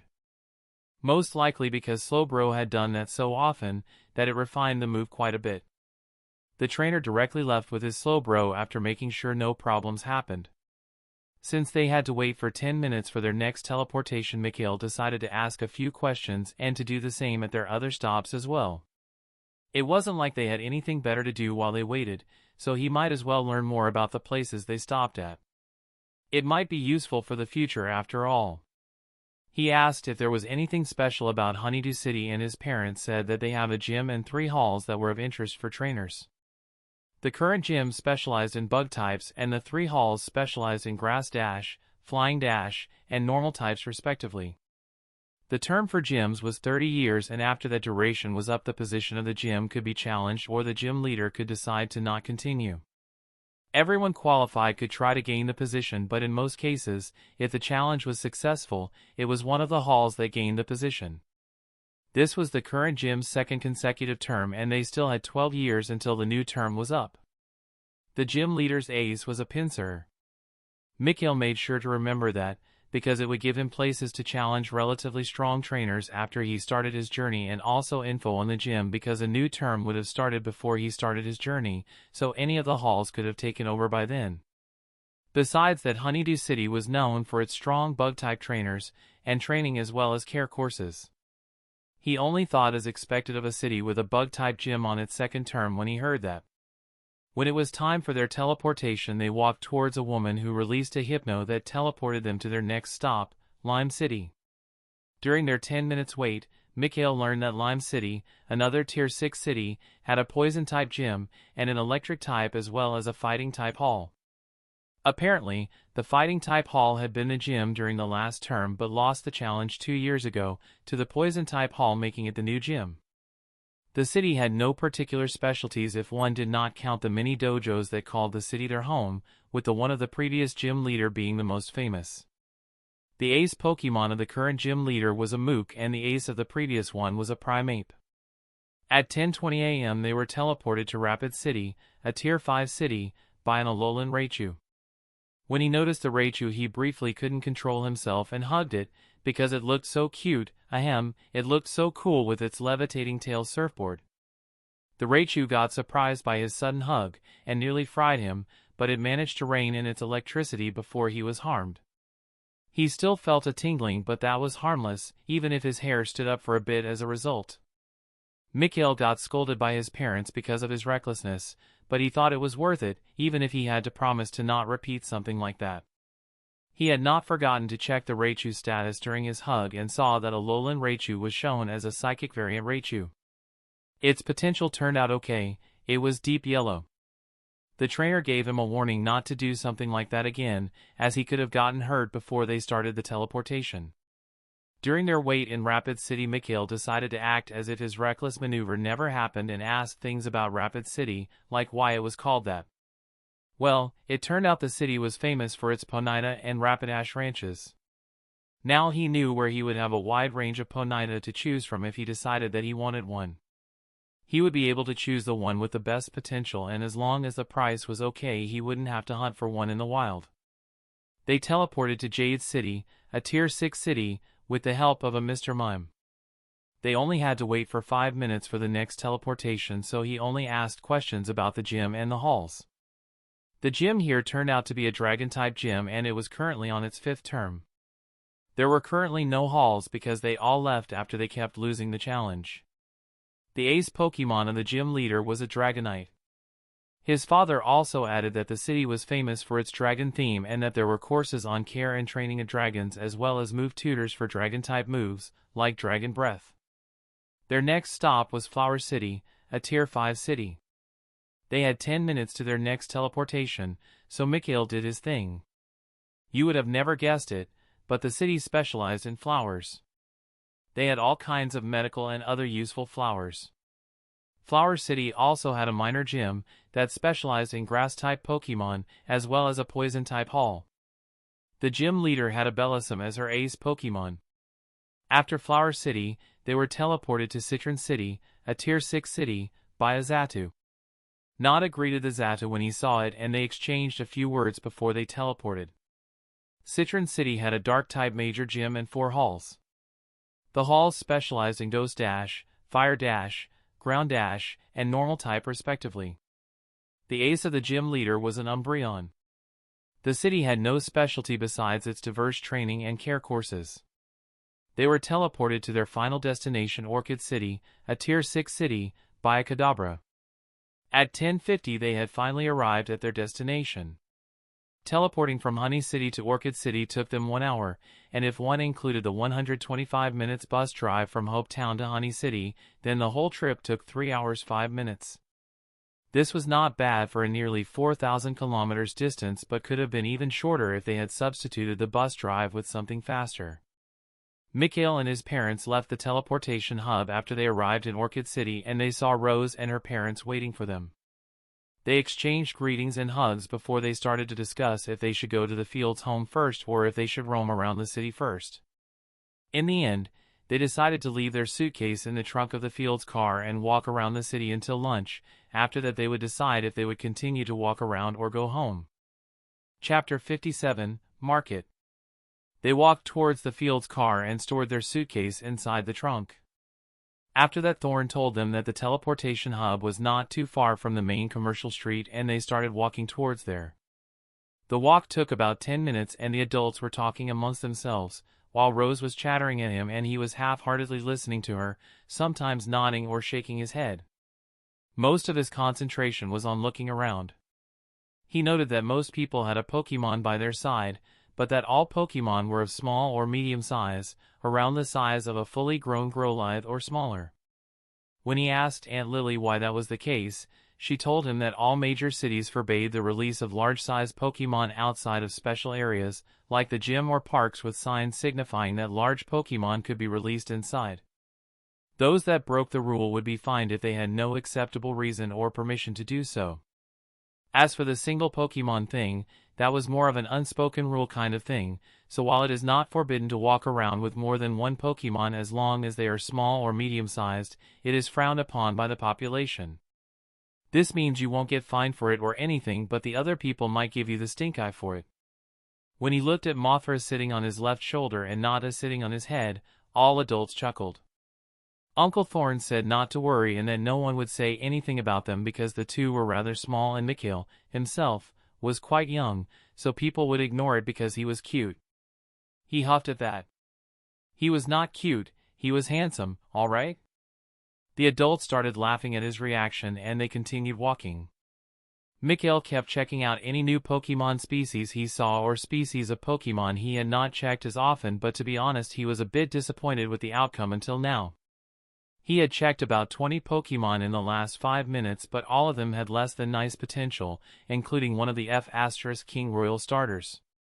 That one was especially disappointing. He had expected it to have great potential for being a Royal starter and all, but this just proved that at the end of the day they were like all other Pokemon species as well, they also had members with bad and good potential. Still, in the end he was disappointed to see a Bulbasaur with deep orange potential. He was sure that one had been a wild Bulbasaur before it was captured because he had seen a children's show that described the royal starters of Kanto for a bit, and when he asked his parents about them, they told him that 100 royal starters were given out every year to the top 100 graduates of Kanto. The starters given out had 3 stars at worst, which means they have at least light yellow potential, and 4-star ones were not that rare. The top 3 were even guaranteed 5-star starters, the top 20 were guaranteed 4-star starters, and the others were random. Anyway, besides the royal disappointment, the other Pokemon had orange or worse potential. At least he got to scan a few new species like Murkrow and Cubone. He stopped looking around and started listening to Rose. Princess is really cute. She is old enough for me to play with her now. Too bad she had to stay at home. He was pretty sure that Princess was her Vulpix. It had been about 3 months since Vulpix had hatched, so it was normal that it had left behind its most vulnerable state. Still, he was curious about something. Alone? Rose, who understood his question, shook her head in denial. Nope. Tamamo is staying with her. Mikhail nodded at that. So they left the Ninetales behind to look after the Vulpix. Makes sense. Rose started excitedly talking again after seeing him nod. When we get back home, I will introduce you to Princess. Then we can play together. He nodded at that. He had 0 problems playing with a Vulpix, especially one that was still a youngling. Huh. It seems like I have a weakness towards cute/adorable things. Who would have thought? Q's sarcastic comment. After his brief comedic mental reaction, they arrived at the commercial street. 2 hours later he was starting to feel mentally exhausted. The women of the group kept entering all stores that caught their eye, which was practically every second store. They would enter the store, look around, try things on if possible or simply look at them if not, and then leave without buying anything. They had entered more than 15 stores in these hours, including but not limited to 2 perfume shops, 3 boutiques, 2 Pokemon utensil stores, and more. The only thing they bought was a new grooming kit for Vulpix that Rose wanted at one of the utensil stores. Another hour later he was about to snap or collapse, and he did not know which one would be better. He looked over to the other men of the group and he could see that they also seemed to need a break. It made no sense to him. They had spent 3 hours entering and leaving stores, but had bought nothing, yet the women seemed to be ready for more. He did not know if they had sensed his desperate gaze or if heaven was helping him, but his father said that it was time for them to find a restaurant to eat lunch. Thorn supported him by saying that he was absolutely right, and Mikhail simply nodded his head in support. The women looked torn, as if they had not had enough yet, but ultimately agreed. Thorn led them to a restaurant called Goldine and Tauros that according to him was famous for its Goldine fillets and Tauros roasts. Who would have thought, right? They ordered their food, and while they waited for their orders to arrive, the adults discussed what to do after lunch. While they were talking, Mikhail heard Thorn mentioning the public trainer's market, where you could apparently buy materials as well as some Pokemon. They were discussing if they should first return home and go there later or if they should do it now. Mikhail, who wanted to go now, shot his parents a puppy look and said he wanted to go now. The easily excitable Rose quickly joined him, and their combined might made the adult accept their demands. When he saw that they agreed to directly go to the market after lunch, he was happy. He. All according to Kikaku. That was what Mikhail thought after succeeding in getting his wish. Soon after their meals arrived, and he had to agree with Uncle Thorn's earlier comment, the Tauros Rose tasted amazing. After everyone had eaten, they asked for the bill, and his father tried to pay for the meal, but Uncle Thorn disagreed. They started to softly argue who should pay for the meal, with each one wanting to pay the bill. Mikhail had to chuckle a bit at that, and he was not alone, as Rose and our mothers giggled as well. The 2 men finally finished their discussion, and Uncle Thorn was the one paying after he said that as the host he had priority for paying. It was funny to see 2 people argue about wanting to be the one paying the bills, and after that small scene, they left the restaurant towards the public trainer's market. The public trainer's market was apparently outside the commercial street because Uncle Thorn led them out of the street towards the west, and after a 5-minute walk they saw the market, and it was huge. Mikhail was impressed by its size since it looked nearly as large as the commercial street in his eyes, just not as well organized. There were many complete stores but many more stalls and booths. As they walked around, he noticed that the vendors of the stalls are often not as professionals as those at the stores. When he asked Uncle Thorne why this was the case, Aunt Lily decided she wanted to answer his question and explained the reason before Uncle Thorne could. She said that the stores were owned by either companies, families, or trainers that had a constant supply of products/materials and that their business was big. The stalls/booths, on the other hand, were set up by either smaller businesses that did not need or want a large store and general trainers that rented the stalls for some time to sell the things they have found themselves. Most trainers sold the things they found in the wild to either the Alliance stores or to other businesses that wanted those materials, but sometimes some trainers wanted to sell their goods themselves. Mikhail nodded at her explanation and thanked her. They had already entered 3 stores that sold traveling equipment, berries, and poke blocks as well as evolutionary stones respectively. He was not as interested in the first 2 stores, but at the 3rd store, he decided to check out the goods. The store displayed a few fire dash, water dash, thunder dash, leaf dash, and moon stones in cases with different price tags. He saw that the cheaper ones were 8.000 poke per stone and the pricier ones cost 15.000 poke and 40.000 poke per stone. He used his telekinesis to slightly touch the stones to check their status because he wanted to see if his guess for their pricing was right. Fortunately, his psionic energy went through the safety glass, and after he checked a few of the stones, his guess was confirmed. Name: Firestone. Type: Fire. Class: F. Uses: it's a stone that has absorbed and stored large amounts of fire energy from the environment. Contains fire-type energy and can be used as a supplement to help fire-type Pokemon, as well as to help some Pokemon evolve. Name: Firestone. Type: Fire. Class: E. Uses: it's a stone that has absorbed and stored large amounts of fire energy from the environment. Contains compressed and thus purer fire-type energy and can be used as a supplement to help fire-type Pokemon, as well as to help some Pokemon evolve. Name: Firestone. Type: Fire. Class: D. Uses: it's a stone that has absorbed and stored large amounts of fire energy from the environment. Contains compressed and thus purer fire-type energy and can be used as a supplement to help fire-type Pokemon, as well as to help some Pokemon evolve. Just as he thought, the pricier ones were of a higher class, and it was the same for the other stones as well. The price for the 4 elemental stones was the same, but the moonstones were a bit more expensive. Name: Moonstone. Type: None. Class: F. Uses: it's a stone that has absorbed and stored large amounts of lunar energy from the environment. Contains lunar-type energy and can be used as a supplement to help some Pokemon, as well as to help some Pokemon evolve. Their status mostly resembled each other, except that the moonstone had lunar energy as the energy instead of a normal element like the other stones. Besides the 5 evolution stones, they had a catalog with different evolution materials they could offer that were currently not in the store, but could be provided as well. He noticed that there were many things he had never heard about, like the deep sea water and the pure lightning marble. He guessed that the water had the same function as a water stone but was more precious because it was more expensive than the stones. He generally noticed that the evolution stones he knew seemed to be the least expensive items in their category. He heard his father asking the clerk if they had better firestones available, and the clerk said that while they did not have any in the store, there were some in the main branch that could be delivered if necessary. When his father asked for the price, Mikhail involuntarily sucked in air when he heard the price the clerk quoted for the next higher quality stones.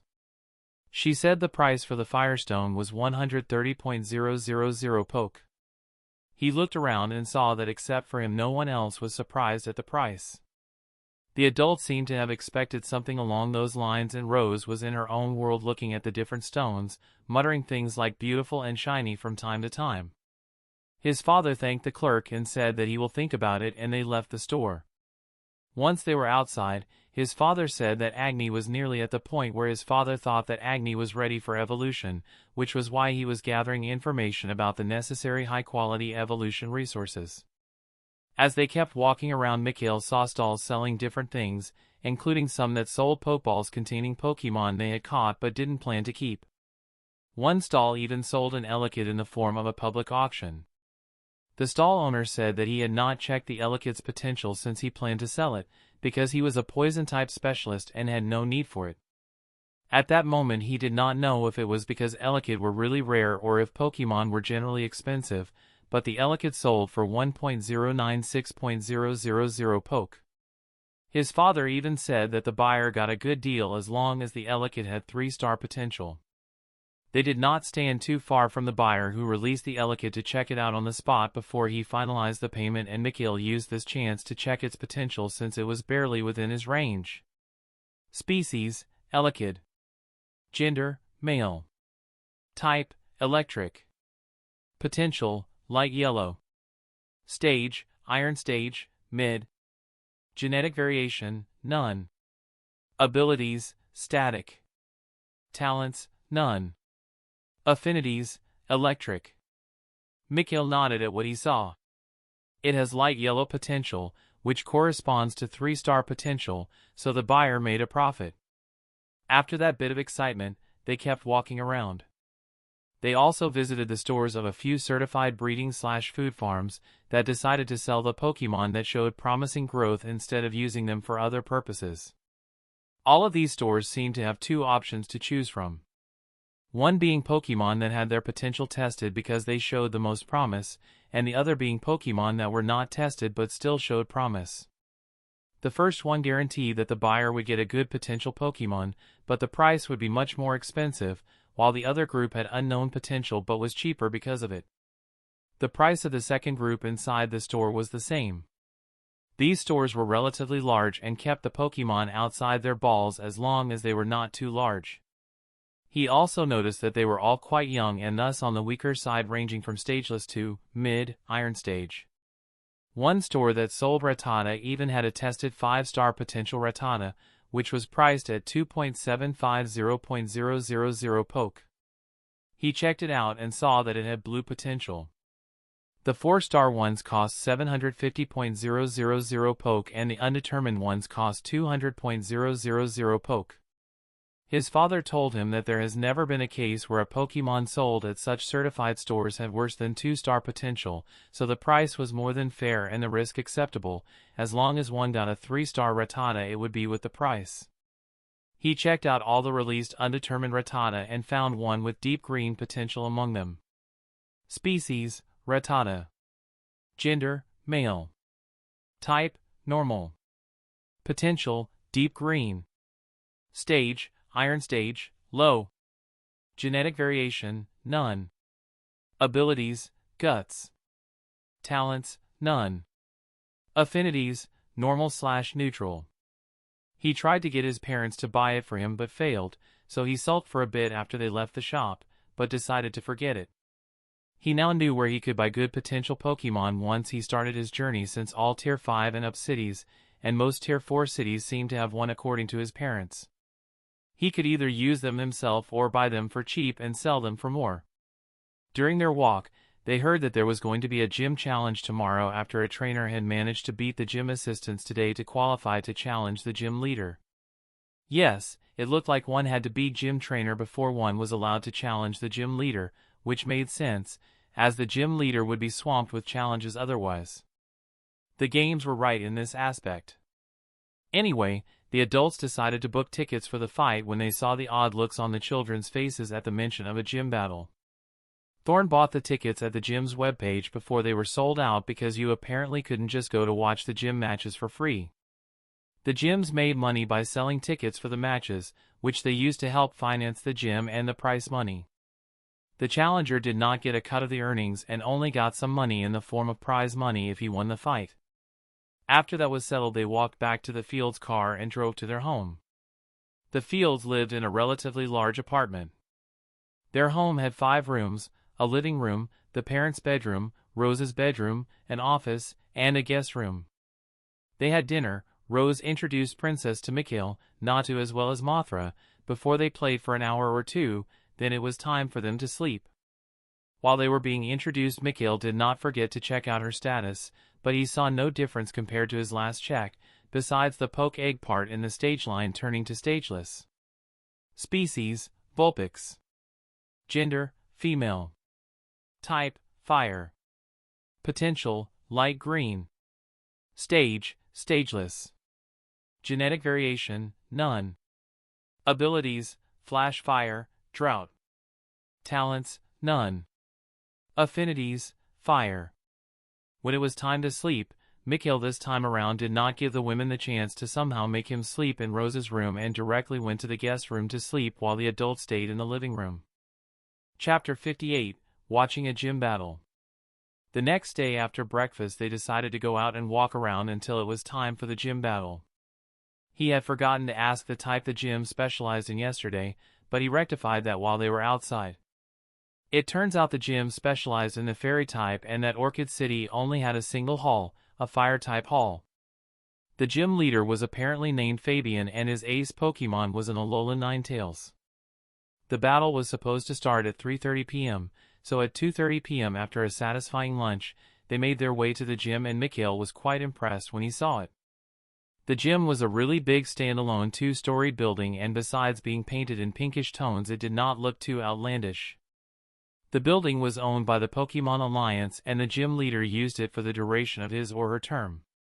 Hall masters, leaders of the halls, that qualified for the gym leader position temporarily closed their hall and moved into the gym with all their staff. The Alliance financed the maintenance of their previous hall for the duration of the gym leader's term and if the gym leader lost his or her position or voluntarily stepped back, they could return to their old hall without any problems. The Pokemon Alliance also provided additional staff for the duration of the term if needed. It was 3 p.m. when they entered the building, and upon entry, his parents told him that most gyms were built the same.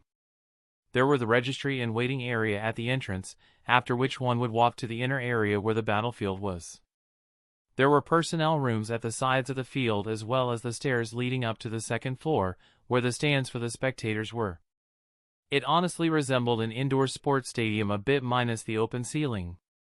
The size of the battlefield depended on their category. Minor gyms had a field that was about a quarter the size of a football field in his previous life. Gym fields were half the size of a football field and major gyms had battlefields the size of a football field. The composition of the battlefield depended on the gym leader and could provide a home field advantage to the gym leader, like a rock-type gym having a rocky battlefield for example. The Orchid Gym had an indoor grass field, so no particular advantage for the gym leader. After they sat down on their seats, Mikhail heard an announcement that stated that the 2-star challenge would begin in 15 minutes. He, naturally, got curious and asked his parents what they meant with a 2-star challenge. It turned out that gyms had different difficulty settings, 1-star to 3-star, which would result in different badges, 1-star to 3-star, and different amounts of prize money. The rules were a bit different for the Junior and Senior League, for 1-star battles, but the rest was the same. The easiest challenge was the 1-star challenge. Here the gym leader would use Pokemon that have been provided by the Pokemon Alliance. The difference between the Junior League and the Senior League was that all 1-star battles in the Senior League were 4 versus 4, while the Junior League started with 2 versus 2 battles for the first few badges before increasing the number of Pokemon per battle until it became 4 versus 4 as well. Those that won received a 1-star badge and some prize money. The next difficulty was the 2-star challenge, where the gym leader would use some of his own Pokemon for the fight and the battle would either be a 4 versus 4 or a 5 versus 5 battle. The gym leader had the right to choose which one would happen. Those that won received a 2-star badge and more prize money. The last official difficulty was the 3-star challenger, where the gym leader used some of his older and stronger Pokemon for the fight. The battle would be a full 6 versus 6 battle. Those who won this received a 3-star badge and even more prize money. There was an unofficial even harder difficulty where the gym leader would use his main team, but the reward was the same as the one for a 3-star challenge, so only those that really wanted to challenge themselves would choose to do that. The only extra for a win here was that it would be noted on the challenger's profile that the challenger won against the leader's real team, which was more of a prestige thing. Besides the increased prize money, the stars also helped find seeded trainers that did not have to participate in the qualification round or only had to participate during the final stage of the qualification round. More importantly, it gave someone huge bragging rights if he had 3-star badges, especially if he had S-rank 3-star badges, then the bragging rights were immense. It seemed like the time for the battle had come during the conversation they had, because the announcement that the gym leader and the challenger were entering the field was broadcasted, so they stopped talking and focused on the battlefield. On the right side was the gym leader, Fabian, a man that was a bit smaller than his father. Fabian had pink hair, blue eyes, a handsome/beautiful face, fair skin tone, and a delicate build. Mikhail was not sure if Fabian's hair color was natural, but he assumed it to be because Fabian's eyebrows were pink as well. Anyway, the challenger was a young woman, with green hair and blue eyes. She had a beautiful face, a fair skin tone as well as an attractive body. Once both trainers were inside their designated area, the referee started speaking. This is an official 2-star gym battle and gym leader Fabian chose to hold a 4 versus 4 battle. The battle is over once all 4 Pokemon of either of the participants are unable to battle. Pokemon are considered unable to battle if they have been knocked out, are unable to continue to fight for more than 45 seconds, the trainer forfeits the round, or if I deem the fight over. The challenger, Aya from Fuchsia City, may substitute her Pokemon while the gym leader may not. The use of any recovery material or material that interferes with the opponent is forbidden. Have you both understood and accepted the rules? The 2 trainers nodded at the question and the referee continued. Good, then as soon as I give the start signal, both of you will simultaneously release your Pokemon. The referee had 2 flags, one red and one green. Green stood for the gym leader and red stood for the challenger. He raised both flags and lowered them again, while simultaneously using a whistle to signal the start of the battle. As soon as the trainers saw/heard the start signal, they called out their first Pokemon. Gym leader Fabian released a Clefable, while Aya called out an Arbok. The first thing Fabian called out as soon as he saw Aya's Arbok was Safeguard, which Clefable immediately performed. Its body briefly shined in a white light that allowed it to be safe from any poisoning for a certain time. Aya, who saw Fabian's fast reaction, told her Arbok to go under and give their opponents a loud and hard slap to the face. Arbok seemingly used Dig to go underground and Fabian simply told his Clefable to start boosting. Clefable started to shine a bit with a pinkish glow after receiving the instruction, and Mikhail heard Uncle Thorn say that it was using cosmic power to boost its endurance/defense and energy density/special defense. It used the time until Arbok resurfaced to boost itself 3 times. Meanwhile, Arbok came up right behind Clefable and aimed a screech at Clefable as soon as its head was out. Then it used the momentum of its resurfacing to spin in the air and deliver an iron tail directly at Clefable's head. Fabian, who saw the metallic sheen on Arbok's tail, tried to tell his Clefable to use Protect, but Clefable was unable to hear him because Arbok kept up its screech right before it delivered the iron tail. Clefable itself was unable to see Arbok's move because Arbok was behind its back and its reaction was delayed by the sudden extremely loud noise. Once the iron tail hit home, Clefable was sent flying, but thanks to the 3 cosmic powers it took less damage than it would have otherwise taken from the super effective move. Mikhail, who saw that, was impressed by Aya's command. While the underground part had been obvious, the loud and hard slap had been subtle enough and the combination proved effective enough, especially because it interrupted Clefable from hearing the gym leader's command. He made note of this combination while observing how Clefable quickly stood back up. Fabian told it to use Sing as soon as it was back on its legs. Aya reacted and told her Arbok to counter Sing with another screech and to fire acid at its foe. Clefable dodged the acid and stopped singing after Fabian told it to use Encore on Arbok, forcing it to only use acid for a while. After that, he ordered Clefable to use Gravity to slow Arbok down and Cosmic Power and Minimize to boost itself. Aya, who currently had no other option until Encore wore off, told Arbok to use acid to interrupt and damage Clefable. Unfortunately for her, Clefable managed to dodge all of Arbok's attacks, while successfully boosting itself quite a few times. Fabian seemed to be satisfied with something because he nodded before he told his Clefable to approach Arbok. Aya did not like that and told Arbok to maintain the distance, but sadly it was slower than Clefable because of gravity. It tried to use acid to slow Clefable down, but Clefable still shortened the gap between them. Once Clefable was less than 5 meters from Arbok, Fabian told it to tank the acid and use stored power. Aya's eyes widened in horror at that and she shouted towards Arbok to use Protect. Fortunately for her, Encore wore off and Arbok managed to use Protect in time. Unfortunately, Protect could not withstand the cosmic power and Minimize boosted stored power and was destroyed after reducing the power of the move a bit. To the relief of Aya, her Arbok managed to weather the attack thanks to its timely Protect, but it was on its last legs. She promptly told her Arbok to use Haze to temporarily prevent Clefable from using such a powerful stored power once again. Fabian simply told his Clefable to use another cosmic power. While Clefable was using cosmic power, its safeguard wore off and Aya, who noticed that as well, used this chance to at least weaken Clefable some more for her next Pokemon. She told Arbok to use Toxic, and Clefable, who was only a few meters away, had no chance to dodge the move and got poisoned. Fabian, who saw that, clenched his hand at that before he told Clefable to use Dazzling Gleam, which managed to knock out Arbok. The referee declares Arbok unable to battle and tells Aya to recall it as well as to call out her next Pokemon. Aya slowly lifts Arbok's Pokeball and recalls it, after which she whispers something to it, which he assumes to be some encouraging words. She then proceeded to act as if she was thinking before the referee warned her to stop delaying and call out her next Pokemon. Mikhail had to smirk a little at Aya's behavior. Even if it is a bit unsportsmanlike to drag the situation out so that Clefable got a bit more damaged by Toxic, he could appreciate the strategy even if he saw it as a teeny bit shameless. He saw Aya nod at the referee's warning before she called out her next Pokemon. Chapter 59, Watching a Gym Battle. Aya called out a Mook. She did not lose any time and told her Mook to use Double Shock, which Mook directly executed. Multiple Mooks started to appear and all of them released a purple surge at Clefable.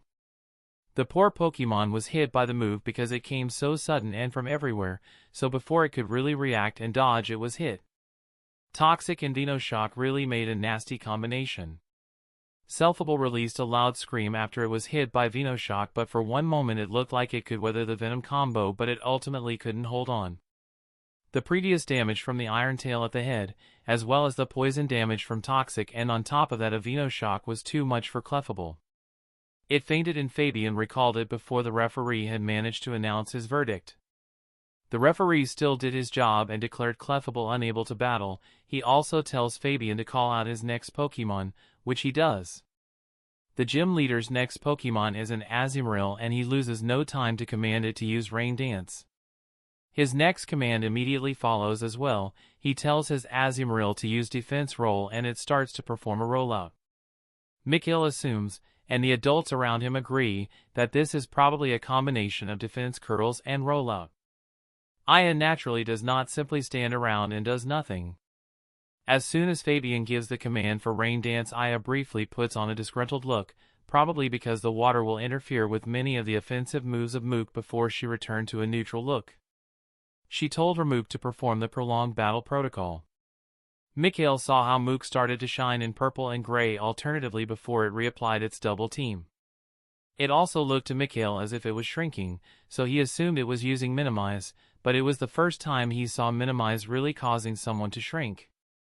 His mother seemed to have seen his confused face and started to do a live commentary for him to explain to him what was happening on the field. She said Mook used Acid Armor to raise its defense and Minimize to raise its evasiveness. She explained that Minimize generally only compacted the user a bit while also increasing the user's nimbleness to make dodging easier, but there were some Pokemon like Mook and Ghastly that due to their physiology could really shrink their body using Minimize.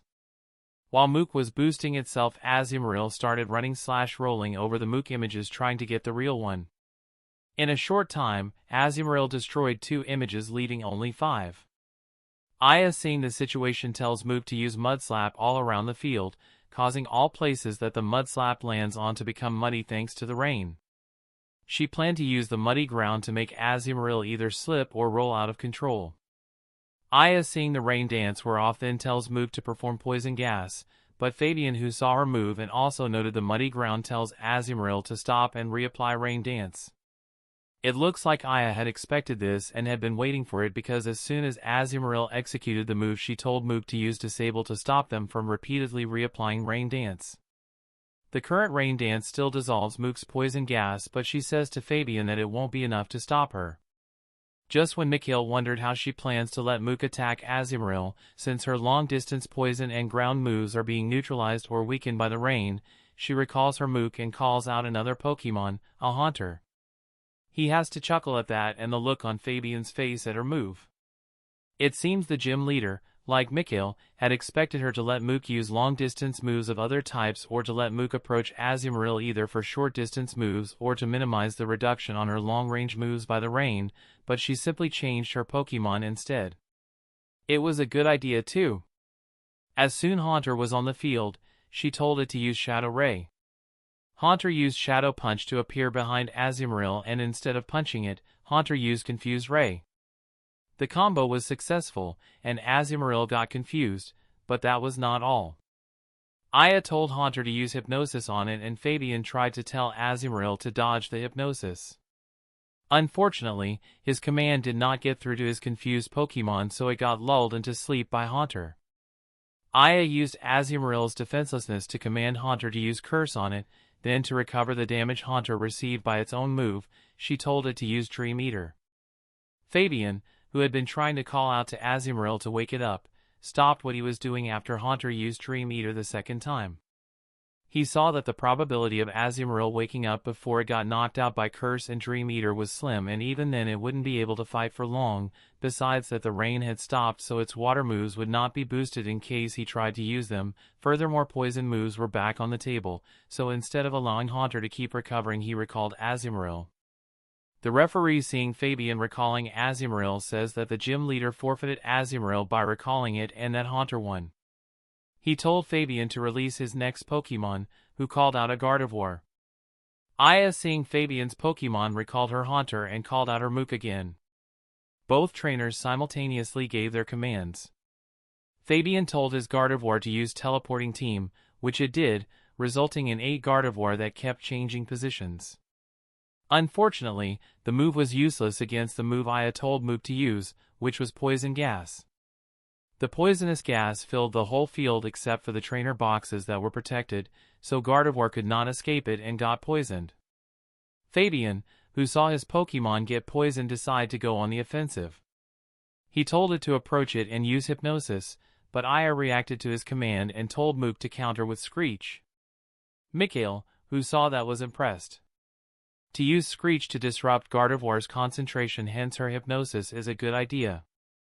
It seems the strategy to use sound-based moves to counter Sing or even Hypnosis is not that rare, at least amongst senior trainers and up. I'll have to remember that the counter can be used for Hypnosis as well, and maybe even against other moves that required great focus/concentration. Fabian, who saw that his plan had failed, told Gardevoir to teleport away and use Calm Mind. After that, it should use Psybeam to attack from a distance while dodging any attacks with Teleport. Gardevoir executed Fabian's instructions as soon as she could. Aya told Mook to use Protect against the Psybeams, but it did not hold on for too long before it was destroyed. Still following Aya's commands, it managed to perform a few boosting moves as well as a double team. Unfortunately, Fabian did not seem interested in playing with this many Mooks, so he told her to use a Misty Terrain and a Disarming Voice. The boosted move managed to disrupt all fake images, and the real Mook was the only one left, so Gardevoir resumed its hit and teleport tactic. Aya, who saw this, told Mook to use another double team, but Gardevoir just disrupted it like before. Not only that, Fabian told it to use Heal Pulse, allowing it to recover most of the damage it had suffered from being poisoned. Aya, who saw this, told Mook to keep using Disable until it hit Gardevoir, and he even managed to hit it, but only after it had dodged the first 2 moves with Teleport, so the move that was blocked was Teleport, not Heal Pulse. Nevertheless, this was good for Aya as well, since Gardevoir would be unable to dodge Mook's attacks as easily as it had been before. She told Mook to use Sludge Wave, and Fabian told Gardevoir to use Psychic to block the attack. While it was occupied with the Sludge Wave, Aya told Mook to approach it and use Venoshock. It seemed Fabian had been waiting for Mook to approach and Gardevoir had been faking the difficulty it was having with Sludge Wave because once Mook was near enough she simply threw the wave aside and used Hypnosis on Mook, who was unable to dodge or block the move. Aya, who wondered when Fabian had told Gardevoir to use Hypnosis, thought about her options. Compared to her, Mikhail instantly thought about telepathy when he saw Gardevoir acting without any instructions. He had wondered why Fabian had not been using the telepathy of Gardevoir during the battle, but it seemed it was to mislead his opponent. He nodded at that before he focused on Aya to see what she would do now that her Mook was asleep. Aya knew she couldn't recall Mook while he was sleeping or he would be deemed unable to battle since the 45 seconds of inability to continue would pass. Her only option was hoping Mook would wake up before he was knocked out or the time was up. She used their bond to urge him to wake up faster, but she saw how Gardevoir was using Dream Eater on her Mook. Just as she thought that Mook would be beaten before he could do anything, she felt him stirring and commanded him to use Venoshock. Gardevoir and Fabian were unable to react to the surprise attack and Gardevoir was hit, which caused it more damage than it had recovered through Dream Eater, but it was not enough to knock it out and it retaliated with a Psychic that was enough to knock out the already weakened Mook. The referee declared Mook unable to battle and told her to call out her next Pokémon. Aya simply recalled her Mook and released her Venomoth. She directly told her Venomoth to use Bug Buzz to disrupt Gardevoir from using any psychic moves, knowing that Bug Buzz had that little effect on most psychic moves that were not sufficiently mastered, because it interfered with the opponent's concentration and with psionic energy as well, making it harder to use psychic moves in general. Aya then commanded Venomoth to use Sleep Powder, causing the already weary Gardevoir to fall asleep, but instead of pressing her advantage, she told her Venomoth to keep using Quiver Dance. Fabian, who saw through Aya's plan, decided that instead of allowing Venomoth to boost itself to the maximum before it attacked his Gardevoir, he would rather recall it, forfeiting it in the process. This way he could attack Venomoth before it managed to gain too many boosts, so that's what he did. He recalled Gardevoir, causing the referee to deem her unable to battle and telling him to release his last Pokémon before he called out his Ninetales. As soon as the Alolan Ninetales appeared on the field, Rose, who had been relatively quiet until now, besides occasionally releasing an or aha, released a squeal so loud that Mikhail thought she had mastered Screech as well. Rose started shouting how beautiful Ninetales was, how elegant it looked, and then she asked why it was blue instead of yellow. While her parents were answering her question, Mikhail noted that he had either missed Fabian commanding his Ninetales to release a blizzard or Ninetales had Snow Warning as an ability, because there currently was one on the field. Well, it could have been both as well, because the blizzard was strong. Fabian had indeed told Ninetales to use Blizzard as soon as she appeared on the field, knowing that it would be boosted by the Hail summon through her ability. Then, knowing that Hail would support the move on its own for a short while, he told her to use Imprison on Venomoth to prevent it from using any moves that his Ninetales knew, before he told her to attack it with Ice Beam as well. Aya was unable to see her Pokémon, but she knew it was taking quite the damage by Ninetales' entry move. She tried to tell him to use Supersonic all around himself to at least confuse their enemy, but it turned out to be futile. Ninetales used Ice Beam and hit Venomoth 2 times, and after the second hit her Ice Beam boosted by the current Mega Hail managed to freeze Venomoth, so she used her Iron Tail to punt her Frozen Fur across the field, knocking it out just as the Hail returned to being a normal one, giving everyone back an only slightly impeded vision instead of a bad one. The referee noted that the Venomoth got knocked out and declared it unable to battle. He told Aya to recall and to call out her last Pokémon, which was the Haunter that she previously used. Aya knew that her chances to win the battle were drastically reduced after her starter got beaten quite handily at that, but she did not plan to give up. As soon as Haunter was out, she told him to bond with the foe through Shadow Ray. Fabian, who had expected that after the last time Haunter used the combo, told his Ninetales to dodge, which she successfully did. Nonetheless, Mikhail and everyone else could see Aya grinning despite Haunter missing his attack.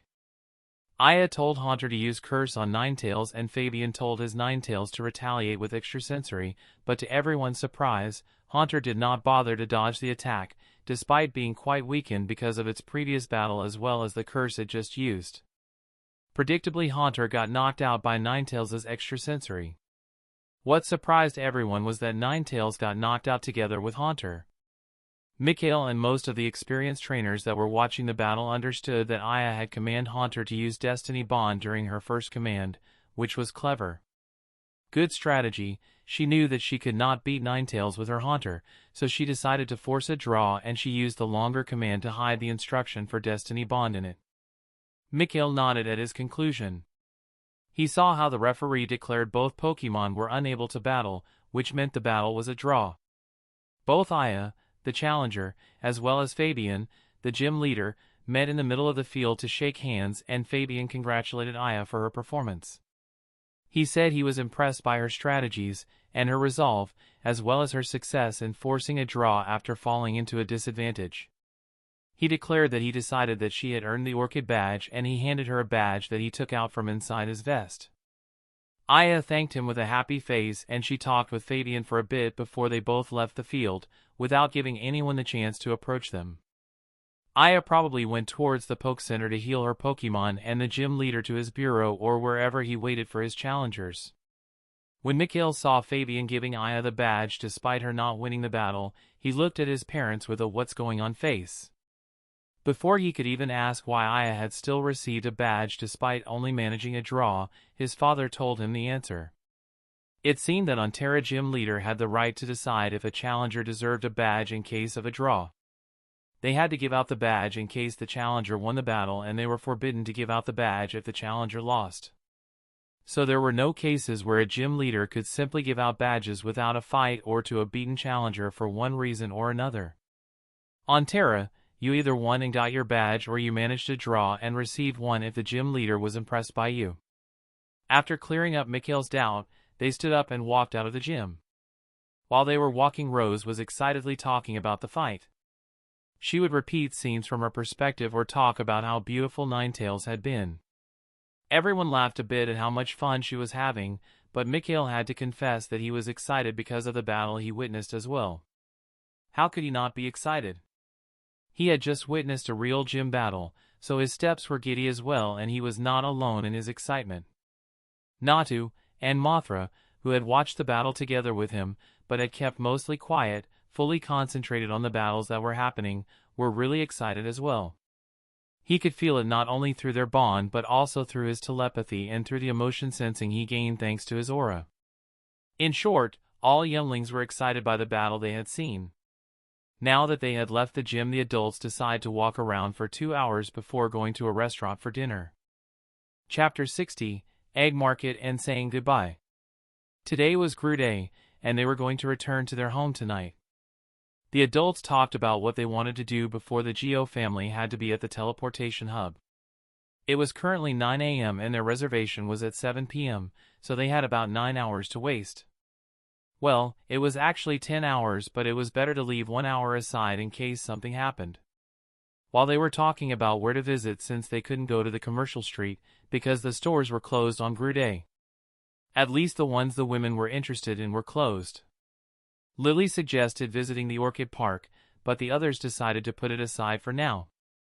A few more suggestions followed, like the pool, but they were all put aside until Thorn remembered the Poke Market. He explained that once every 9 months on a Gru Day, the city, with the support of the Alliance, organized an egg market, where breeders and trainers handed over Poke eggs to the organizer after quoting a price. The city took a 5% cut and guaranteed the safety of the transaction. After checking the egg to make sure it could be hatched alive, the organizer gathered all eggs from the same species in one area and displayed them together in clusters according to their species. Naturally, the price the owner set was displayed beneath the eggs. Visitors then could visit different areas to check out the clusters and choose one of the eggs they took a liking to if they found the price acceptable. The price itself is non-negotiable. All unidentified eggs were gathered in one cluster as well, but the eggs of the most prevalent species on the continent could be recognized by most people, so only eggs of rare or foreign species were put in this category. Mikhail's eyes lit up after learning about the Poke Market, and he saw that the same happened to Rose's eyes. He could hear her mumbling about finding Princess a little friend, and he had to stifle his laughter at that. Anyway, the adults saw their reactions, and since they were interested as well, the unanimous decision to visit the Poke Market was made. Because the area needed for the market was massive, the city set it up a bit outside the city. The drive there from the fields home took a bit more than 40 minutes. On the way, Mikhail learned more about the market and poke eggs. The reason the breeders and trainers sold these eggs like this instead of doing it themselves or through other channels, like auctions and so on, was that the Pokemon Alliance, or any other organization, were unable to check the potential of the Pokemon before it hatched. This meant that poke eggs that did not come from parents that were known to possess good potential were considered wildcards. So no one could guarantee the potential of poke eggs that came from parents that did not have parents with good potential or with unidentified parents, which was why they could not be sold for ridiculous prices. Poke eggs with parents that had good potential, on the other hand, were sold for sky-high prices, and finding some of these eggs during an auction was not uncommon. Besides, one of the main reasons that trainers and breeders were willing to participate in the egg market was that the city and Pokemon Alliance were offering tax cuts and merit points for their participation. Mikhail and Rose used all their mettle and cuteness to get a promise out of their parents to buy them an egg if they found one that they really wanted. They hugged each other and cheered after getting the promise, and the men just slightly shook their heads amused by their antics, while the women once more had this glint in their eyes while looking at them.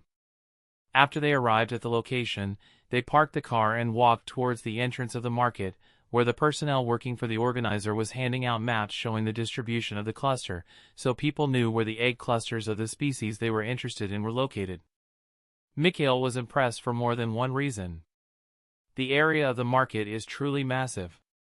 Luckily, we came here early, but I still think the 8 hours we have left won't be enough to visit all clusters. Still, the map will be really helpful in that regard. As long as we visit only the clusters that are of interest, we should be fine. They even have the number of eggs that were put on display at the beginning. Naturally, the number decreases as the eggs get sold, but it will give one an idea how many eggs of the species one desires are available. While everyone was checking out the map in their hands, they started discussing which clusters they were going to skip and which cluster they were going to visit first. They started with the clusters nearest to the entrance and decided to pan out from there. The decision to skip the Caterpie, Weedle, Rattata, Spearow, and Ekans clusters was unanimous. Mikhail wanted to see if he could find a good Pidgey egg since, unlike the others, he could see the potential of the Pokemon inside the egg after its potential had settled. Unfortunately, he was outvoted, so the Pidgey cluster got skipped as well. The first cluster they decided to visit was the Pikachu cluster, so they made their way over to the area the cluster was located at. It took them a bit more than 5 minutes to walk from the entrance to the tent the Pikachu cluster was displayed in, and from what Mikhail saw on the map there were about 400 Pikachu eggs available. They entered the tent and he saw rows upon rows of poke eggs that all had the same pattern, a yellow top with a black bottom that is separated by a zigzag line near the bottom area. Every row had 5 eggs on display, and Mikhail used his telekinesis to check out the potential of the eggs while walking between the rows. After checking around 20 rows, 100 eggs, he found 10 Pika eggs among them, while the other 90 were Pikachu eggs. The cheapest egg he found cost 80.000 poke and the most expensive one cost 150.000 poke. He found 16 eggs whose potential he couldn't see yet, and among the other 84 the best one was a Pikachu egg that had yellow potential. Funnily, the yellow potential egg was one of the cheaper eggs and cost only 95.000 poke. Checking the 20 rows took him around 10 minutes, and another 5 minutes later the others decided to go to the next cluster. He managed to check out another 50 eggs during that time and found a Pika egg with deep yellow potential amongst them. He noted the position of the egg in case he did not manage to find a better one. In that case, he would return and buy this one if it was still there. They decided to skip the next 3 clusters and directly went to the Clefairy cluster. Mikhail was surprised that there were any Clefairy eggs at all, but the number of eggs did prove that the species was still relatively rare, since there were only 14 eggs available. Checking those out did not take long, and the result was disappointing. The eggs were pink with a few white stars on them, and the one with the best potential he found was a measly orange. It was probably because he had such a small sample size, but he was left disappointed. They skipped the Vulpix cluster and went to the Jigglypuff one next. The eggs were white with a few pink swirls on them, and there were much more of them than there were Clefairy eggs, 112 to be exact. They spent enough time there for him to check them all out, and he found one that had deep yellow potential. The next best one had light yellow potential, so that was quite the lucky find. Unfortunately, he was not really interested in Jigglypuff, so it was kind of useless. They skipped the next 10 clusters, even if Mikhail was torn if they should really skip the Growlithe cluster, but he ultimately agreed because he already had a plan how to get his hands on a good Growlithe egg that involved the voluntary participation of Agni. Still, he insisted on visiting the Abra cluster, and the others agreed. His parents had a knowing look on their faces when he insisted on visiting the Abra cluster, but he simply shrugged at their behavior. The number of Abra eggs was surprisingly much smaller than he would have thought. There were only 69 of them. The egg was yellow with a brown stripe around the top of the egg. It took longer to reach the cluster than it took him to check them all out, but it was definitely worth it. He found an egg with light green potential, and it was in the middle of the price range. The cheapest Abra egg cost 120.000 poke, while the most expensive one cost 230.000 poke, and the one he marked cost 155.000 poke. Now that he thought about it, that was actually as much as some of the houses cost in his previous life, but here he was thinking that the same price for an egg was relatively cheap. After the Abra cluster, Rose insisted on visiting the Ponyta cluster, and he did not object. There were quite a few Ponyta eggs available, 354 according to the map, and the eggs were white with red flames on the bottom area. They stayed there for 15 minutes until Rose was satisfied, and during that time he managed to check only 90 eggs because Rose decided to drag him around with her. Still, he was not really interested in a Ponyta right now, so was not complaining, and he was definitely not pouting. The best egg among the Ponyta he had managed to check had deep orange potential, but he was sure there were better ones that he had no time to check. While they were deciding which clusters to skip, he noted that there was no cluster for Ghastly, so he asked his parents why that was. His mother said that there were indeed Ghastly eggs, but they were exceedingly rare in the wild, and the breeders that specialized in the Ghastly line would never provide them to a market. They skipped the clusters until the Execute cluster, and the walk there took nearly 20 minutes. There were 256 eggs available, and they were light pink with a few green stripes on them. He looked through all of them, and found one that had light green potential, but it was relatively expensive. It seemed the owner was sure the potential of the egg would not be bad, but he could not guarantee it. Either way, the price was set at 280.000 poke. Even though he would have liked to have it, he did not put it on his list of possible winners, because it was too expensive. Until now only Abra was really on the list, with Pika being a big maybe. After the Abra cluster, they visited the Rhyhorn cluster. Despite there being more than 557 eggs, all the ones he checked turned out to be duds. He did not know if there were any good ones, but among the 103 he checked, the best one had orange potential. After leaving the Rhyhorn tent, they decided to eat lunch, where they talked about which clusters to visit and which ones to skip. Mikhail noted that Chansey, Kangaskhan, Lapras, and Ditto had no egg clusters. He could understand Ditto, but it seemed that the others were too rare, or the species/eggs were regulated, which he could totally imagine for Chansey with the Joy Clan and all. Yeah, the Joy Clan was around on Terra as well, just like the Jenny Clan.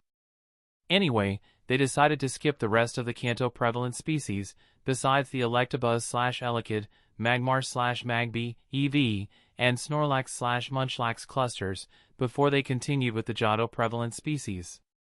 The Elekid eggs were yellow with 3 black half stripes on them. There were only 84 of them, and the best one had yellow potential while costing 200.000 poke. The Magby eggs had a red upper part while the lower part was yellow and was shaped like a flame. Only 48 of them were available, and the best one had deep orange potential while costing 250.000 poke. The EV eggs were brown with a zigzaggy white stripe that went around the center of the egg.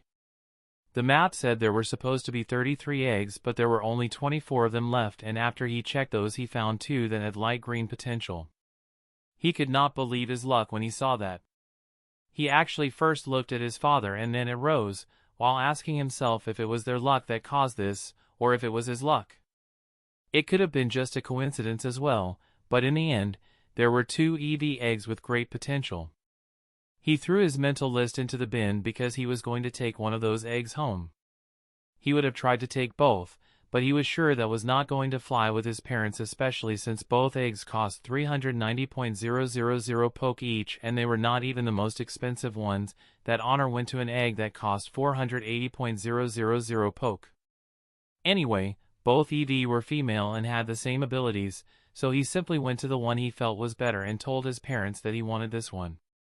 At first, his parents had the "no way, did you look at the price" face on, but after a bit of begging and acting cute on his part, they reluctantly agreed to buy him the EV egg he chose.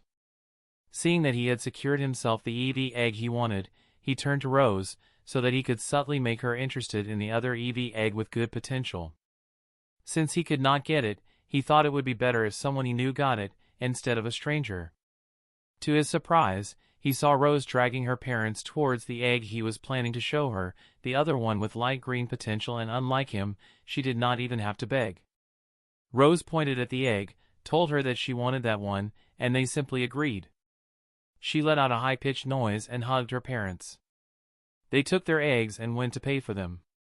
They also bought a good incubator that was sold there, and the total was 395.000 poke. Mikhail hugged his parents and thanked them after they left the EV tent. Since they had bought their eggs, they decided to stop here and walk back towards the car. The walk back took more than an hour, and they drove towards the teleportation hub once they reached the car. There were still a bit less than 2 hours until their reservation, so they walked around a bit before they had dinner at a restaurant near the hub. Afterward, they said their goodbyes, where Rose clung a bit to Mikhail. He had to assure her that they would talk over the phone with each other and that they could visit them next before she was satisfied. The adults simply chuckled, and Mikhail and his parents left. The return trip, including the bus ride from Honey City to Hope Town, took about 3 hours. Their car was still where they had left it, and by the time they arrived at home, it was 10:30 p.m. As soon as they entered their home, his parents told him to go to bed, and he did not disagree. First, Mikhail made sure the egg was safely deposited on his table, that not it was in his own bed, then hugged Mothra, and went to sleep. Chapter 61, Evolution and Bronze Stage. The next day, Mikhail decided to relocate the egg to his space for a bit so that the habitat and nesting area could be generated. He decided to check its status once more, before doing so. Species, EV. Gender, female. Type, normal. Potential, light green. Stage, none, poke egg. Genetic variation, none. Abilities, runaway, adaptability. Talents, none. Affinities, normal/neutral. He nodded at what he was seeing. The EV that is going to hatch from that egg will most likely have deep green potential after the first optimization by my space. Increasing her potential to light blue should be no problem, but if I can increase her potential to blue before it is time for her to evolve, then I can use the opportunity to push for deep blue through a good evolution stone and some supporting materials. If I can make use of the limit break to increase her potential as well, then achieving light purple, by the time for my official journey, at minimum, is not impossible at all, but let's not get ahead of myself. Everything has to happen step by step. Let's start with putting the egg inside my space. Mikhail transferred the incubator to his space and checked to see what would happen. Registering the existence of a poke egg. Analyzing, EV egg identified. Optimization delayed till hatching. Checking energy storage can support activity. Generating tailored habitat successfully generated. Add habitat to main space successfully expanded. Generating nesting area, adding nesting area to habitat, nesting area successfully added. Relocating egg successfully relocated. Energy storage at 55%. Process finished. He saw that a grassy plain had been added to his space. The size of the new area was 625 SQM, and in the center of the plain was a small hill with an entrance to a burrow. He checked the inside of the burrow and saw that the nesting area was located inside the burrow. Surprisingly, the space inside the burrow was nearly half the size of the plain, at 300 SQM. Mikhail could see the incubator inside one of the nests and nodded to himself, happy that nothing unforeseen had happened. He received the status of the egg, and as expected, nothing had changed. His space had announced that it would perform the optimization after the EV hatched, so any change would have been strange. After he finished checking the new addition to his space, he took out the egg again and went down for breakfast. Besides occasionally keeping an eye on his eggs, as he had not forgotten about his Magikarp egg, he once more focused on his own training. Mikhail wanted to achieve a certain mastery with his psionic energy manipulation before he would stop focusing on his psychic training to restart his aura training. It took him nearly 2 weeks until he was satisfied with his progress, but he was finally done with his psychic training, for now. He had managed to apply a layer of psionic energy on his skin that acted as a second skin capable of tanking some damage. It also could keep his skin safe from any harmful substances, as long as the skin was not broken. Besides that, he also succeeded in creating small platforms that he could step on. This allowed him to walk through the air, while his telekinesis was not strong enough to freely fly around with. He also used the principle behind the second skin and the platforms to create small shields that could block attacks from a distance. Together with the psionic daggers he had previously learned to create, he had partly covered the offensive, defensive, and mobility aspects of his psionic energy manipulation. Naturally, there was much more that could be done with the ability, but this was enough for now. Mikhail could now temporarily stop and instead focus on his aura training again. His new goal was to raise his aura path to Tier 1 First Class, just like he did for his psychic path. While he was doing his own training, he naturally did not forget his other responsibilities. So it was 5 days later, during his routine checkup on the Magikarp egg, that Mikhail decided to put even more draconic material around the Magikarp egg. Since the time he had put dragon lilies around the egg, in hopes of the egg absorbing the energy and adapting to it, he had not seen any negative effect on the egg, so he thought it was time to up the dosage. The EV egg showed no difference for now.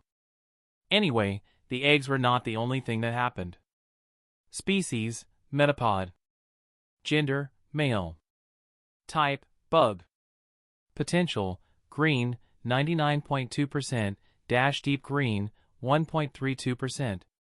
Genetic variation: none. Abilities: shield dust, shed skin. Talents: none. Affinities: bug/growth. Bond: Mikhail, weak. Quirks: careful. Parameters: stage: iron stage, high. Vitality: C-B. Strength: D-C. Endurance: C-B. Agility: D-C. Energy capacity: C-B. Energy density: C-B. Resistance: grass, minor, fighting, minor, ground, minor. Weaknesses: fire, minor, air, minor, rock, minor. Condition: healthy, happy. Masteries: bug E, manipulation, novice. Techniques: tackle, beginner, string shot, proficient, bug bite, beginner, electroweb, beginner, harden, novice, dash, beginner. Iron defense, novice. During the first week of his psychic training, Metapod had managed to promote his potential to deep green. Not only that, but today, 2 days after he doubled the number of dragon lilies around the Magikarp egg, Metapod had officially qualified for the promotion towards the low bronze stage. While it was the minimum qualification that would result in the reduction of the starting point for his parameters, but nonetheless Metapod had worked hard and had managed to reach this point in a relatively short time. Metapod had also managed to learn Iron Defense and increase his mastery of Harden to beginner, despite focusing mostly on his parameters. Mikhail knew that Metapod wanted to advance to the bronze stage as soon as possible, but Mikhail disagreed. He wanted to increase Metapod's strength and agility to be before advancing, so that the reduction of the starting parameter was limited to 1, instead of the 2 value reduction it currently was. He thought for a bit before he decided to allow Metapod to evolve, since he believed it would be easier to train his strength and agility as a Butterfree. Metapod was really happy with Mikhail's decision, and the disappointment over being not allowed to advance to the next stage was swept away as if it had never been there. Mikhail called over all his Pokemon, at least those that were not stuck inside the water, before he started to distribute a few portions of all bug-type materials he possessed around Metapod's position. Once he was done, he told Metapod that he could begin, and they all witnessed how Metapod started to shine in a bright white light. Energy was attracted from the environment, and formed a cocoon around his Pokemon that he knew was extremely durable. After the evolution ended and a Butterfree stood/flew, where previously a Metapod had been, his space started to rumble. Butterfree's evolution caused the Caterpie habitat to increase in size. Apparently, Butterfree's evolution was the last push the area needed for an expansion. Since Mikhail knew that the living area of his Pokemon increased with their strength and population, even if the strength seemed to be the bigger factor, he calmed down after the brief shock he experienced because of the tremors. The tremors stopped a short while later, and he saw from his owner perspective that the habitat had doubled in size. He told everyone the reason for the tremors, and everyone calmed down after hearing his explanation. They all congratulated Butterfree after his evolution, and after looking over Butterfree, Mikhail had to admit that Butterfree was an impressive specimen of his kind. From what he remembered, Butterfree were shown to have a height of 1.1 m in the data, and what he had seen until now overall fit, with some being around 10 centimeters larger and some being 10 smaller. His Butterfree, on the other hand, seemed to be around 1.6 m tall. Species: Butterfree. Gender: male. Type: bug, flying. Potential: deep green, 1.32%, deep green, 17.48%. Genetic variation: none. Abilities: compound eyes, tinted lens. Talents: none. Affinities: bug/growth. Bond: Mikhail, weak. Quirks: careful. Parameters: stage: Iron stage, high. Vitality: B. Strength: C. Endurance: B. Agility: C. Energy capacity: B. Energy density: B. Resistance: grass, major, fighting, major, ground, minor, bug, minor. Weaknesses: fire, minor, electricity, minor, ice, minor, air, minor, rock, major. Condition: healthy, euphoric. Masteries: bug E, manipulation, novice. Flying/air manipulation, novice. Techniques: tackle, beginner, string shot, proficient, bug bite, beginner, electroweb, beginner, harden, beginner, iron defense, novice, gust, novice, confusion, novice. After checking his new status, he saw that Butterfree learned the moves Gust and Confusion. He knew that Gust was one of the hereditary moves that were learned upon evolution, but Confusion wasn't. Mikhail believed that the reason Butterfree managed to learn Confusion as well was that he saw the learning process Mothra went through while learning Confusion herself, and or that the telepathy practice Mikhail used Caterpie/Metapod's assistance in had helped unlock Confusion. As for the percentage increase of his potential, Mikhail had expected that the increase would not be too high, because the majority of the materials available had already lost most of their effectiveness towards him before the evolution. Mikhail had simply added them because every little bit was helpful. Now that the evolution was over, he put away the leftover materials.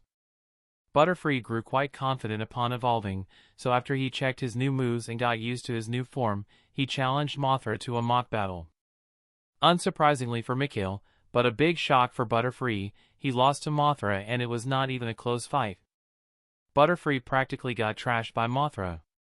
Fortunately, he did not get discouraged by his severe loss but used it as motivation instead. Butterfree threw himself into practice like mad, hoping to fulfill Mikhail's requirement as soon as possible so that he could advance to the bronze stage. To be honest, Mikhail was not sure if he should be impressed or worried by Butterfree's behavior. He was afraid that Butterfree would overdo it, but fortunately, he managed to achieve his goal before it came to that. After training his strength and agility like someone possessed for a whole week, Butterfree managed to increase them to be as well, so Mikhail gave him the permission to break through. The breakthrough process resembled the evolution process a bit.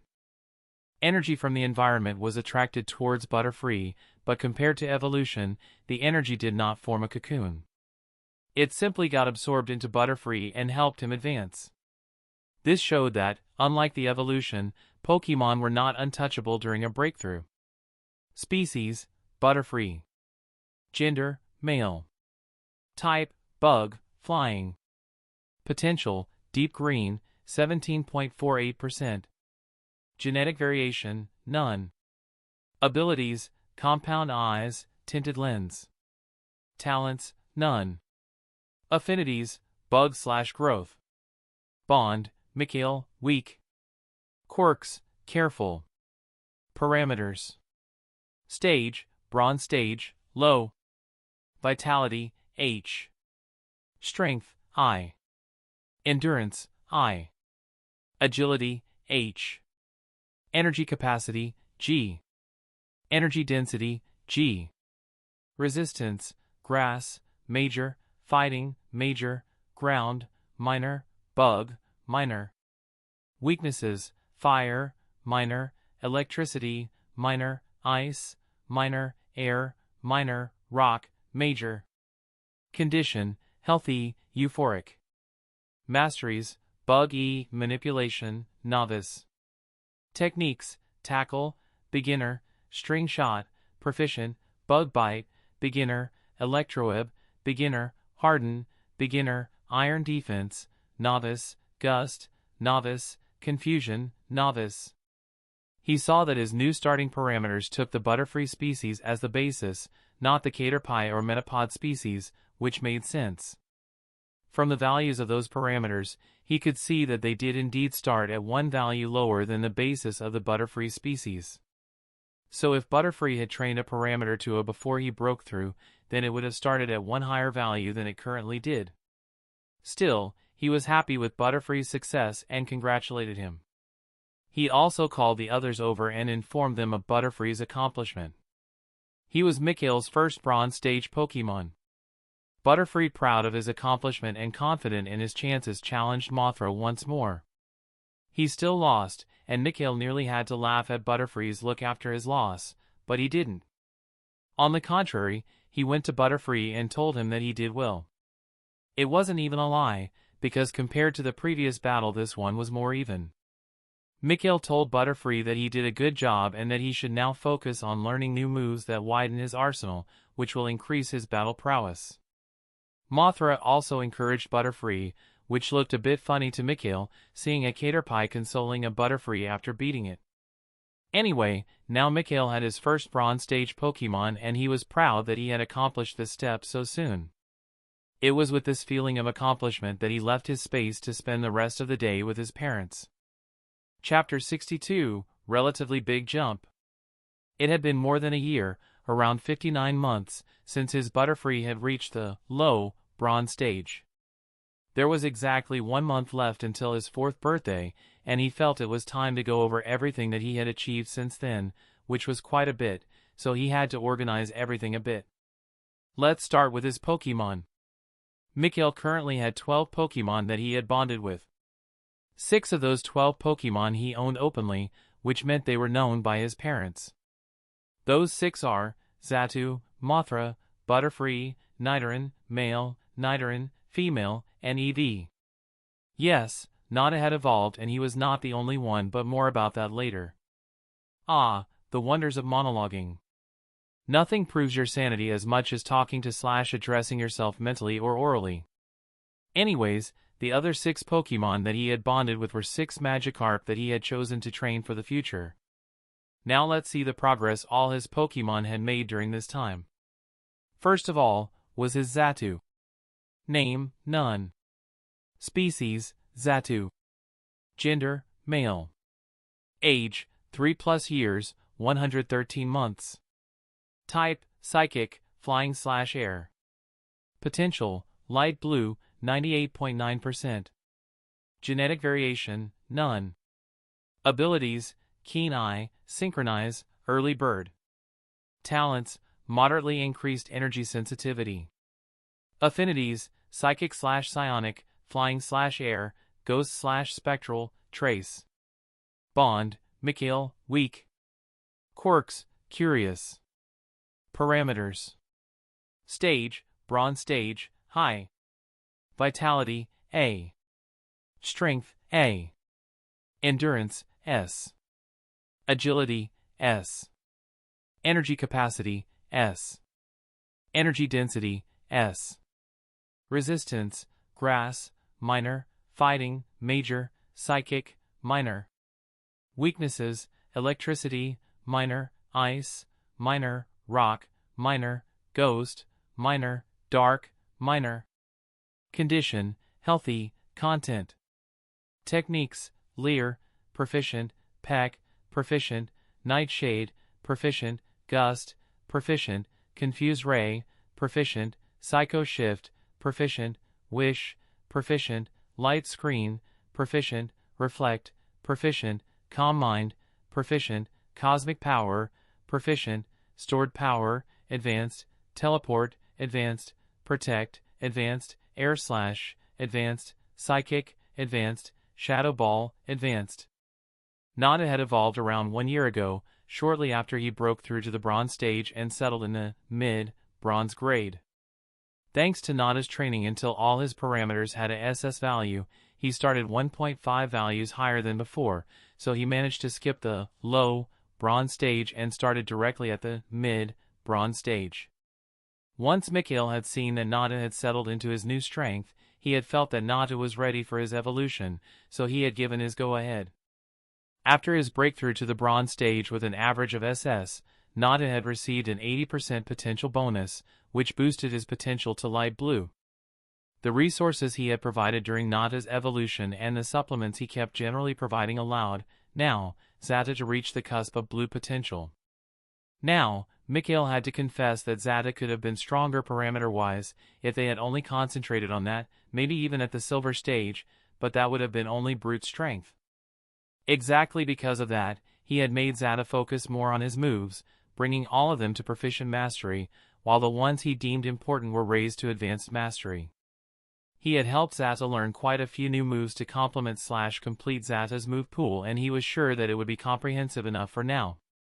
Maybe he would add 1 or 2 moves like Steel Wing to the move pool, but for now, he had focused on Zata's strengths. Anyway, Zata could obviously advance to Silver State right now if he wanted to, but he wanted Zata to achieve another SS average at least before that happened. Next up was Mothra. Name, Mothra. Species, Metapod. Gender, female. Age, 2 years. Type, bug. Potential, light purple, 1.48%. Genetic variation, none. Abilities, shield dust, shed skin. Talents, quick start V2. Affinities, bug/growth, psychic/psionic, weak, grass/flora, trace. Bond, Mikhail, weak. Quirks, likes to eat, curious. Parameters. Stage, bronze stage, high. Vitality, SS. Strength, SS. Endurance, SS. Agility, S. Energy capacity, S. Energy density, S. Resistance, grass, minor, fighting, minor, ground, minor. Weaknesses, fire, minor, air, minor, rock, minor. Condition, healthy, slightly peckish. Masteries, bug E, manipulation, proficient, psionic energy manipulation, beginner. Techniques, tackle, proficient, bug bite, proficient, electroweb, advanced, thunder fang, advanced, psychic fangs, advanced, harden, advanced, iron defense, advanced, iron head, advanced, string shot, mastered, confusion, mastered. Mothra's progress during this time was impressive.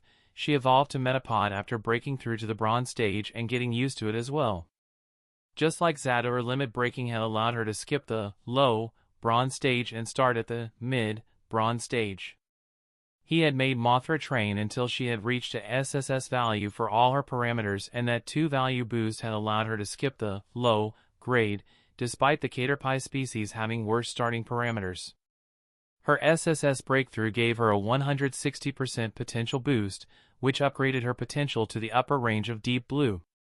Her subsequent evolution to Metapod and the resources he had provided while it happened, as well as the supplements he kept generally providing, allowed Mothra's potential to reach Light Purple. Since Mothra had a lower number of moves, and her talent helped her with learning new ones, she had more time to train her parameters. There was also the fact that her higher potential increased her training speed, which led to her having higher parameters than Zata despite her breaking through later than him.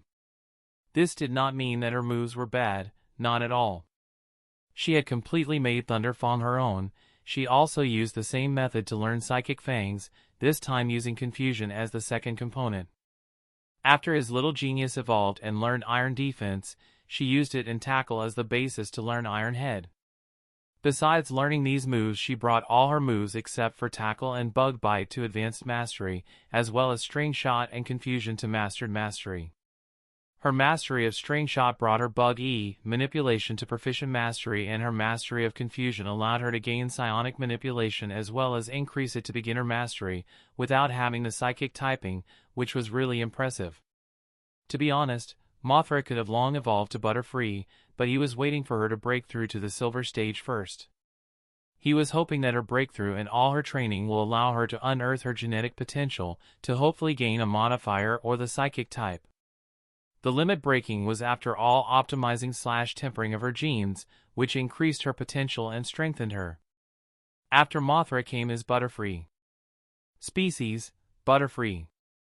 Gender: male. Type: bug, flying. Age: 2.5 years. Potential: deep green, 86.72%. Genetic variation: none. Abilities: compound eyes, tinted lens. Talents: none. Affinities: bug/growth. Bond: Mikhail, weak. Quirks: careful. Parameters: Stage: Bronze Stage, high.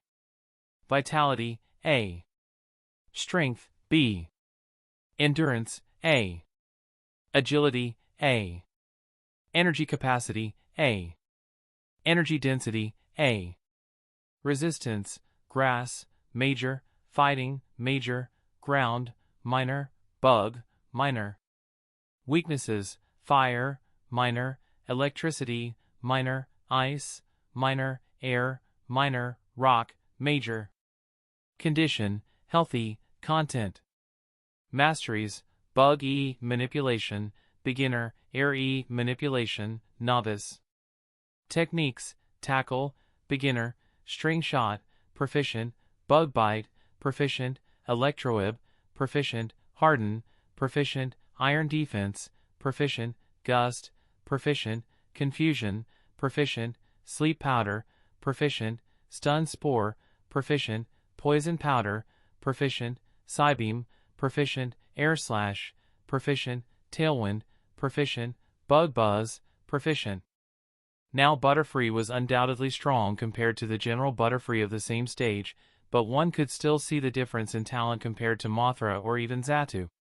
Mikhail decided to train all of Butterfree's parameters up to this time before he broke through so that he did not suffer any reduction in the parameter value upon advancement.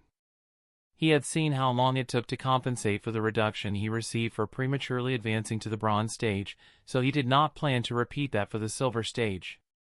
On the other hand, he saw no need to make Butterfree break his limits before he broke through, as he was more like a trailblazer that guaranteed that he had someone stronger until the others caught up, because them breaking their limits was going to take longer and longer, so having someone to protect everyone in the meanwhile was important.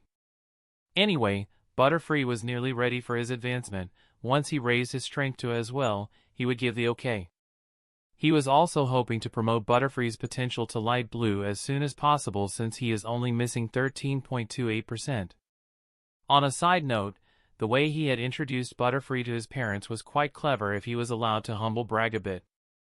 He had used the occasion of Mothra evolving to say that Butterfree had been attracted towards them by said evolution. From there they hit it off and Butterfree decided to join him.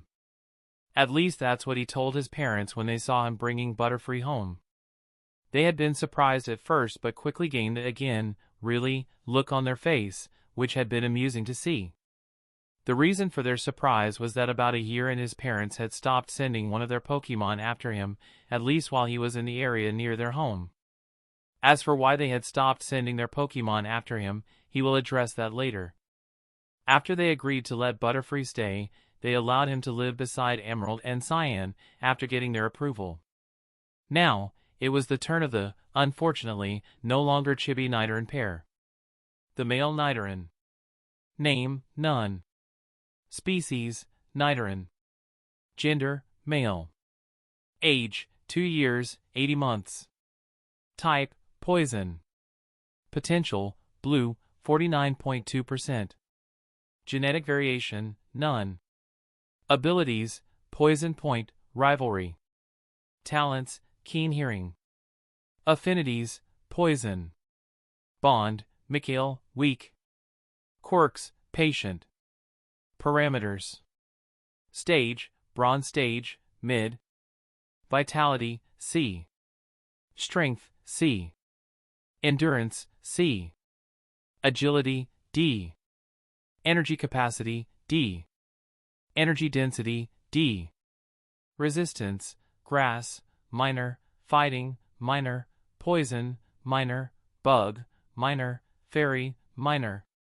Weaknesses, ground, minor, psychic, minor. Condition, healthy, happy. Masteries, poison energy manipulation, beginner. Techniques, leer, beginner, peck, beginner, dig, beginner, poison sting, proficient, focus energy, proficient, fury attack, proficient, helping hand, proficient, toxic spikes, proficient, double kick, proficient, horn attack, proficient, endure, proficient, bite, beginner, poison fangs, proficient, poison jab, proficient, toxic, advanced. And the female Nidoran. Name, none.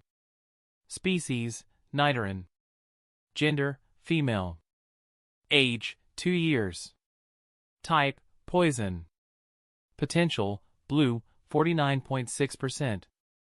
Genetic variation, none. Abilities, poison point, rivalry. Talents, keen hearing. Affinities, poison. Bond, Mikhail, weak. Quirks, curious. Parameters. Stage, bronze stage, mid. Vitality, C. Strength, D. Endurance, C. Agility, C. Energy capacity, D. Energy density, D. Resistance, grass, minor, fighting, minor, poison, minor, bug, minor, fairy, minor. Weaknesses, ground, minor, psychic, minor. Condition, healthy, happy. Masteries, poison energy manipulation, beginner. Techniques, growl, beginner, scratch, beginner, tail whip, beginner, crunch, beginner, poison jab, beginner, poison sting, proficient, fury swipes, proficient, helping hand, proficient, toxic spikes, proficient, double kick, proficient, bite, proficient, dig, proficient, endure, proficient, poison fangs, advanced, toxic, advanced. The ex-chibis had made good progress as well. While they were only at the mid, bronze stage right now, that was because they had been really young when he got them, so it took a bit before he could start their official training, and even then he had to take it slow until they were a bit older. On top of that, he had trained them until all their parameters had reached SSS before he allowed them to break through, but the result spoke for itself. Their potential had reached blue and they were both about halfway through to deep blue potential. Besides this, he had made them focus on increasing their move pool. He made them teach each other some of their moves and made them learn Poison Fangs from Mothra. While most of their moves were only of the beginner or proficient mastery, with 1 or 2 advanced masteries, their wide pool made up for it. They could increase their masteries from now on. As for their evolution, he planned to let them evolve after they reached the high bronze stage. The two were anticipating their evolution quite a bit after they saw how their parents looked after evolving into Nidorino and Nidorina. They had done that after reaching the high iron stage, and he had not interfered. Right now, the senior Nidos were at the low bronze stage and overall weaker than their children, thanks to entraining the ex-chibis, which Mikhail found a bit funny. He would never forget the gobsmacked face of his parents when he returned from his trip outside their property with 4 Nidoran following him. He even used the real reason why they decided to join him during his explanation. Mikhail told his parents how he saved the family from a group of Ekans and how the Chibi Nidoran had taken a liking to him as a result. He said that after he asked the Chibis to join him, their parents decided to follow their children and agreed to join him as well. His parents rubbed their heads and scolded him a bit for recklessly endangering himself that way, but also praised him a bit for his accomplishment. Anyway, long story short, they were allowed to stay as well, and after getting Titan's and Titania's consent, the Nidoran family was allowed to settle near their place, after accepting his parents' Nido pair as their superiors. The evolution of the parent pair changed nothing in the pecking order, as they knew that they were inferior. Anyway, in the eyes of his parents, the children pair were his Pokemon, while the parent pair was more like allies/supporters. He was actually considering whether he should give his Nidoran names or not, but that could wait for now. Now, the last of his open/official Pokemon was his EV, that hatched from the egg they had bought in Orchid City. Name: none. Species: EV. Gender: female. Age: +1 year, 48 months. Type: normal. Potential: blue, 26.9%. Genetic variation: none. Abilities: runaway, adaptability. Talents: stealthy. Affinities: normal/neutral. Bond: Mikhail, weak. Quirks: lively, curious. Parameters: stage: bronze stage, mid. Vitality: E. Strength: E. Endurance: E. Agility: D. Energy capacity: E. Energy density: E. Immunity: ghost. Resistance: none. Weaknesses: fighting, minor. Condition: healthy, happy. Masteries: neutral energy manipulation, beginner. Techniques: growl, beginner, tackle, beginner, tail whip, beginner, sand attack, beginner, helping hand, beginner, endure, beginner, takedown, beginner, shadow ball, beginner, baby doll eyes, proficient, bite, proficient, copycat, proficient, baton pass, proficient, dig, proficient, focus energy, proficient, charm, proficient, quick attack, advanced, swift, advanced, iron tail, advanced. His EV egg had hatched about 12 months after they had bought it, and after the upgrade by his space, EV had deep green potential. As a side note, Rose's EV hatched 2 months after his. After she hatched, he allowed her to enjoy the time until she finished her stageless phase. He bonded with her relatively fast, within a few weeks of her hatching. Anyway, the only thing he did during that time was training her quick attack after she neared the end of her stageless phase, besides that she somehow learned baby doll eyes on her own and kept using it against him to make him do things for her. After she reached the iron stage, he started training her for real. He made her increase her parameters to the absolute limit as well. The SSS breakthrough increased her potential to borderline blue, and the supplements he provided for her in general allowed her potential to reach its current state. Eevee had to learn moves to increase her move pool as well, since he wanted her to be relatively versatile. Mothra helped Eevee with Iron Tail, his Nidoran helped her with Dig, Focus Energy, and Endure, while Zata recently started to help her with Shadow Ball. He made Eevee focus the most on Quick Attack, Iron Tail, and Swift. Quick Attack was used for mobility, Iron Tail for close range, and Swift for long-range combat. He planned to make Shadow Ball another long-range mainstay, as well as Dig for maneuverability. She also possessed quite a few moves to lower the stats of her opponent if necessary, and even had copycat in case her opponent had a useful move, so she covered most of her bases. As far as her evolution was concerned, he planned to wait until she reached the silver stage. Besides, he was going to let her choose which evolution she wanted to evolve into, since it was going to be her that had to live in her new body, so choosing one that she liked was mandatory in his opinion. However, that was still quite a bit away, with her only being at the mid-bronze stage right now. Okay, that had been all his open/official Pokemon, so only the 6 Magikarp he chose for his team were left. Chapter 63, Relatively Big Jump. The 6 Magikarp Mikhail had decided to add to his team were linked to the next 2 points he wanted to recap as well. First, the Magikarp eggs as well as population, and second, the experiment he had started. During these 59 months, the population of Magikarp inside his pond had increased to 117. He had 16 Magikarp inside the pond at the beginning, and he added 18 more Magikarp that he caught during trips to Lake Hope.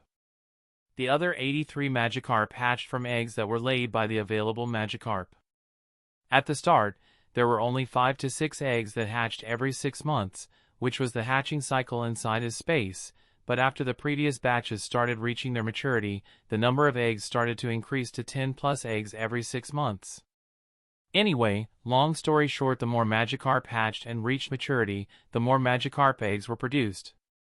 Actually, more than 83 eggs had been laid, but the others had not qualified to stay inside the pond and were relocated to his subspace. Out of the 83 Magikarp that did qualify, he chose 6 that stood out to him. The reason for that was linked to his experiment. He had retired Magidraco as well as Magiflora and had transferred them to breeding duty. Mikhail decided to shift the focus of his experiment to eggs instead. His tests with the first egg had shown that the hatched Magikarp may possess an affinity in the event it had absorbed energy as an egg. The Magikarp that hatched from the first egg possessed a weak dragon affinity thanks to the energy it had absorbed from the dragon lilies. Still, Mikhail was lucky that the first egg managed to develop an affinity, because subsequent tests showed that only around 15% of the eggs developed an affinity to the energy they absorbed. The others showed either no impact at all or had reduced potential as a consequence. At least he believed that to be the reason for the existence of most of the unqualified Magikarp. His tests had until now produced Magikarp with an additional dragon, grass, poison, fire, and dark affinity. Other elements were either not compatible with Magikarp or the number of tries/materials was insufficient. Some elements might have a lower compatibility, thus having a reduced success rate. Anyway, Mikhail chose one Magikarp with the highest potential from each successful affinity group and a standard Magikarp that had the highest potential among the standard Magikarp. Generally, he chose the ones that possessed light blue potential after the small bonus they gained from his space upon hatching, with the standard Magikarp being the only exception, as that one started with blue potential. Now, before he went over the status of his Magikarp, he had to touch upon something he found out during the training of his Magikarp. When 50% of the scales of a Magikarp that possessed an additional affinity turns to the color of its second affinity, then it has managed to push said affinity to the same standard as its water affinity. Still, the color difference is the only obvious change that happens. He noted that Magikarp do not automatically gain a second type upon achieving the 50%. They only gained their second type after they managed 50% and broke through to the next stage. Mikhail had confirmed this himself after some of his Magikarp had broken through to the bronze stage. He speculated that an evolution would work as well, but since none of his Magikarp had evolved yet, he couldn't confirm it. The first of his Magikarp was the one with a dragon affinity. It was actually the Magikarp that hatched from the first egg. Name: none. Species: Magikarp. Gender: male. Age: 1+ years, 56 months. Type: water, dragon. Potential: blue, 89.4%. Genetic variation: dragon variant. Abilities: swift swim, shed skin. Talents: none. Affinities: water, dragon. Bond: Mikhail, weak. Quirks: slightly combative. Parameters: Stage: bronze stage, mid. Vitality: E. Strength, F. Endurance, E. Agility, D. Energy capacity, F. Energy density, F. Resistance, fire, major, water, major, steel, minor. Weaknesses, dragon, minor, fairy, minor. Condition, healthy. Masteries, water energy manipulation, proficient. Techniques, tackle, proficient, flail, proficient, bounce, proficient, hydro pump, proficient, splash, advanced, swift, advanced, aqua jet, advanced, water gun, mastered. Like he previously mentioned, his Magikarp gained the Dragon type after increasing his Dragon affinity to the same standard as his Water affinity and breaking through to the Bronze stage. Mikhail had made Magikarp train all his parameters to SSS before he broke through, and the bonus from that together with the supplements he fed him brought his potential to Blue, not too far from Deep Blue. What did surprise him was that Magikarp's Rattled ability was replaced by Shed Skin upon gaining the Dragon type while he broke through. About his quirk, Mikhail was not sure if that was the influence of his Dragon affinity or just his nature, but Magikarp was always ready for a fight. Another important point were the moves Magikarp had been able to learn. Mikhail had first made Magikarp focus on his splash. He let Magikarp train the moves so much that they managed to turn the move into a dodging maneuver. After that, they used splash as the basis to learn flail and bounce, which while not easy, wasn't that hard. Teaching him water gun on the other hand had been much harder.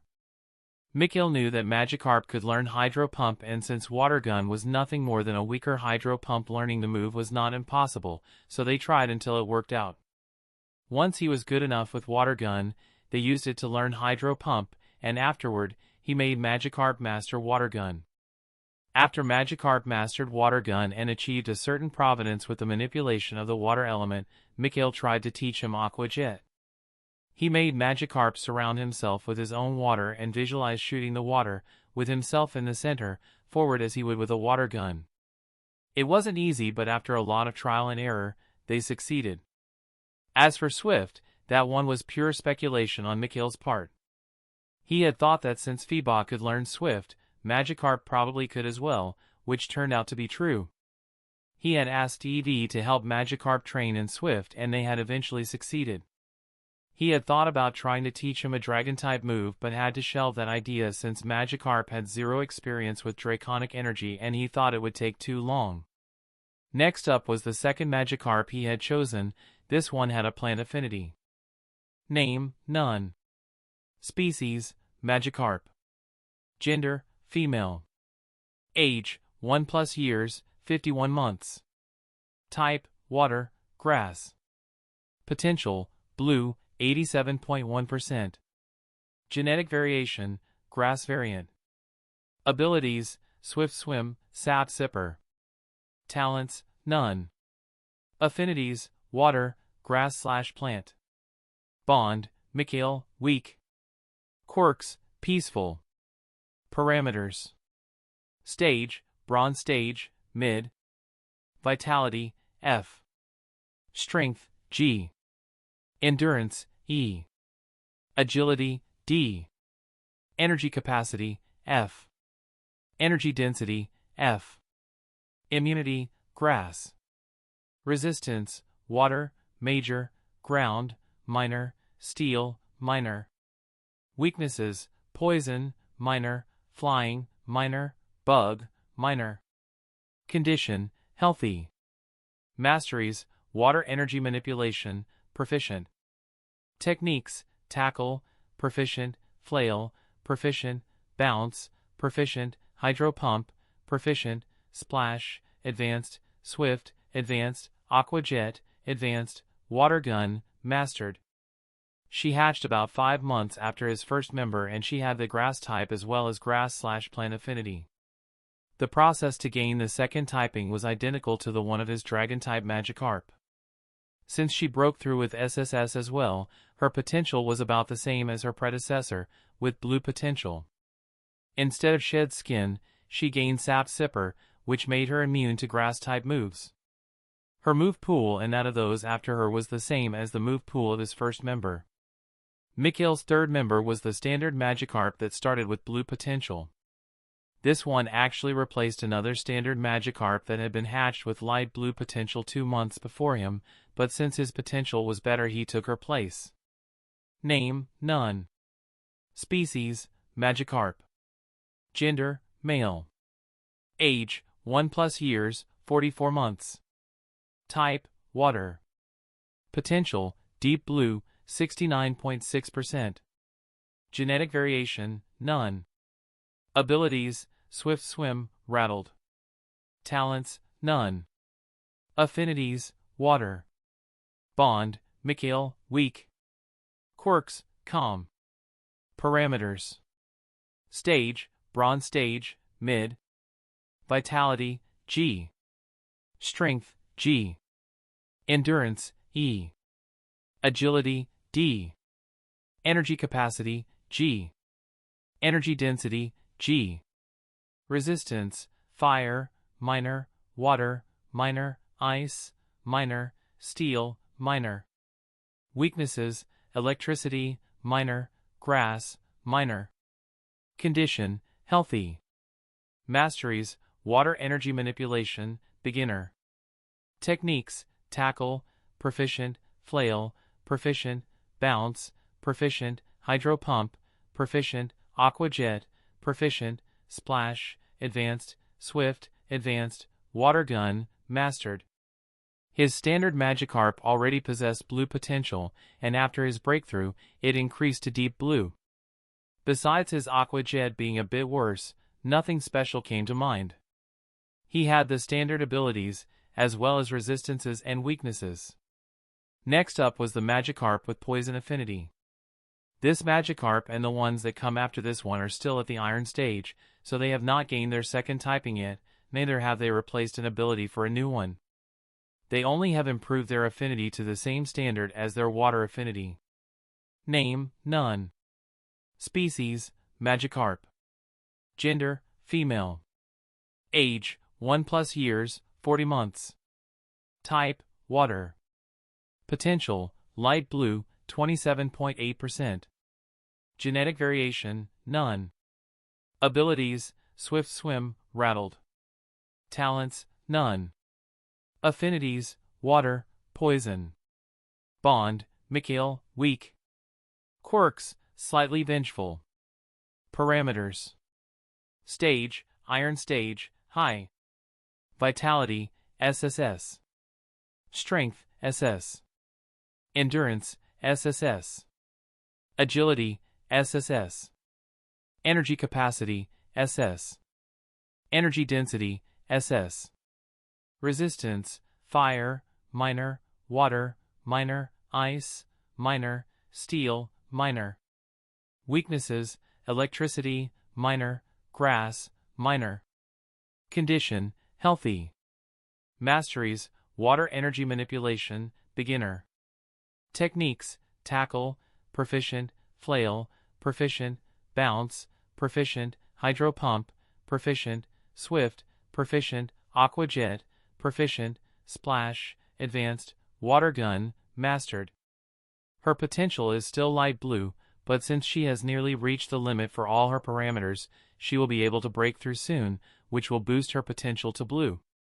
She will also gain her second type and replace an ability for a new one. Her quirk seems to show the influence her affinity has on her, but it is not as pronounced as it was for general poison-type Pokémon. The number of resistances she will gain is remarkable as well. Another point would be that she lags behind a bit on her Swift and Aqua Jet. Next up is the affinity that he had expected the least, the Fire affinity. Name, none. Species, Magikarp. Gender, male. Age, 34 months. Type, water. Potential, light blue, 19.6%. Genetic variation, none. Abilities, swift swim, rattled. Talents, none. Affinities, water, fire. Bond, Mikhail, weak. Quirks, slightly impulsive. Parameters. Stage, Iron stage, high. Vitality, SS. Strength, SS. Endurance, SS. Agility, SSS. Energy capacity, SS. Energy density, SS. Resistance, fire, minor, water, minor, ice, minor, steel, minor. Weaknesses, electricity, minor, grass, minor. Condition, healthy. Masteries, water energy manipulation, beginner. Techniques, aqua jet, beginner, tackle, proficient, flail, proficient, bounce, proficient, hydro pump, proficient, swift, proficient, splash, advanced, water gun, mastered. The last two Magikarp are less than a year old, so they are a bit behind the others, even if it is not by too much. Besides that, the most obvious point would be that he has only recently started with Aqua Jet and that his parameters are all SS except for agility, which is SSS. His quirk also seems to be influenced by his affinity, which, if one considered the other cases as well, showed that their affinity does have a certain influence on the behavior of Pokémon. How large this influence is, remains to be seen. Finally, there is the Magikarp with a Dark-type affinity. Wow, with so many Magikarp, calling them all by their species name can get confusing really fast. Name, none. Species, Magikarp. Gender, female. Age, 29 months. Type, water. Potential, light blue, 11.5%. Genetic variation, none. Abilities, swift swim, rattled. Talents, none. Affinities, water, dark. Bond, Mikhail, weak. Quirks, calm. Parameters. Stage, Iron Stage, high. Vitality, SS. Strength, S. Endurance, SS. Agility, SS. Energy capacity, S. Energy density, S. Resistance, fire, minor, water, minor, ice, minor, steel, minor. Weaknesses, electricity, minor, grass, minor. Condition, healthy. Masteries, water energy manipulation, beginner. Techniques, swift, beginner, aqua jet, beginner, tackle, proficient, flail, proficient, bounce, proficient, hydro pump, proficient, splash, advanced, water gun, mastered. She is the latest addition to his team and she is currently only halfway through the limit parameter vice. On the other hand, just like the Magikarp with poison affinity, she has a large list of resistances she will gain as well. On top of that, she will be immune to the psychic type. Still, she has currently started on both Swift and Aqua Jet, so those two are her worst moves right now. Now that he was done with his Magikarp, he had to mention the Magikarp population inside his subspace as well. Compared to the one inside his pond, this one was quite a bit larger.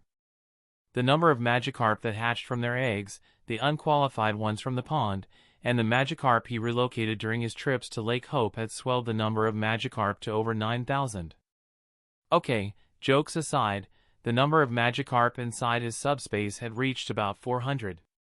Now considering that the worst ones had light yellow potential, with the majority having yellow potential, Mikhail could confidently say that whether he planned to create a Gyarados army or use them for nutritious food, he would have no problem either way. The most important part was that the increase in population was not slowing down and he had to seriously consider if the size of the subspace was going to be insufficient in the near future or not. Chapter 64, Relatively Big Jump. To be honest, there was no need to go into detail about everything he learned about ball crafting during these 59 months, but he was going to simply list the different balls he could currently craft, a bit on their use, and how he gained access to them. After he became sufficiently proficient with the production of common balls, Mikhail gained access to the knowledge on 3 new Pokeballs. The 3 balls were the Water Ball, the Bug Ball, and the Grass Ball. Like their names indicated, these balls were designed for Pokemon of the mentioned element. The balls would absorb energy from the environment to create a good atmosphere inside its space for Pokemon of its element. While these balls could be used for all Pokemon, even if Pokemon of certain types would feel uncomfortable inside, They work best for Pokemon that purely had the typing of the ball. This meant that the Bug Ball, for example, worked best for a Caterpie or Metapod. While the Bug Ball would also work pretty well for a Butterfree, a dual-element ball focusing on the bug and flying type would still be better suited for it. An example of a dual-element ball would be the Net Ball. It took some time because he had other things to focus on as well, but after he became proficient enough in the production of these 3 balls too, he unlocked another 3 Pokeballs. The new batch of balls were the Poison Ball, the Air Ball, and the Fire Ball. Their names showed their target group quite obviously as well, and he had managed to become proficient in the production of the Poison Ball and the Air Ball. He still needed to work on increasing his success rate for the Fire Ball. Mikhail could produce successful products, but he still failed more often than not. He hoped to finish with the Fire Ball soon, so that he may unlock the next batch of Pokeballs. There were still 11 elemental balls he had to master before he could access the knowledge on dual-element Pokeballs, and he had to master those before he could access the triple-element balls. The road to master a craft is long indeed. Even with him cutting the time it takes to memorize the necessary knowledge, mastering a craft was still a time-consuming activity. He was happy that he was young and that his lifespan was going to be really long, at least he hoped so, or all the knowledge he had access to would have gone to waste. The next point was the one that had the biggest surprises for him during this time. The unintended effects the progress of his aura training had on him, more specifically his body, had really surprised him. His previous progress with aura had no direct impact on himself, except for the body and regeneration boost he gained upon reaching Tier 1, so it was quite unexpected when he noted 1 month into his training that he had grown by half a centimeter. At first, he was not sure if he had really grown a bit or not, because he was not supposed to grow in height at all until it was time for the second development phase when he became 7.5 years old. However, after he noted another increase in size during the next month, he confirmed that he had indeed started to grow again. Now, a difference of 1 centimeter could be ignored, but if he kept growing, as he suspected he would, then he had a problem. He concluded that his aura training was responsible for his sudden growth, which made sense since aura was life energy. A steady influx of life energy and his increasing aura capacity basically prematurely kickstarted his second development phase. While his growth was slower than it normally would have been during the second growth phase, he still finished it 6 months ago, which meant that he currently looked like an 11-year-old child according to Earth standards. This was early by more than 4 years since he was supposed to look like this only after he became 8 years old. Anyway, as soon as he confirmed that he had started growing again, Mikhail knew that he would be unable to hide his growth from his parents for too long, so he decided to come clean himself. He went to his parents and told them that he had noticed another warm energy while he was focusing on his psychic energy and that he had tried to absorb it as well. He explained to them that he had noticed himself growing a bit after he kept absorbing the new energy. After he described to them the feeling of the energy as well as demonstrating to them the absorption process, his parents correctly deduced that the energy he mentioned was aura. Mikhail found his parents' reaction when they found out that he had not only 1 but 2 elemental talents, and that the second one was aura, quite funny. Still, the conversation that followed after they calmed down was much less funny. They started discussing the possible reactions and consequences that would most likely follow if it came to light that he had 2 complementary elemental talents. His parents concluded that it would be too dangerous and not worth the danger that would follow. They warned him that he would have to hide his second talent. Since his physical growth was not something that could be hidden without actually hiding him until he was old enough to not stand out, it would make more sense to say he had an aura talent and to hide his psychic talent until he was strong enough to protect himself from unsavory characters. Thus it was decided that he would openly only show his aura talent and that his psychic talent would remain a secret that would not be mentioned to anyone. The only ones that knew about his psychic talent besides them were the Field family. His parents assured him that it would not be a problem and that he should leave that to them. Mikhail agreed with their decision and they started to talk about the available aura schools. It turns out that the enrollment age for aura schools was higher than that of other elemental schools, with it being 8 years, because they waited until the body matured a bit more.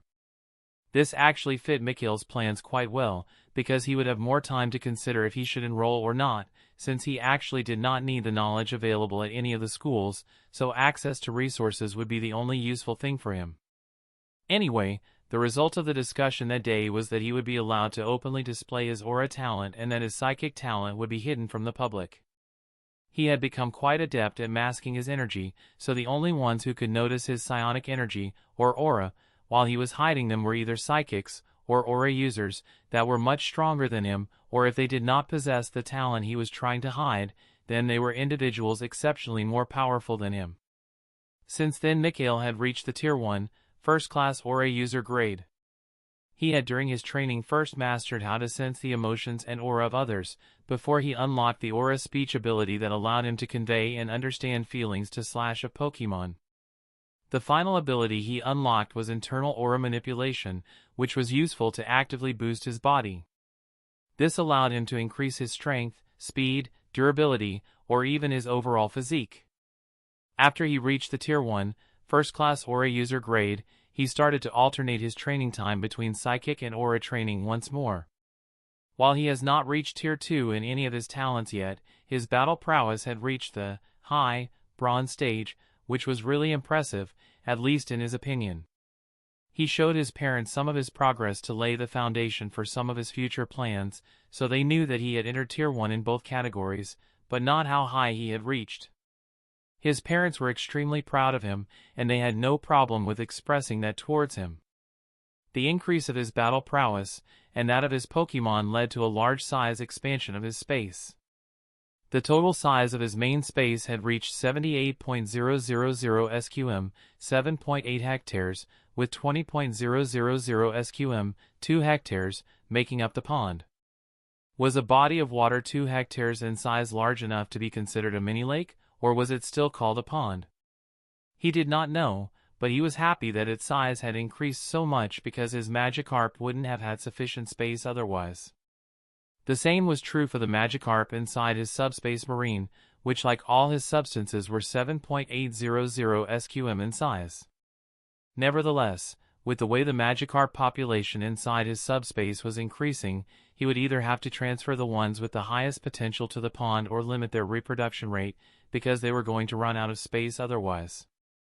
The only reason they did not run out of space was that the size of bodies actually had to be regarded in cubic meters, and all of his subspace had a height of 25 meters, which meant that his subspace marine had an area of 195.000 cubic meters. The depth of his pond was currently 25 meters as well, so his main space did not have a population problem. Aside from the size increase, there were still another 3 upgrades to his space. First, the ability of his space to increase the quality of an object increased to D class. The same was valid for its production capabilities, which lead him to the second improvement, the production rate.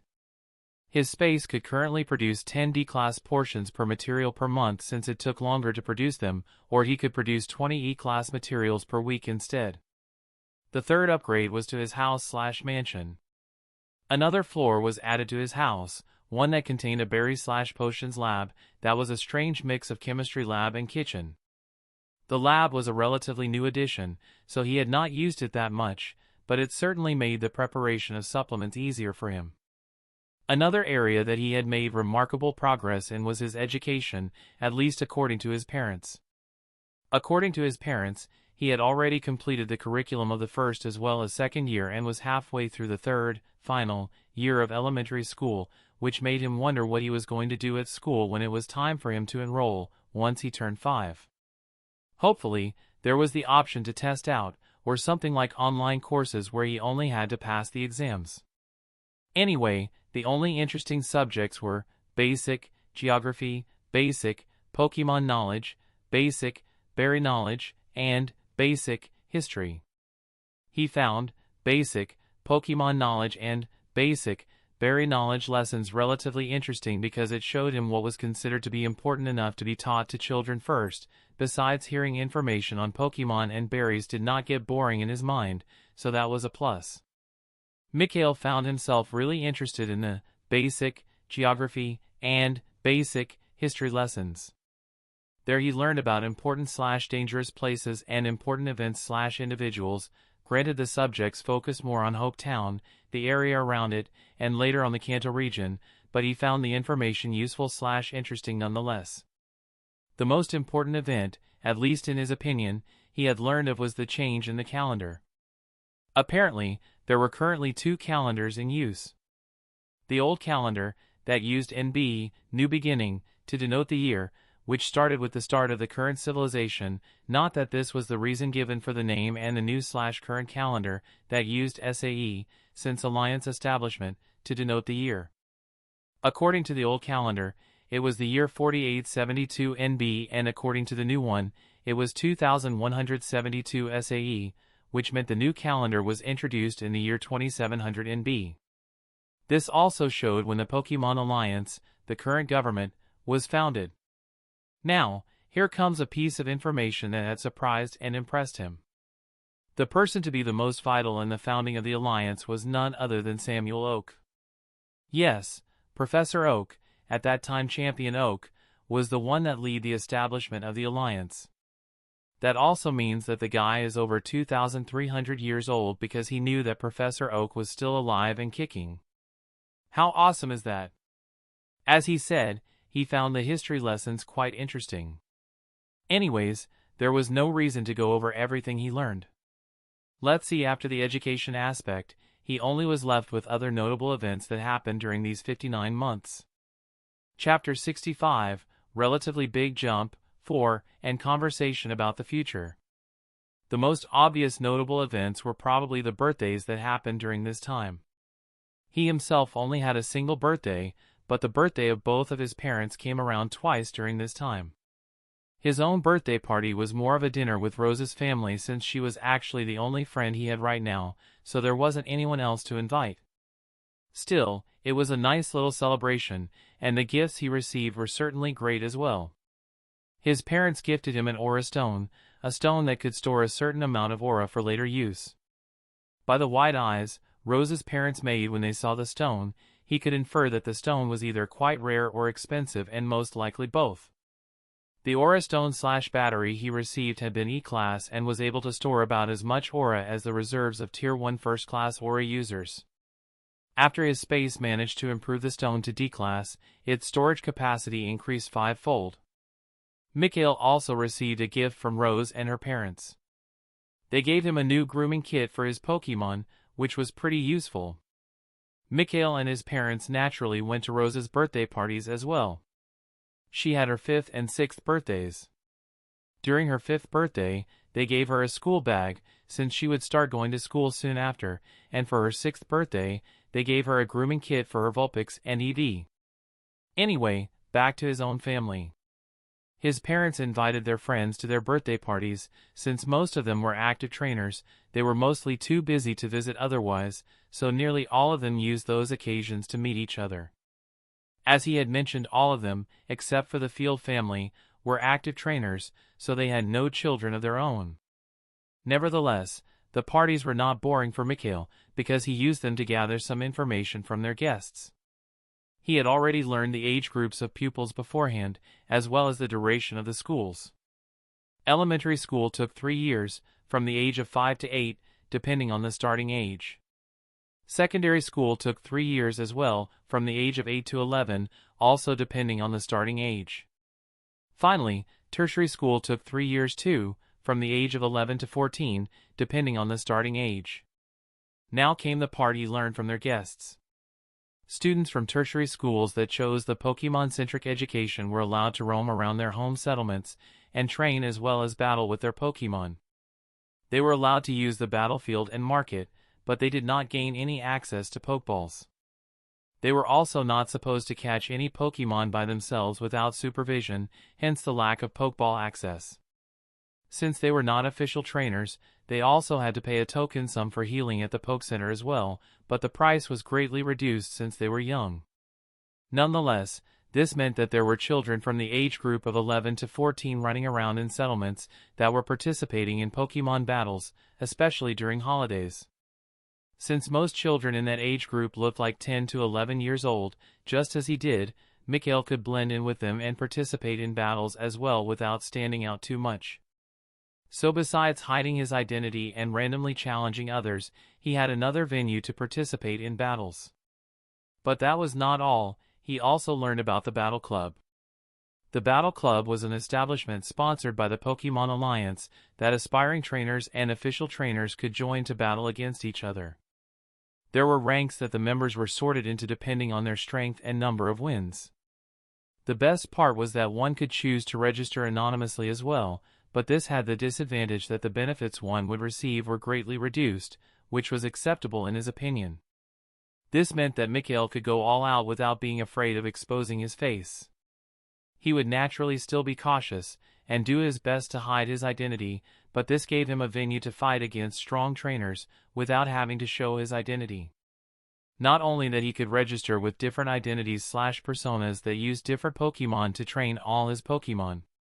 There was naturally more that he learned during their conversations, but those 2 points were the most important ones in his opinion, especially the Battle Club. Besides the birthday parties that were held, other important events were the evolutions and advancements of his parents' Pokemon. Yes, his parents had deemed some of their Pokemon to be ready for evolution and had prepared the necessary materials for those that needed them. From his mother's Pokemon, only Titania, her Nidorina, and Rivers, her Poliwhirl, evolved. Not only that, but they also improved their strength and potential. Name: Titania. Species: Nidorina-Nidoqueen. Gender: female. Type: Poison-Poison, ground. Potential: light blue-blue. Stage: Silver Stage, mid-silver stage, high. Name: Rivers. Species: Poliwhirl-Poliwrath.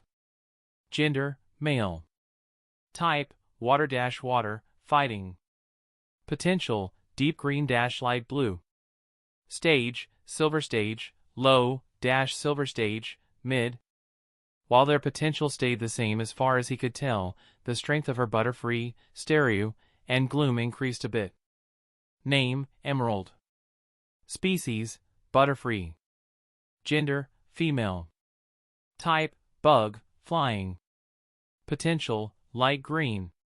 Stage: Silver Stage, low-silver stage, mid. Name: Sunny. Species: Gloom.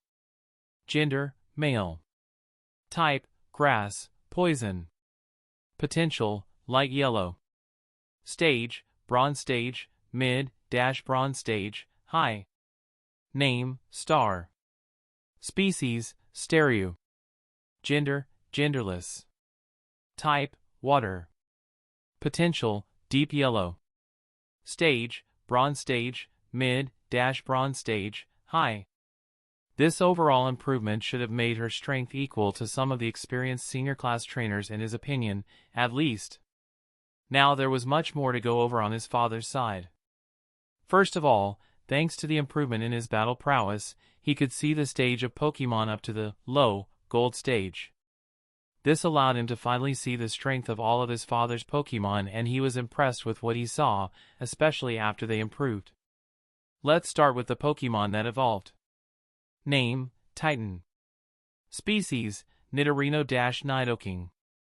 Gender: male. Type: Poison-Poison, ground. Potential: light blue-blue. Stage: Silver Stage, high-gold stage, low. Name: Cell. Species: Magneton-Magnezone. Gender: genderless. Type: electric, steel. Potential: green-deep green. Stage: Silver Stage, low-silver stage, mid. Name: Agni. Species: Growlithe-Arcanine. Gender: male. Type: fire. Potential: light blue. Stage: Silver Stage, mid-silver stage, high. His father's Nidorino, Magneton, and Growlithe evolved. Titan and Agni, like Titania and Rivers, evolved with the help of standard evolutionary stones of good class/quality. Magneton, on the other hand, used a chunk of a high-purity magnet to evolve. Luckily, for his father, not only did Titan's potential increase to blue, just like Titania's potential, but Titan also broke through to the gold stage.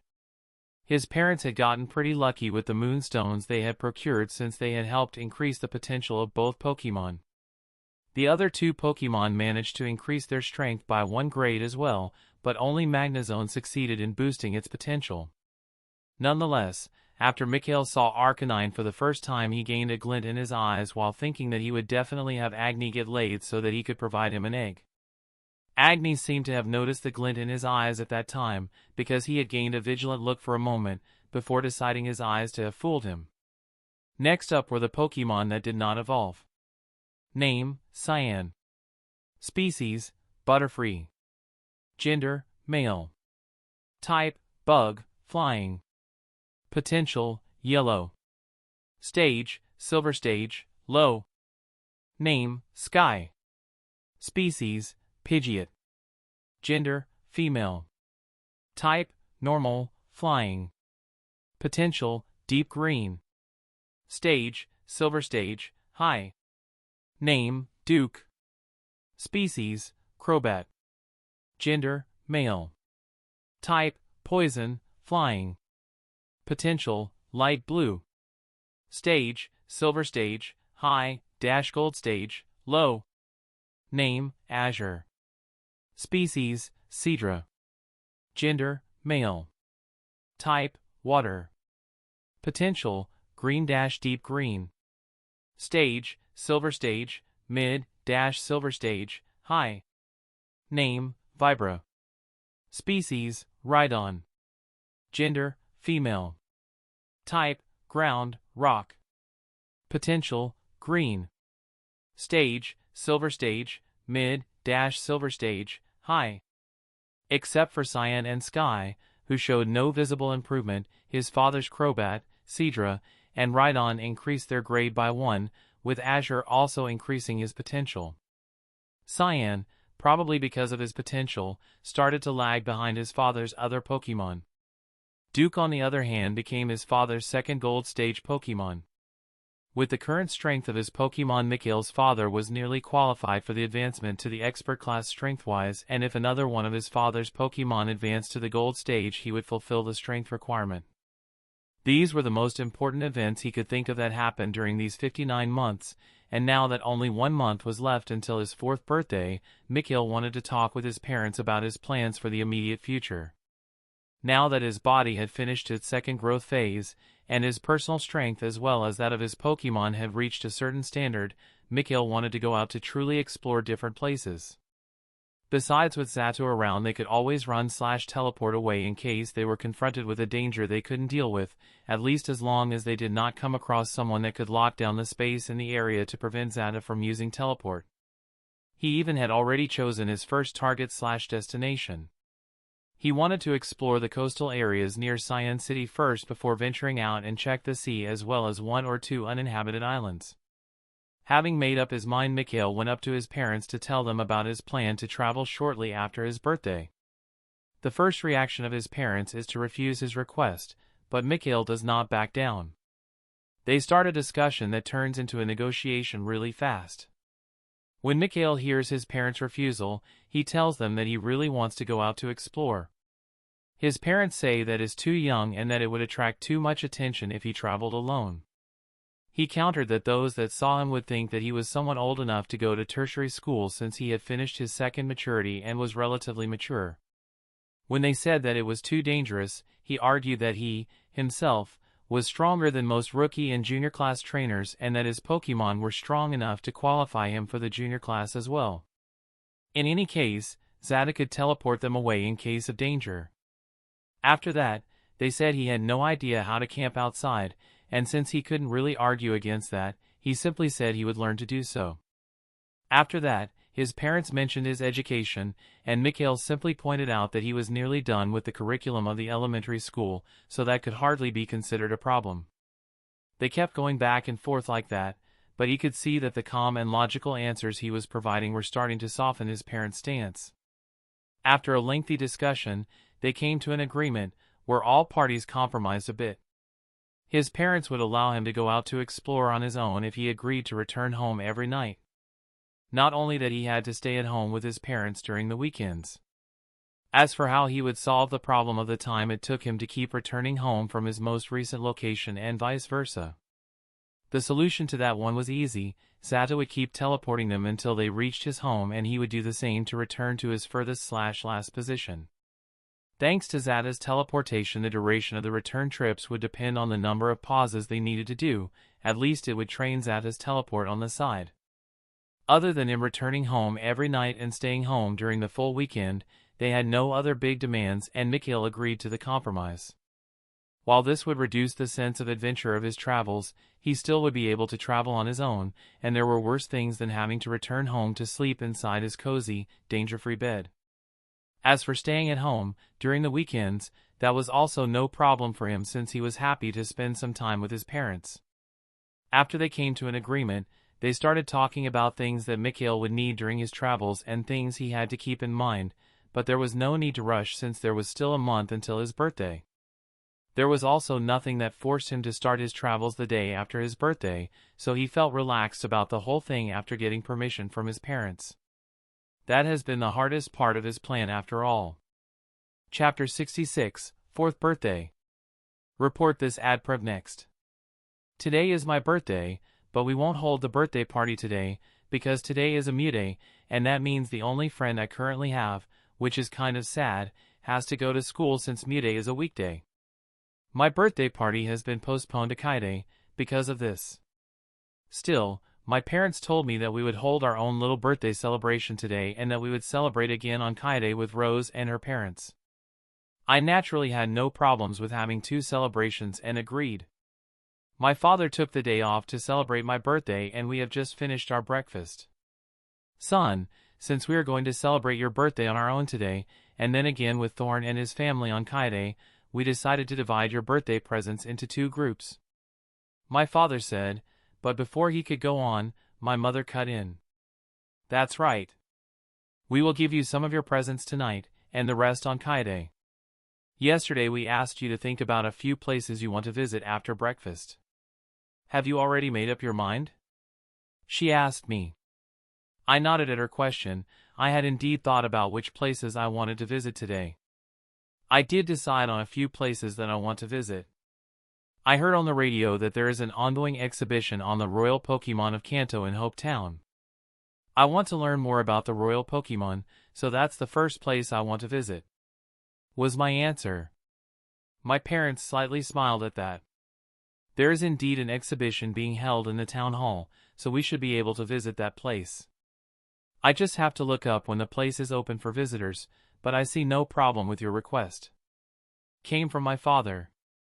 While I showed a happy smile at that, I heard my mother speaking.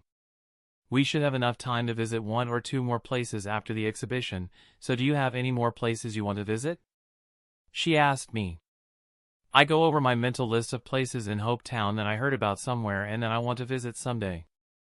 I decide on one place that should match time-wise. I heard someone talk about a store called Curry's Curious Curiosities during one of our trips.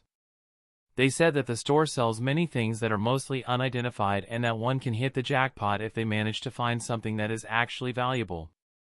I think that place sounds interesting. That was what I told my parents. My parents looked quite happy at my choices. We should have no problems visiting those places. I think going to both should take up most of the day. I just looked up the opening hours of the exhibition and it opens at 10 a.m., so we have about an hour until then. Also, let's have our dinner at a restaurant, this way your mother won't have to cook, answered my father. That's a great idea, darling. My mother agreed with my father. Having decided on the places to visit, we separated. My mother started to clear the table and my father helped her. In the meantime, I went to my room to change into appropriate clothes for a trip outside. While changing into my clothes, I thought about the only noteworthy event that happened in the last month. My Zata managed to fill in the last 1.1% he had missed and promoted his potential to blue. He had truly come a long way since the time they had met, from the little, low, iron stage Nada with yellow potential that had his potential increased to light green by my space to a high, bronze stage Zata with blue potential, and all that in less than 2 years. I was happy with the progress of all my Pokemon because I knew that their progress was nothing short of impressive. Anyway, after I was done changing my clothes, I went downstairs and waited for my parents to be done as well. Once everyone was ready, we departed, and at around 9:45 a.m. we arrived at the town hall. Should I buy the regular tickets or the ones with a guide? Do you want someone to tell you stuff about the thing displayed, Mikhail? Came the question from my father. The one with a guide, please, was my immediate answer. I was hoping to learn something new by listening to the guide. My father nodded at my request and went up to the register to buy our entry tickets. He returned smiling. We were lucky.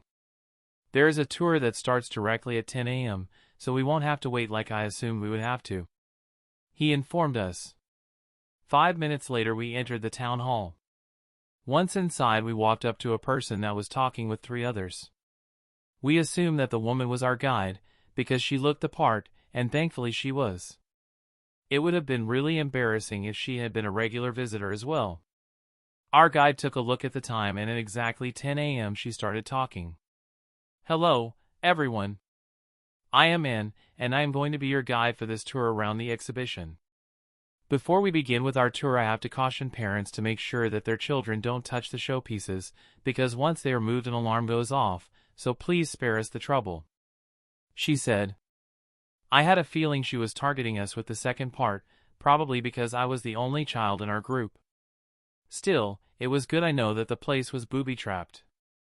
And continued with her speech. Bulbasaur, Charmander, and Squirtle are the 3 royal Pokémon of Kanto. She said while pointing at the pictures of the 3 Pokémon that were displayed at the entrance of the exhibition.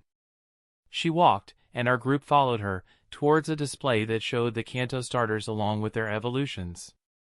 The royal Pokémon of Kanto are recognized as such because their lines belong to one of the strongest Pokémon species most prevalent in the Kanto region that belong to the grass, fire, or water type. While they can be found outside of Kanto as well, they are the most numerous in our region. Every single one of them can be trained by even starting trainers into true powerhouses, as long as they do an adequate job at training them. They also belong to the more amiable species, especially during their first stage, as even Charmander, the most demanding among them, would get close to its trainer and follow her lead as long as they get taken care of well enough and receive the respect they deserve. As long as the trust is established between Pokemon and trainer, evolution is not a problem. She passed her for a bit before she continued. The grass/poison type Bulbasaur, with its evolutions Ivysaur and Venusaur. The fire-type Charmander, with its evolutions Charmeleon and Charizard. The water-type Squirtle, with its evolutions Wartortle and Blastoise. All of their species belong to the upper echelon of Pokemon. Still, there are a few of them that gain access to another stage that allows them to surpass even the likes of Dragonite. She said while pointing towards pictures of their Mega Evolutions. While she did not comment on how one would go about evolving their Pokemon to these forms, her speech showed that the existence of Mega Pokemon was public knowledge. They walked towards another display that showed multiple pictures of the starter Pokemon. The special thing about them was that the Pokemon in the pictures all looked different compared to each other. Just like with most other Pokemon species, variants of the royal Pokemon have been discovered as well. These variants are extremely rare and we only have pictures for some of them available. The others have been confirmed but no pictures are available for the public yet. Please note that only the variants whose existence has been confirmed are part of the exhibition. There may be other variants out there that have yet to be discovered, but those are irrelevant for us right now. She indicated towards the group of Bulbasaur first. For Bulbasaur, 4 variants with a single typing have been discovered.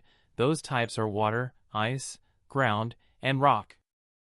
Furthermore, 3 variants with different secondary typing have been confirmed as well, those being grass/water, grass/ice, grass/ground. She explained before pointing at the picture of the different Charmander. Like with the Bulbasaur, variants have been found for Charmander as well.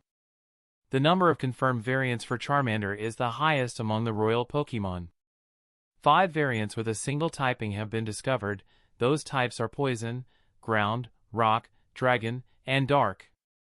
Another 4 variants with a secondary typing have been confirmed as well, those being Fire/Poison, Fire/Rock, Fire/Dragon, and Fire/Dark. She said, and pointed at the last picture showing a group Squirtle. Just like the others, Squirtle has type variants as well. 3 variants with a single typing have been confirmed, those types being Grass, Ice, and Ground. As for those with a secondary typing, 4 have been confirmed, those being Water/Grass, Water/Ice, Water/Poison, and Water/Steel. She said, I was impressed with the number of known variants. I especially like the look of the Grass/Water Bulbasaur, the Fire/Rock Charmander, and the Water/Ice Squirtle. The shape of the Bulbasaur's body remained the same, but instead of having dark green spots on its skin it had deep blue spots. Additionally, in place of its bulb, it had a few red, purple, and green corals. Charmander kept its general body shape as well, but its body was partially covered in stone plates at its legs, arms, tail, and scalp. It kinda looked as if it was wearing parts of stone armor on its body.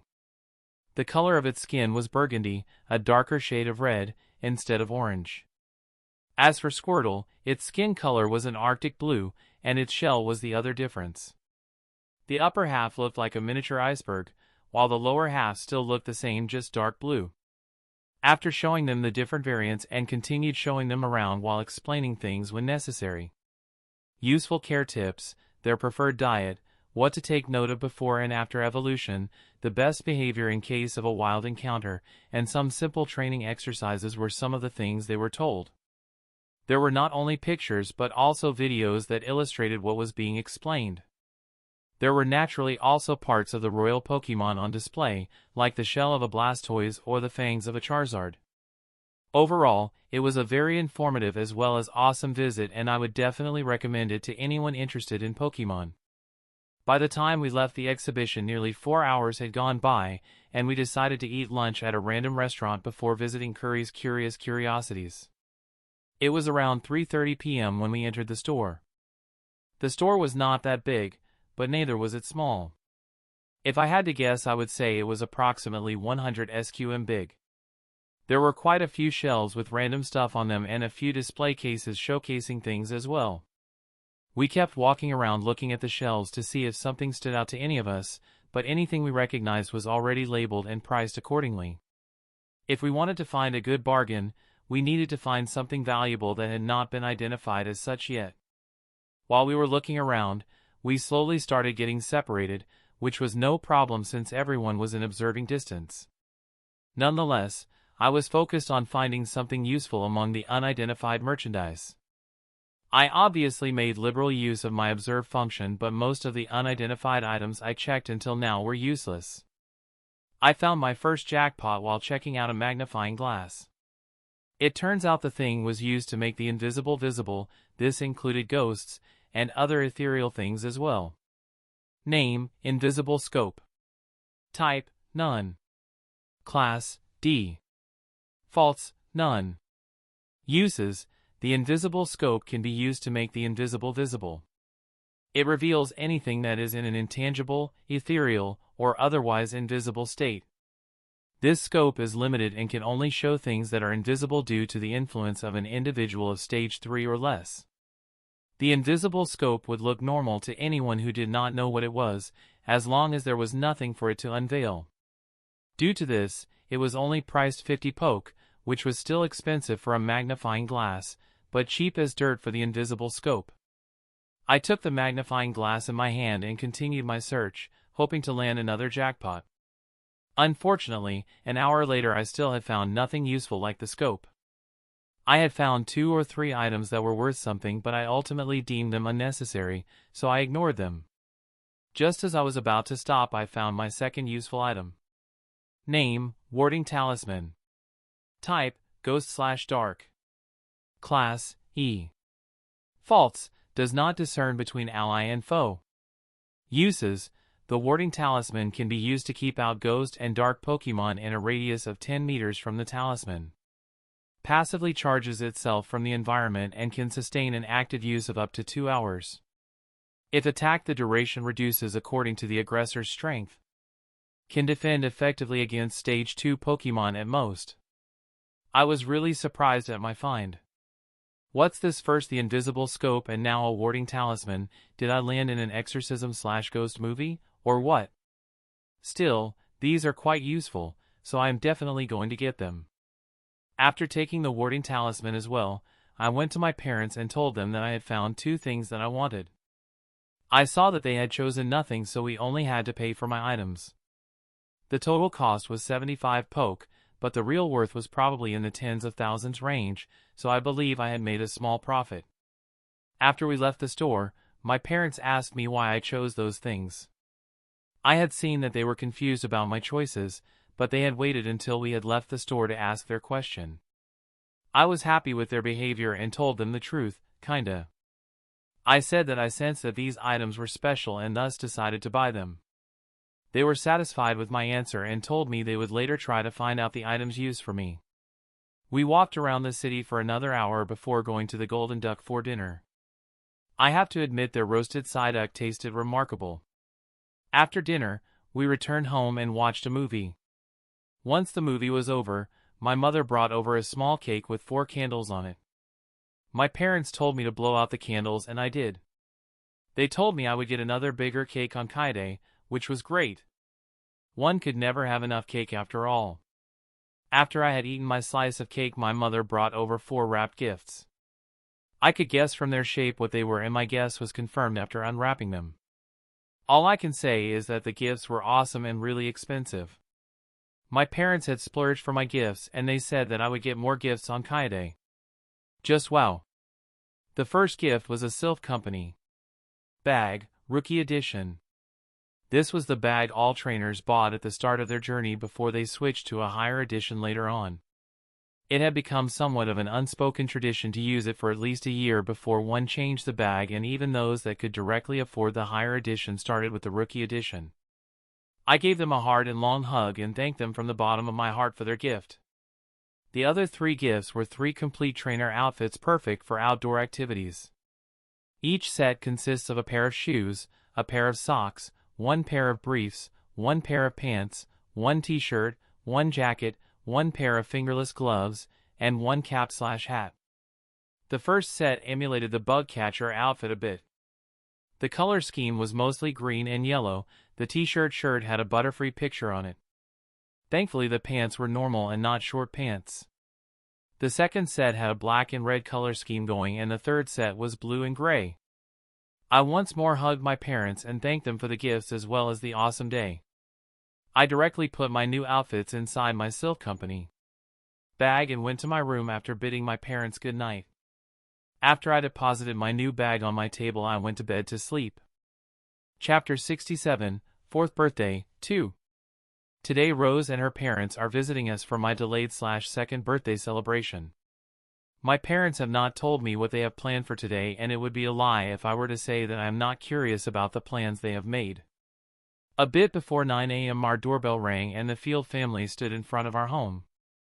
My mother let them in and we exchanged greetings. As soon as the polite greetings were finished, Rose ran up to me and gave me a surprisingly strong hug. I hugged her back and she started excitedly chattering. "Mika, happy birthday. I missed you. Are you excited?" "I know I am. I wanted to show you Ivy, but Mommy told me to leave her at home together with Princess. Mommy made Tim almost stay with them. Mika, at school we started learning how to play the flute this year, and I am going to play you a birthday song. Are you happy?" Rose kept speaking, telling me things in one sentence and asking me questions in the next. She simply kept talking without giving me a chance to answer right until now, and she used the nickname she gave me instead of my full name. I remember when she used it the first time. I asked her why she called me that, and she insisted that Mika was shorter and cuter. Seeing her proud look, I simply decided to accept it, because I knew that denying her would result in a lot of pouting and disappointed looks. "Thank you, Rose. I missed you too." "Yes, I am excited as well. I have no idea what we are going to do today, but I am sure it will be fun. I would have liked to meet Ivy as well, but at least I can show you my EV and my other friends that you haven't met yet. It's great that you want to play some music, and I am sure it will sound great." I decided to answer her in chronological order. Hopefully, she really learned how to play those songs, or my poor ears are going to suffer, were my thoughts before I tried to get free from Rose, who was still hugging me. Rose, how about you let me go, so we can go to the table? I am sure you are as hungry as I am. Besides, the sooner we eat our breakfast, the sooner my parents will tell me, I mean us, where we are going today. All right? She nodded and reluctantly let go of me. Then we started walking towards the table under the amused looks of our parents. Yeah. Laugh it up, guys. Really funny, were my thoughts at their not-so-subtle amusement. A child may not have noticed their amusement, but not me. After breakfast, my parents finally told us where we were going. We are visiting Honey Park, a theme park near Honey City. I already bought our tickets online. They are VIP tickets, so we won't have to wait in line for any attractions. We will drive there and the journey takes an hour, so we will be there by 11 a.m.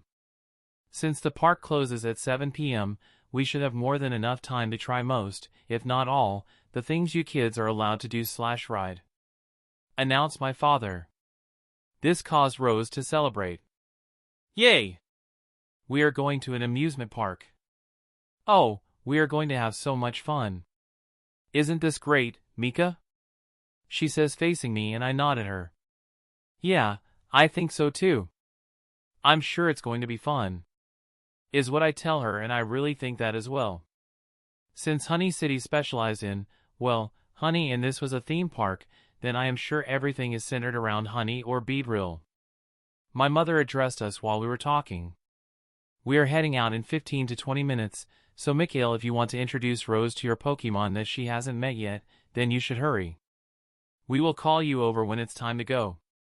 I nodded that to show my understanding and start addressing Rose. Rose, come on, let's go out to our garden. I'll introduce my Pokemon to you. I told you about them on the phone and I am sure you want to see them personally. Rose rapidly nods her head at that. Yes, I want to meet them. Is your Eevee as cute as mine, and can I hug them? She asks me while we walk towards the terrace. Yeah, but you have to get there okay as well, I answer her. We built/bought dwellings for all my Pokemon so that they have a place to stay outside of my room, since my room is not large enough to fit all of them inside at the same time.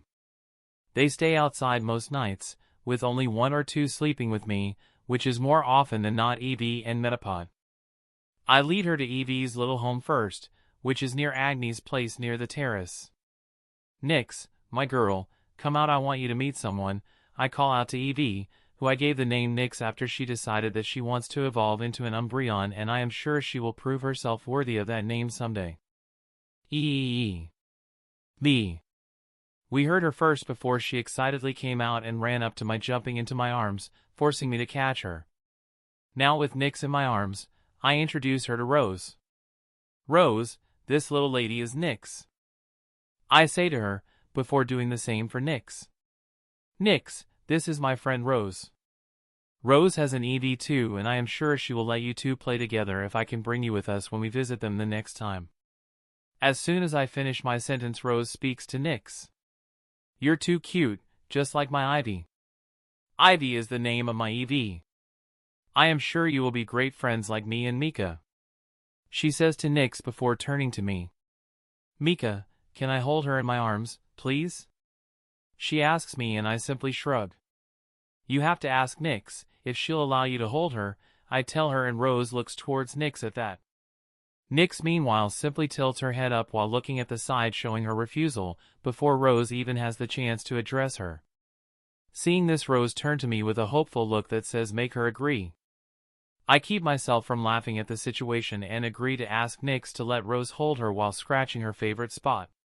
She gives me a look that says, only because you asked so nicely do I agree to suffer this indignity. I have no idea how she could convey so much with a simple look, but it kept impressing me every time. Rose, seeing Nyx agree to my request, happily takes her from my arms and hugs her. Excitedly talking to my Eevee, while said Pokemon tried acting aloof, but I could see that she was getting swept up by Rose's enthusiasm. A minute later I decide to walk towards my next Pokemon, since we would not be able to see them all before we had to go if we didn't. Rose keeps Nyx in her arms while we walk towards the place Mothra stays, which is the area my parents Butterfree live. my Butterfree and Zata have their dwelling there as well. I show Rose Mothra, telling her that she evolved since the last time she saw her. After that, I call over my Butterfree and Zatu and introduce her to Butterfree since she hadn't met him yet. I also tell her that Natu evolved as well. She acts impressed with Natu, which makes him puff out his chest at her. Seeing Zata like that makes me laugh a bit. I bring Rose to the area where my Nidorans stay next and see them chilling on the lawn outside their dwelling with their parents. Seb, Gaia, can you come over for a bit? I want to introduce you to a friend. I call out to them and they do as I ask. Rose, these are Seb, I say while pointing at my male Nidoran. And Gaia. I finish pointing at my female Nidoran. Seb, Gaia, this is Rose. She is my friend and wanted to meet you. I introduce Rose to them as well, then I speak to Rose. Rose, you can hug them if they are okay with it. The two are safe to touch. She excitedly asks them, and after getting their permission, she put Nyx down before crouching down herself to hug his Nidoran and pet them. She then points towards their parents and asks me if they are my Pokemon as well. I nod and tell her that they are Seb and Gaia's parents. Rose makes impressed sounds that do not make me feel proud. I definitely did not feel proud of myself for impressing a 6-year-old little girl. A few minutes later our parents call us over and we bid my Pokemon that were staying home goodbye before leaving for Honey Park. Like my father said, the drive takes 1 hour, and upon seeing the park I felt a bit impressed. The entrance of the park confirms my previous guess. There are quite a few giant Beedrill and Butterfree balloons tied to the entrance gate that look like the cell of a honeycomb. The theme keeps showing up during our whole visit. All attractions are named after either a member of the Beedrill Dash, the Butterfree line, or something related to honey. The park has roller coasters and other fast rides, but those are all only available to older/larger people. Still, that does not mean we don't have enough to keep ourselves busy with. There are attractions that we are allowed to enter, like a climbing range that uses strings that should probably signify string shot, as a theme called Weedle's Walk. Then there is an enormous trampoline field that resembles a net called Caterpie's Trampoline Home, as well as a range where one can swing around different areas with a multitude of ropes that are supposed to be string shots, called Caterpie's Swinging Adventure. We also visited a large labyrinth-like building that resembles a honeycomb, where you can not only go left, right, front, and back, but also up and down, called Weedle's Comb. Rose started a round of tag inside that place, and it was the most interesting round of tag of my life. There was also a Ferris wheel, with cabins that looked like honeycomb cells, called Comb Wheel. Really imaginative, I know. I noticed a pattern in the naming of the attractions. Attractions attractive for all age groups were named after honey or the honeycomb. Attractions aimed more towards little children were named after Caterpie or Weedle. Those aimed at older children/young teens had Kakuna or Metapod in the name, and attractions aimed at teens/adults had Beedrill or Butterfree in them. I thought it was a good idea. At 6 p.m. we went to a restaurant inside the park and ate there. Predictably, the menu had honey-themed names on it, and I chose a honey-glazed Pidgey roast as well as a soda. All of us also ordered a honey pudding, and everything tasted great. After eating, we left the park and drove back home. After entering our home, we went to the living room, and a bit later my mother stood up and left for the kitchen. She quickly returned with a birthday cake, and they all started to say happy birthday to me. The only thing I could say was thank you, so I did. Thank you, everyone. I am really happy right now. I give all of them a hug before I look at the cake. I am sure everyone wants to eat the cake because I do. Everyone laughs at that, and I put out the candles before cutting the first piece. My mother takes over after that and gives everyone a slice. After her first slice of cake, Rose takes out her flute and plays some songs. One of them is surprisingly the happy birthday melody that I know from the Ur. Some music does seem to transcend dimensions/universes. We clap for Rose and I hug her. After she returns to her seat, my mother speaks up. It's time for the presents, she says, and Lily speaks up before she can continue. We will go first, she says, and Rose cheers. Oh, oh, oh. I want to give Mika the first present," Rose says before she takes a package from her mother and gives it to me. "I hope you will like it," she says happily while I open the wrapping. It turns out to be a blue t-shirt, and after unfolding it I can see that there is "I Heart Rose" printed on it. The heart is a red heart symbol, and the rose is a rose symbol, so the only word on the t-shirt is "I," but it is obvious to me and all adults in the room what this is supposed to mean. All adults start laughing at the face I make after seeing the message on the t-shirt. "That means I like Rose. Do you like it?" explains Rose to me, before she asks if I like it. I see her expectant look and feel the stares from the adult. "It's great, thank you," I say, but I am sure I will probably never wear it. Still, that is no reason to be rude by disagreeing. "We have another present for you," Thorne says before giving me another package. I understand at that moment that they probably gave me the t-shirt to tease me and that this was my real present. It turns out, they bought me a pair of goggles as well as a rebreather, the small kind you see in movies that you simply have to take into your mouth and that allows you to breathe underwater without any air tanks. The goggles can be used underwater as well as in sandy areas, while the rebreather filters the water, allowing you to breathe underwater through your mouth, while also keeping the water out. Lily explains to me and I thank them both. Rose pouts at that and says it's her gift as well. We all laugh at that and I thank her as well. After that, my father leaves for a bit before returning with a medium-sized package. "This is our present to you. I am sure you will love it," my mother says, and I open up the package under their expectant looks. It turns out to be an incubator with an egg. We know how much you adore Agni, so I made a deal with an acquaintance. He got an egg and we got an egg as well. Now, this is yours. From us and Agni for you, Agni's child. We know you will take good care of him or her. My father explains to me while I was looking at the egg in awe and excitement. I carefully put the incubator aside and rush up to my parents while repeatedly thanking them. It has been 3 months since we have gotten the egg, so it should hatch in another 13 to 15 months. Make sure you take good care of it. My mother informs me and I nod at her. I will, I promise them while walking back to the egg. Rose comes over as well and observes the egg in fascination, while occasionally making impressed sounds. I check out the egg to look at its potential. Since it has been more than 3 months since it has been laid, its potential should have settled. Species, grow live. Gender, male. Type, fire. Potential, deep green. Stage, none, poke egg. Genetic variation, none. Abilities, intimidate, flash fire. Talents, none. Affinities, fire. I am impressed by what I see. While his potential is not as high as Agni's current one, that is normal. I have learned from my experiments and some of the knowledge that I have unlocked thanks to them that the potential of the Pokemon after hatching depends on the potential of both parents. Seeing his potential, the mother probably had green potential. The child's potential takes the average of the parent's current potential and adds +1 to that as the theoretical upper limit. The lower limit is -2, the original average. If the stage is identical to the potential of the better parent, then the probability of the child having better potential is 0.001 to 0.5%.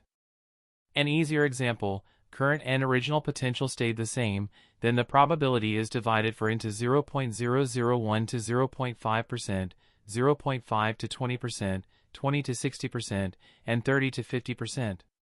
In this case, Agni has light blue potential, the mother has probably green potential, which means that there is a up to 0.1% probability for the child to have light blue potential, up to 3% probability for deep green potential, a 60% for green, and a 36.9% for light green potential. Knowing my father's luck, he most likely chose the egg with better potential among the two. Besides, my space will upgrade the Growlive's potential after it hatches, so it will most likely have blue potential after the improvement. I thank my parents once more for their present and talk a bit with the excited Rose. 30 minutes later it is time for us, Rose, and I, to sleep, so I bid everyone good night and go to sleep. My mother led Rose to their bedroom, so she can sleep there until the adults go to sleep, then her father will carry her downstairs. They said that Rose and her parents will leave after breakfast, so they would see each other tomorrow. Still a bit giddy by the awesome surprise his parents had sprung on him, Mikhail fell asleep. Chapter 68, Excursion begins. Today is the day I am going to start my first real exploration trip. Not the little exploring I have done outside our property, but a full-blown excursion. My ultimate goal is the coast near Cyan City, but the place is more around 1,700 kilometers away, so it will take quite some time to even reach the area I plan to explore. At least the journey there will be an adventure in itself. I plan to steadily make my way down there, by walking until it is time to return home and then use Zata's teleport to do so. In the same way, I plan to return to my latest point the next morning and continue my journey from there. Once I reach my destination, I will use Zata's teleport to move between there and home, which should take a bit more than 2 hours per trip, since the most effective distance Zata can currently teleport is 200 kilometers every 15 minutes. This distance will increase when either Zata's strength or his mastery of teleport improves. I will follow Route 4 until Viridian City. From there I have to follow Route 3 to Cyan City. From Cyan City to the coast it's a bit more than 100 kilometers. Route 4 is what the safe road from Viridian City to Pewter City is called. In the same way, Route 3 is what the road from Cyan City to Viridian City is called. There are naturally other lower-tier settlements along the routes, but those are the cities that determine the starting as well as endpoints of the routes. As for how long it will take me to reach my destination, I am currently estimating the journey to take 35 to 40 days, if I don't spend extra days in any of the settlements along the route. The reason for that is that I plan to walk around 50 kilometers per day, which should take me around 5 to 6 hours of walking if I take it easy. While I could certainly walk more than that since I plan to spend 10 to 12 hours outside, but in that case, I would be forced to focus purely on walking, which would contradict the purpose of my trip in the first place. I just finished eating my breakfast and am currently going over my bottomless bag, for what felt like the 10th time, to make sure I have packed everything I would need because my mother was fretting over me going outside. I can understand her worry, which is why I do as she asks without complaining, despite getting progressively more irritated by her repeated questions. Do you have enough food for yourself and your Pokemon? I hear my mother asking. Yes, there is more than enough food for all of us. I could probably feed a few more people with the amount of food inside my bag, was my answer to her question. What about items you need during breaks or emergencies? My mother asks as soon as I answer her previous question while looking at me with a worried look.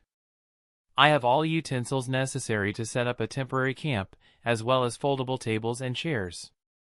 I even have dishes and cutlery and everything else I need to cook meals. Not to mention the huge amount of water you and Dad made me store. I started to go over things I had packed while answering her question, but she seemed to have taken an exception to my mild complaint at the end. Don't complain, honey, water is indispensable to anyone away from civilization. No matter how much you think that you could return with Zata if necessary or that you could find some in the wild, you need to have water at hand in case of an emergency, forcing you to stay put or keeping you trapped at some place. Anything could happen and it's better to be overprepared than to be underprepared. This applies to anything, but it is especially true for trainers. She chastises me while delivering words of wisdom at the same time. Yes, Mommy, is all I can say in such a situation. My mother seems satisfied by my reaction and continues. Do you have the recovery items we gave you? She asks while straightening the jacket of my trainer outfit. I am currently wearing this set that resembles the bug catcher outfit a bit, just with long pants as well as a green and yellow color scheme. Yep, all of them are safely stored and they are labeled in case I forget which one is for what, just like you asked me to. My parents have given me 3 of all standard status condition cures, as well as 20 potions and 2 super potions in case of emergency.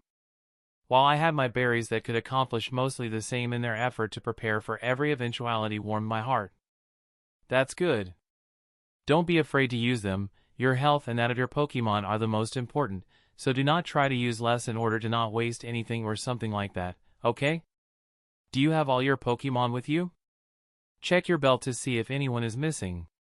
Her concern is as heartwarming as it is stressful, but I honestly feel happy about all this, because it shows how much they care about me. They care so much that they try to not restrict my freedom too much despite my age and their evident worry for my safety.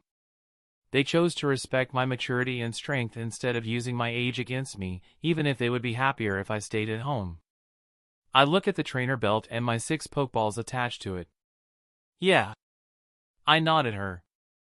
All 6 of them are here, I say while patting the belt. I got the belt from my parents, but the balls my Pokemon were staying in were the balls I crafted myself.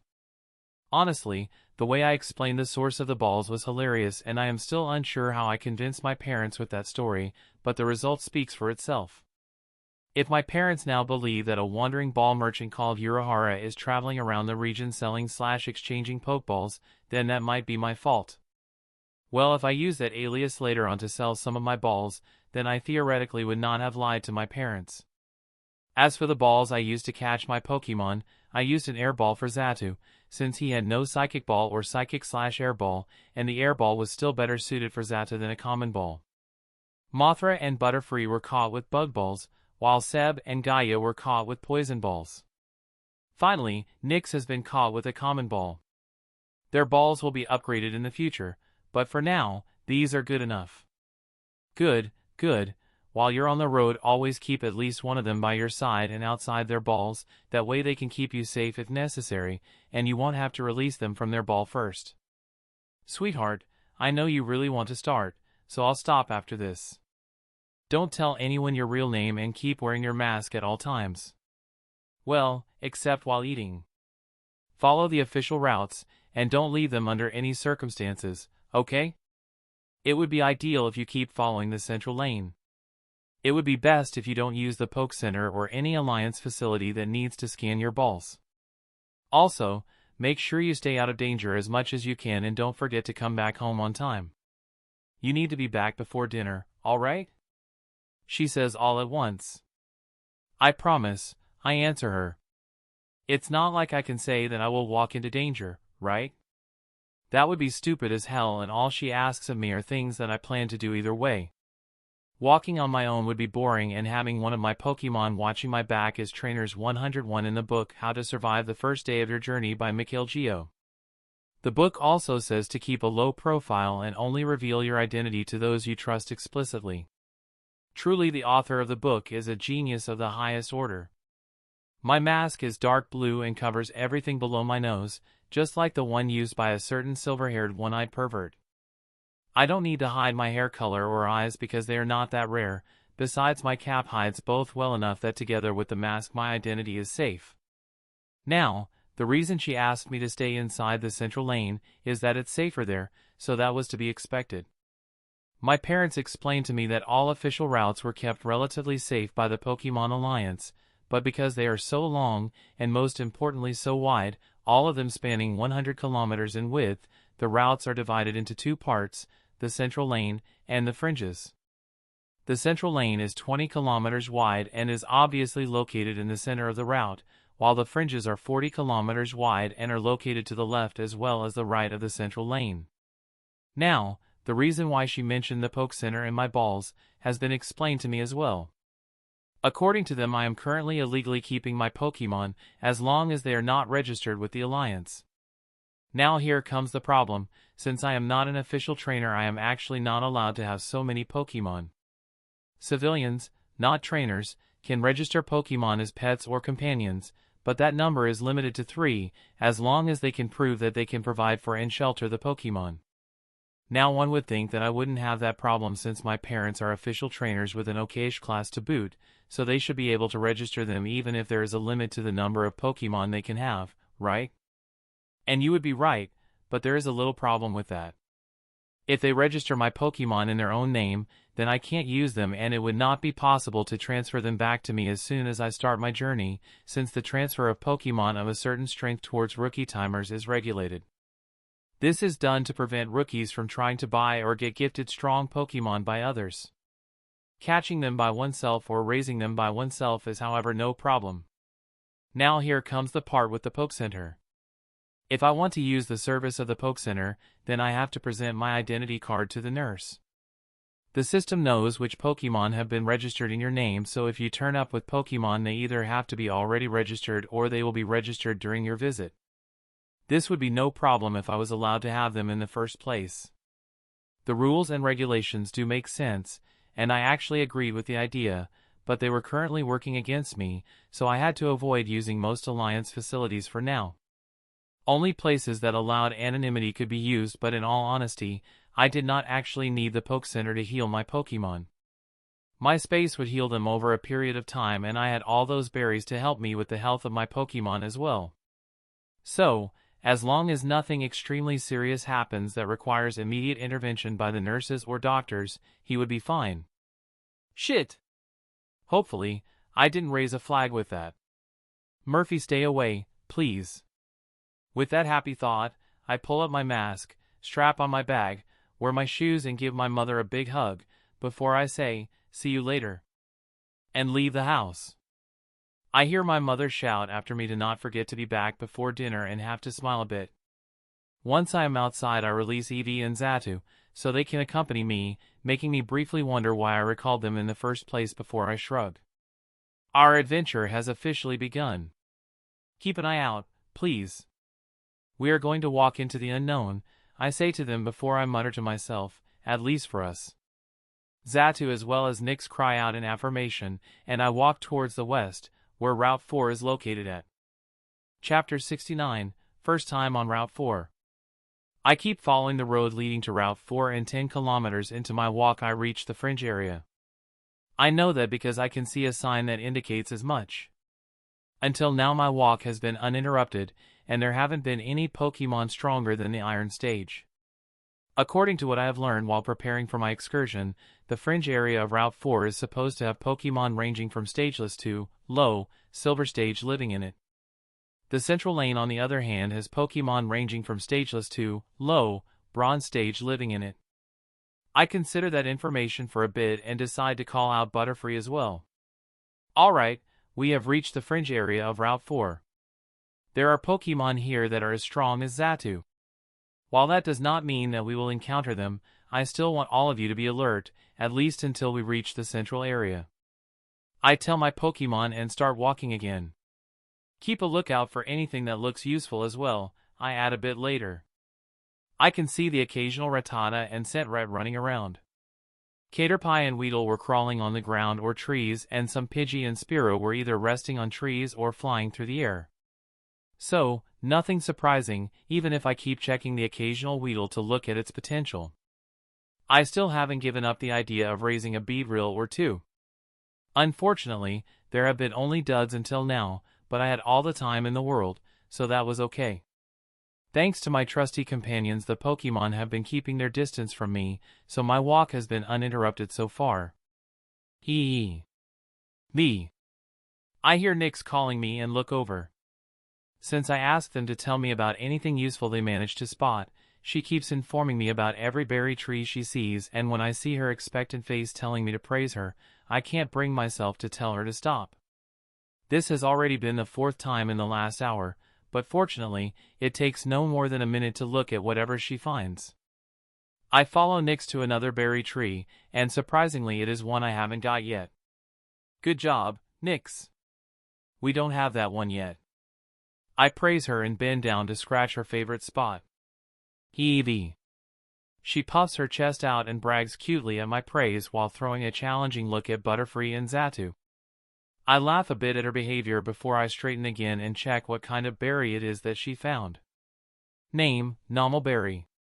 Type, Plant. Class, E. Uses, contains nutrition and plant energy.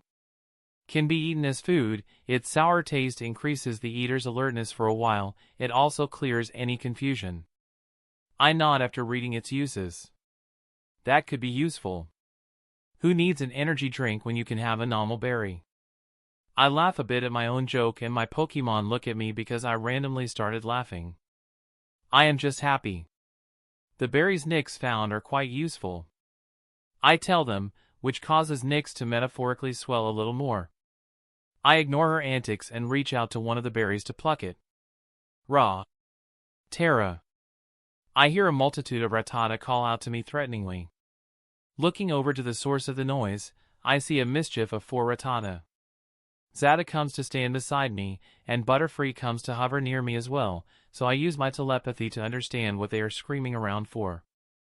They are clearly not sapient yet, because their thoughts are not as clear and orderly as sapient ones, but the gist of what they are doing is warning me to keep my hands off their food, which explains why my Pokemon moves so close to me. I am only going to take 1 berry, no need to get all aggressive on me. There are more than enough berries for you on that tree. I tell them, and it looks like they don't agree with my perfectly tactful sentence, because they give me another warning to keep my grubby hands off their food, otherwise they will attack me. Seeing their behavior, I conclude that these guys won't let me take a berry without us whooping their collective asses, so I decide to check out their strength. Species, Rattata. Gender, male. Type, normal. Potential, deep orange. Stage, iron stage, high. Genetic variation, none. Abilities, run away. Talents, none. Affinities, neutral. That's the strongest among them, and the other 3 are at the mid, iron stage. Seeing that, I deliberate over what to do. I could have Butterfree douse those critters with sleep powder, which would be fast and painless, or I could have Nyx beat the shit out of them. I will be honest, the Rattata managed to piss me off a bit, since they're still yelling at me threateningly even now. Besides, together they are just strong enough to give Nyx a decent challenge without endangering her life, so it would be a good experience for her. Having come to a decision, I address her. Nyx, you should be able to take them on all on your own, so go all out and have some fun. The bigger one in the middle is the strongest of them. Nyx agrees enthusiastically and fires Swift at the Rattata, before using Quick Attack to approach the Rattata on the right.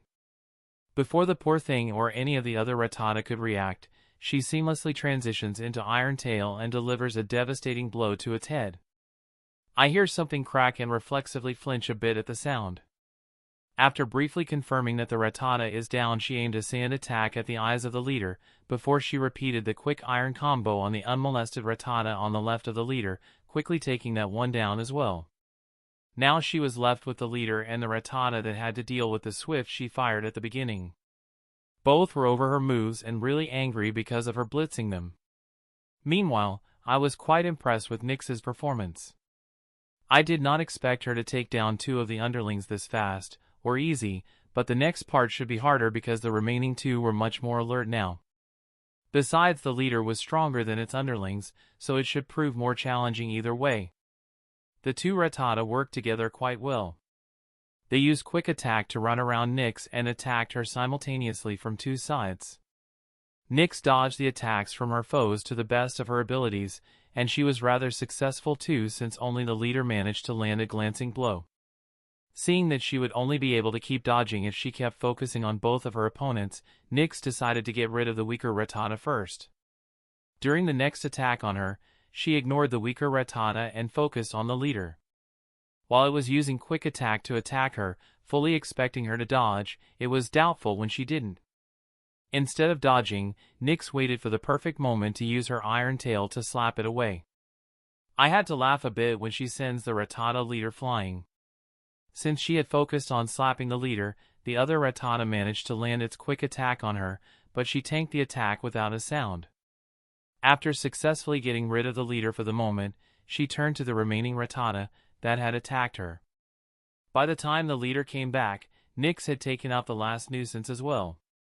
The way she had taken it down was impressive as well if a bit brutal. She had fired a Swift at it and used a Quick Attack to follow along. While the Rattata was dodging the Swift, she appeared behind it and used Bite on its tail. After that, she swung it around like a rag doll, slamming it from one side of the ground to another. After slamming it around 4 to 5 times, she let the poor thing go. To me, it looked like she was a bit miffed that it had hit her with its Quick Attack. Anyway, the leader came back a few seconds after Nyx took down its last underling. It released an angry screech seeing its beaten underling. Nyx totally ignores the scream and fires a Swift at it, forcing it to dodge. She repeatedly uses Sand Attack to create a sand cloud to hamper the Rattata's view. While this would also hinder her view, that's irrelevant for what comes next. Using the cloud as a cover, she fires a barrage of swifts at her foe. Soon enough, her visually impaired opponent is surrounded by homing stars. Not that it could see the sheer size of her attack thanks to the sand cloud. Still, it keeps getting successfully hit by 2 to 3 stars for every star it manages to dodge, and by the time the sand cloud settles, it is battered and tired. Seeing her foe's state, Nyx stops firing swift and runs at it instead. She releases a weak sand attack at Rattata, and the poor thing flinches at the move, despite it being a practically harmless move that Nyx had used as a simple distraction. Well, distraction successful, I would say. While Rattata flinches, Nyx aims an iron tail at its head, knocking it out. Phew! I release a whistle after Nyx finishes her fight. I walk up to her and pet her head a bit before taking her into my arms, scratching her favorite spot. You did a great job. Those were some good strategies and I am proud of you. I tell her, and she puffs out her chest at the praise. While you could have easily escaped the quick attack circle the two had formed by using dig, I begin, and she releases a whine of protest at that before I can say the second part of my sentence. I simply continue while ignoring her protest. I know that you did not use it because they could have ignored you and attacked us instead, specifically me. I finish, and she nods at that, confirming why she did not use dig during the fight. While I, would have been fine even if they did ignore you, your idea was right. So good job. I praise her again before letting her down again, to her disappointment. I walk around the Rattata to check their condition and see that 3 of them, including the leader, are just knocked out as well as moderately battered, but the Rattata that has been slammed around like a sack of potatoes is seriously injured. To be honest, I do not believe that this one would survive for long, because it would take quite some time to heal from its injuries without the aid of at least some medicine and better yet a visit at the poke center. Since it has no access to those, it would take it a while to heal, even if they found a few high-class citrus berries, time that the other Rattata would have to keep it safe and feed it as well. Yeah, I don't see that happening, so it would most likely get eaten or starve, but that was not my problem.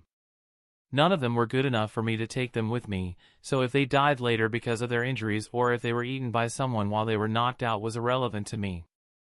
The reason I checked up on them was to see if one of them had died, since that would have been Nyx's first kill, but Pokemon had proven their resilience once more. With that out of the way, I ignored the Rattata and went over to the berry tree to pluck the reason all of this started in the first place. I did not tell any of my Pokemon to finish them off, because I was not ready to order the death of defenseless Pokemon yet. I do not know if I would ever be ready for something like that, but I wasn't right now, so we simply left the scene once I had my berry. What happened to the Rattata after we left I do not know, but I think I heard the cry of a Pidgey while walking away. Must have been my imagination. Chapter 70, First Time on Route 4. After leaving the knocked out but alive Rattata, I keep walking at an angle towards the center of the route. While this meant I would be inside the fringe area for longer than I would be if I walked directly towards the center, it also allows me to cover some distance towards my destination. Imagine a triangle. I am following the longer line, but it is still shorter than the combined length of the 2 other lines.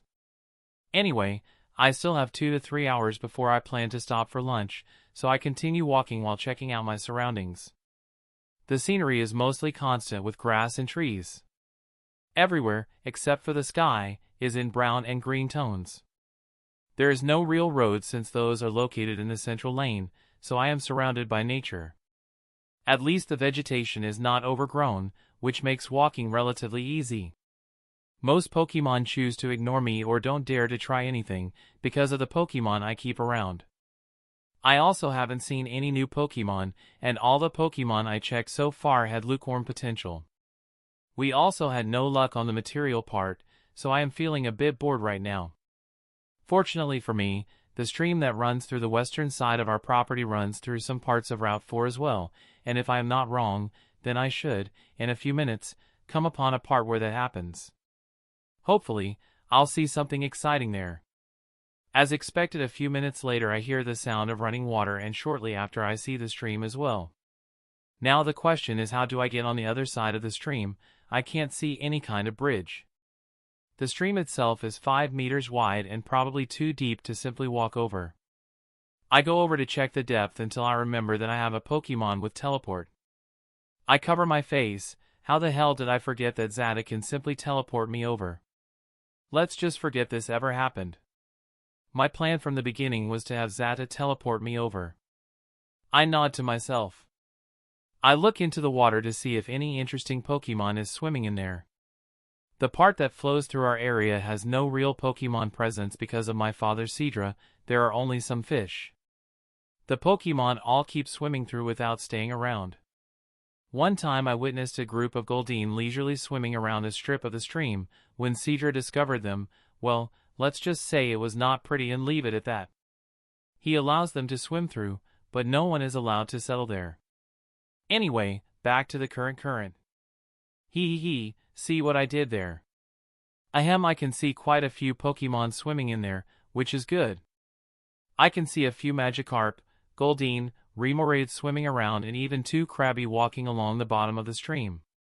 My telekinesis range easily covers the distance to any of them, so if I manage to find one that I want to have, then I have 2 options. I could either use my telekinesis to directly invite inside my space if it is much weaker than me, or I could use one of my Magikarp to beat the crap out of it and catch it with one of my Pokeballs. I mean, I could still invite it inside my space after beating it without catching it, but then I would need to bond with it, so I would probably still catch it anyway. I keep checking out as many of the water Pokemon as I can for the next 2 hours until it's time for lunch, but they are all unattractive. Species, Goldeen. Gender, male. Type, water. Potential, orange. Stage, Iron Stage, mid. Genetic variation, none. Abilities, Swift Swim. Talents, none. Affinities, water. I checked about 20 Goldeen in that time, at least I think that it was 20. I am not sure, to be honest. I could have checked the same one multiple times for all I know, still that one was the best among them. Still bad, but that's probably because my expectations are too high. Species, Magikarp. Gender, female. Type, water. Potential, light orange. Stage, Iron Stage, mid. Genetic variation, none. Abilities, Swift Swim. Talents, none. Affinities, water. Yeah, with my own Magikarp breeding ring, none of the Magikarp here were attractive to me in any way.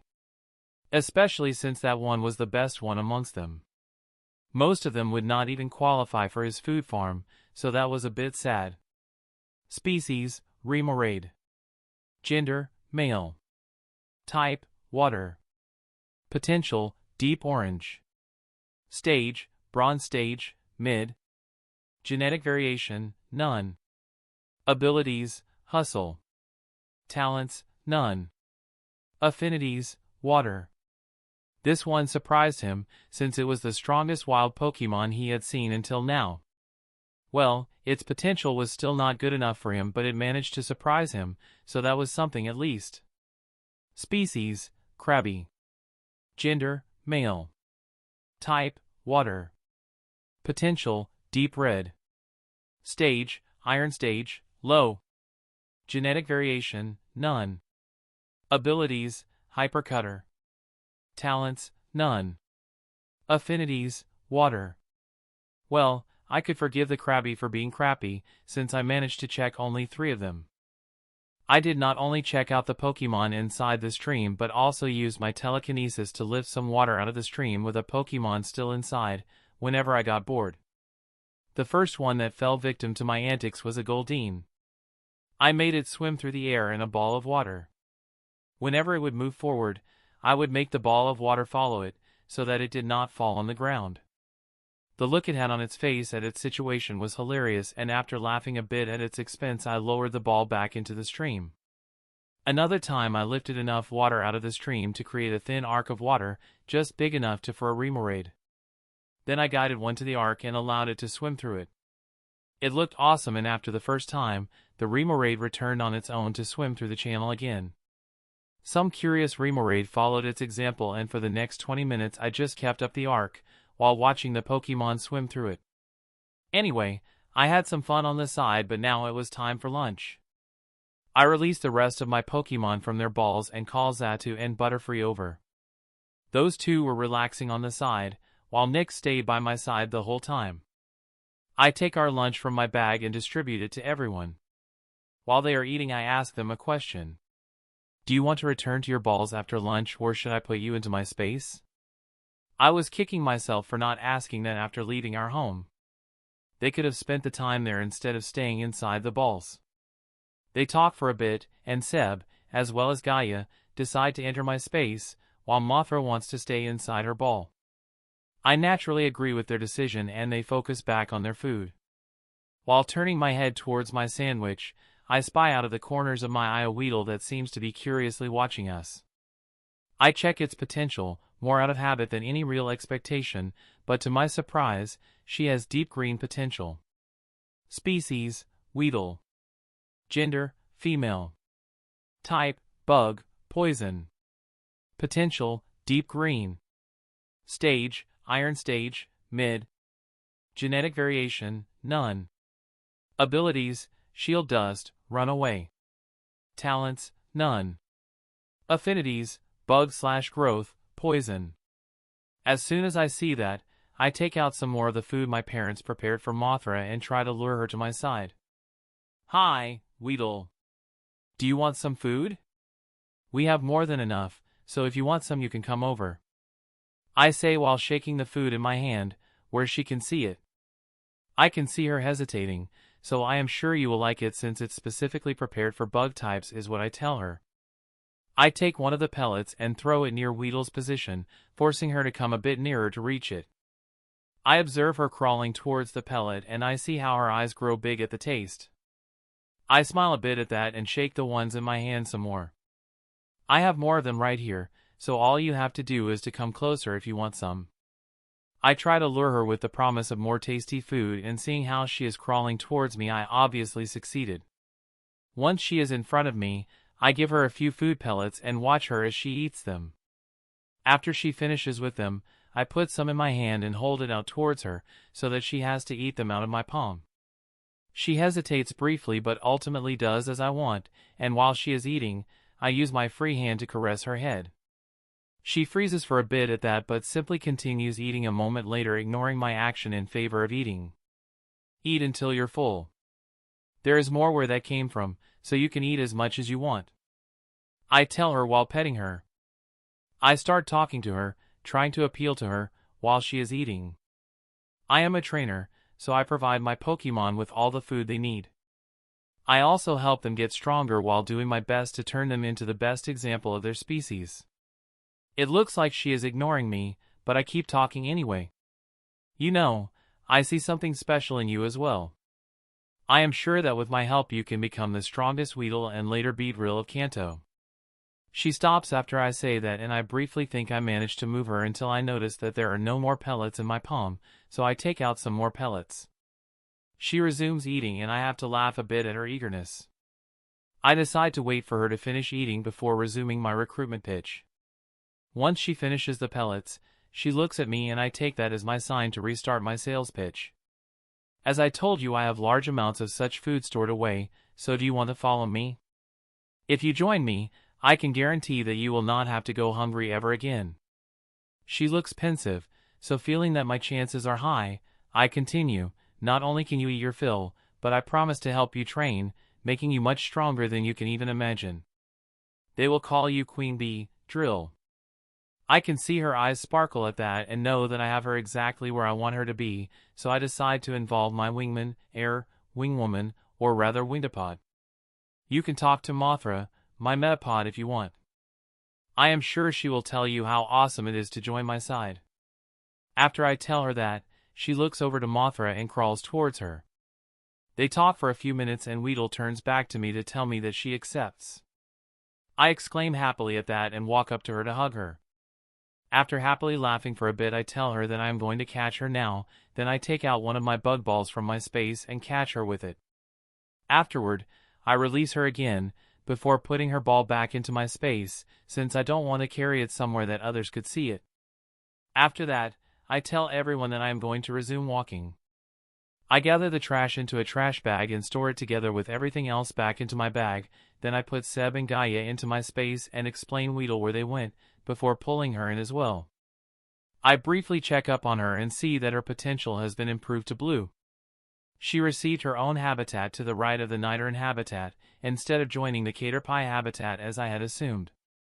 Still, it does make sense for her to gain her own habitat, since her habitat needs to have some poison-type energy as well, besides the bug-type energy. After checking up on her, I recall Mothra and tell Zata to teleport Nyx and me to the other side of the stream. Butterfree simply follows us by himself, since he can fly. Once I am on the other side, I continue to walk for another 3 hours. I don't find anything of note during this time, but right now I am starting to ask myself when I am going to reach the central area. It is about time for me to return home, but I want to at least reach the central lane before doing so. Another 20 minutes of walking later, I see a sign that shows that I managed to fulfill my goal, and if I am not wrong, it took only nearly 60 kilometers to arrive here. Happy with finally being done for the day, I hug all 3 of my Pokemon. I recall Nyx as well as Butterfree, before telling Zata to teleport me back home, which he does right into our living room. He laughs at my face when I realize that we are not outside our house but inside the living room, and before I can jump in to tickle him into submission for laughing at me, I hear my mother talking. "Mikhail, honey, you're back. Come and tell me everything," my mother says with a tone that indicates that she wants exactly what she said. I glare at Zata for a bit before turning to my mother. It was great. With that, I begin to tell her about most of the happenings of my day. That's the end of this tale for now. Thank you for watching, and I'll see you in part 4. Peace.